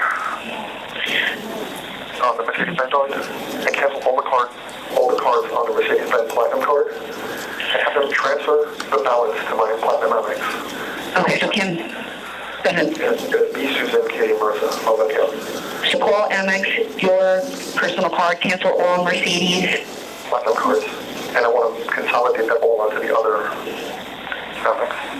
Okay, so just cancel all those Mercedes cards, keep the other accounts open. Yeah, but because Mercedes cards go away, just tell them I want to bring it all into one, and then tell them that, my situation and I'm working on a payment reasonable. All right, I'm gonna work on it. A lot of the things we're currently having problems with is that nobody will talk to us because we can't pass verification. For example, the Evernote. Yeah. My Evernote? The Evernote, we're working on something called DNS, stuff like Dynex, yeah, I think that's what it's called. But there's nothing I can get to run. Let me do those first.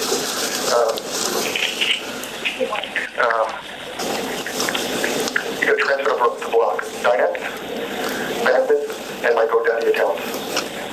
That's three. Plus the Evernote. Yeah, we're already working on two of those, the Dynet and the Evernote.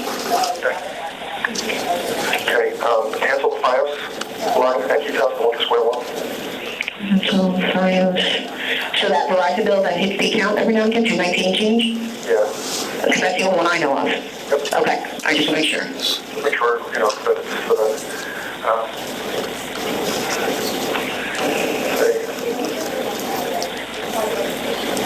Do we know if any of the servers at Keith's house are intact? Nobody's telling us anything. I don't know if they've had conversations with Rob yet, but they didn't give us status on anything that was over at Keith's house. All right, listen, Susan's and Katie's phones are in AT&T line. I don't know how that gets paid, but they're going to need to... Okay. Or they're going to have to turn, cancel the other line on there, Jennifer, to make it her own account. See what you can do about that. How to talk to Susan about that. Okay, so AT&T, okay. You just want to Weinstein. see if there's, I got taxes due from last year, $20K. Is there any way the company can pay it? No, not currently, especially with losing new. We're trying to figure out how to keep the payroll for the employees so they can finish out the contract for December. There's a lot of money on the credit cards already. I don't know what the limits are. That's something I already have on my plate to look into. At some point, if you can work on something with the IRS for me. And that was, you said, for the last year's return? Yeah, hold on. Okay. I need to figure out with Susan how I can get, tell her I'm trying to call her on her cell phone and I can't get through. Maybe she's going to call AT&T and unblock certain types of calls and tell her to turn off the no romo. Tell her to turn off no romo, NOROMBO. Tell her to call AT&T, just sort of 611, and ask them why she can't accept collect calls on that line. Okay, so maybe she's got to change her set up. Okay, got it. The other thing is find out, call the court, or call the courthouse and find, not the courthouse, the jail, and find out if there's a way to put money on the account for me so that I've done that. I can pay debit calls. Yeah, I don't know what happened because when I got the first phone call, I accepted it and I tried to add the credit card to fund it and it hung up. Ultimately, I was able to get it to work, which is why I'm assuming you were able to call in. They only allow $50 at a time, but I set it up also so that when the card reaches $3, it automatically refunds itself, and that will protect that account for 90 days. Okay. So that should be good. Okay. Just make sure that it's for all my accounts. You know, like all phone calls. I didn't really call into that. Yeah, the company that it's tied to says that it's for an advanced call thing, so. We got a call, let Susan know that they need to deposit the checks, my disability checks. And she's got to start paying bills. She needs to get into my accounts. They've been working on that. Don't say the name of the bank. I'll give you the info. It's the account number, the account name is AEGINA 99. Okay. Password is going to be either, it's going to be all lowercase, SQUARE, the number 1705, all numbers, all lowercase. If that doesn't work, try capital S at the beginning, and if that doesn't work, try an exclamation capital S. Everything else the same, lowercase, and then the four numbers. Okay. And the username AGEINA99, all your spaces.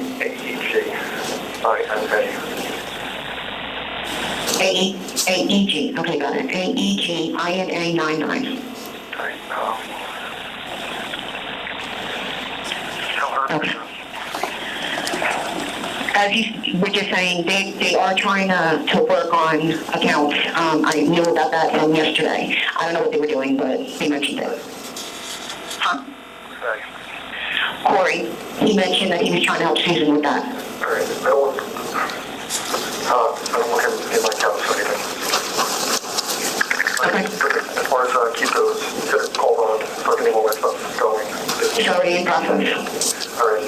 Because we can use some of that money for the trust earmarked for the business, just for this purpose. You got to call that lawyer. I don't remember her name.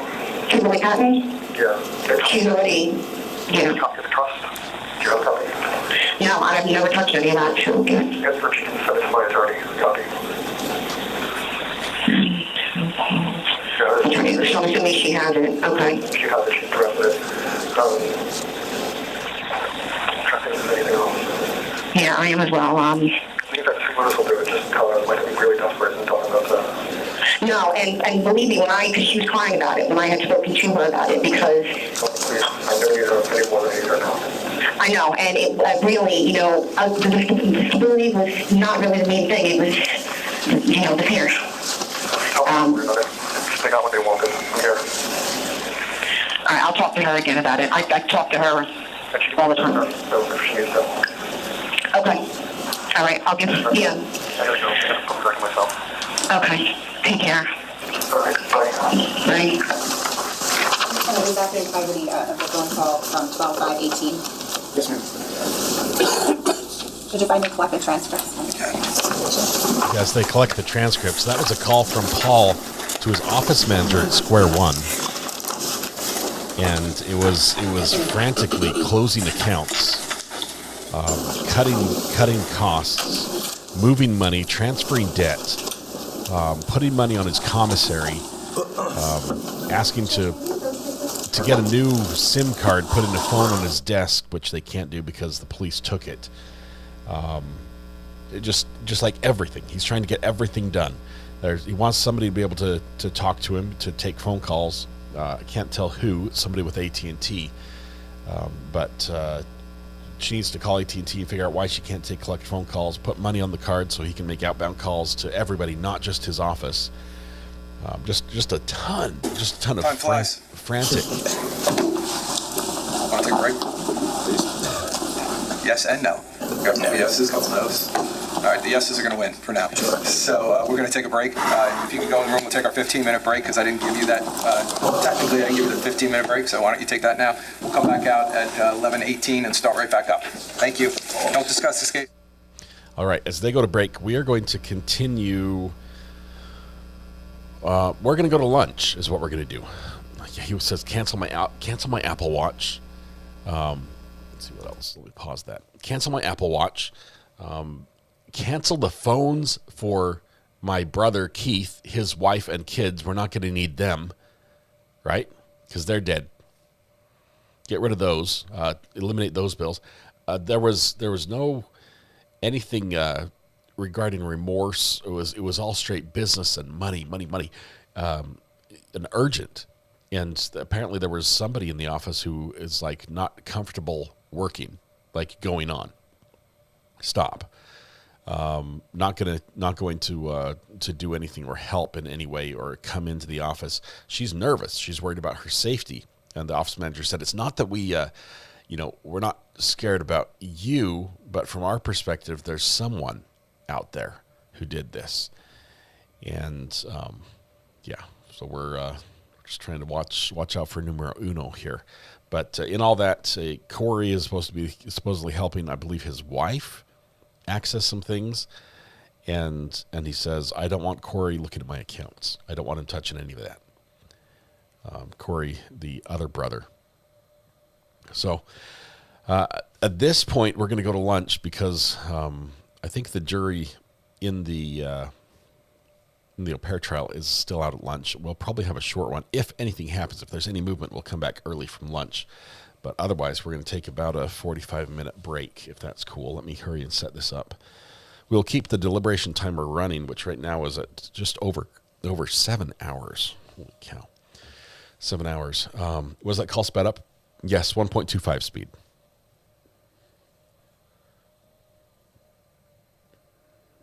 Let's see.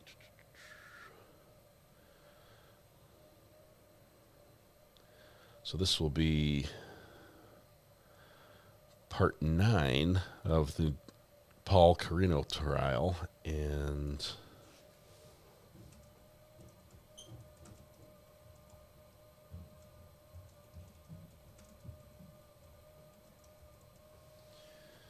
continuing verdict watch for the au pair affair trial. All right, there we go. It is 1:15. We're going to start back up at 2. Let's see. Are you going to send an alert if the verdict comes back? The alert is that we're going live. If there's action in the court, we'll go live earlier. Otherwise, we'll be here at 2 and be watching it live as it happens. So, let's see. Greeners was first in chat. Greeners is back. That's awesome. Secret mission must be over. Let me create the portal. And what was your take on that phone call? The tone of the voice on the phone call. That was just that was something else. There wasn't any, oh no, my brother's dead, my brother's wife's dead, my brother's kids are dead. It was straight business. We're trying to save the company, or at least save what's left of the money, because he did find out in that call that Duke had not re-upped the contract. That big contract they had, he was supposed to go for another year. He says, hey, just let them know there's no non-compete. Tell them if they want somebody else to do this, they're going to have to buy us out. He's still trying to get money as much as he can, knowing that the contract has not been renewed. No emotion, Just straight business. The manager, oh my goodness, the manager was amazing. She took it all down. She was on the ball. She knew some of the stuff he had already talked about before he even mentioned it, saying we're doing it already. But how would that be as an employee to hear the boss call from jail, basically saying liquidate everything, shut everything down, save every penny you can? That's like the rats are jumping ship at that point. But she's there saying we'll do it. Duke like Duke Energy, Duke Energy, but different. It was the big philanthropic. There we go. I nailed it. Fourth try. Philanthropic. I forget what the last name was. Duke something. Now that we're going to lunch, we'll get a verdict. Possibly. That's why I do this. All right. Tonight when you go home, please hug the people you love. Smile at someone, make their day just a little bit better. And please stay safe. To go live again at 2 o'clock or sooner. If there's any action in the O'Hare trial, we'll be here. You guys have a good one. I'll catch you afterwards. Bye-bye.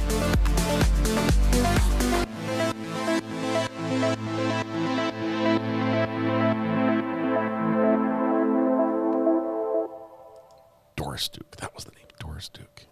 Thank you, Katrina. Portal incoming.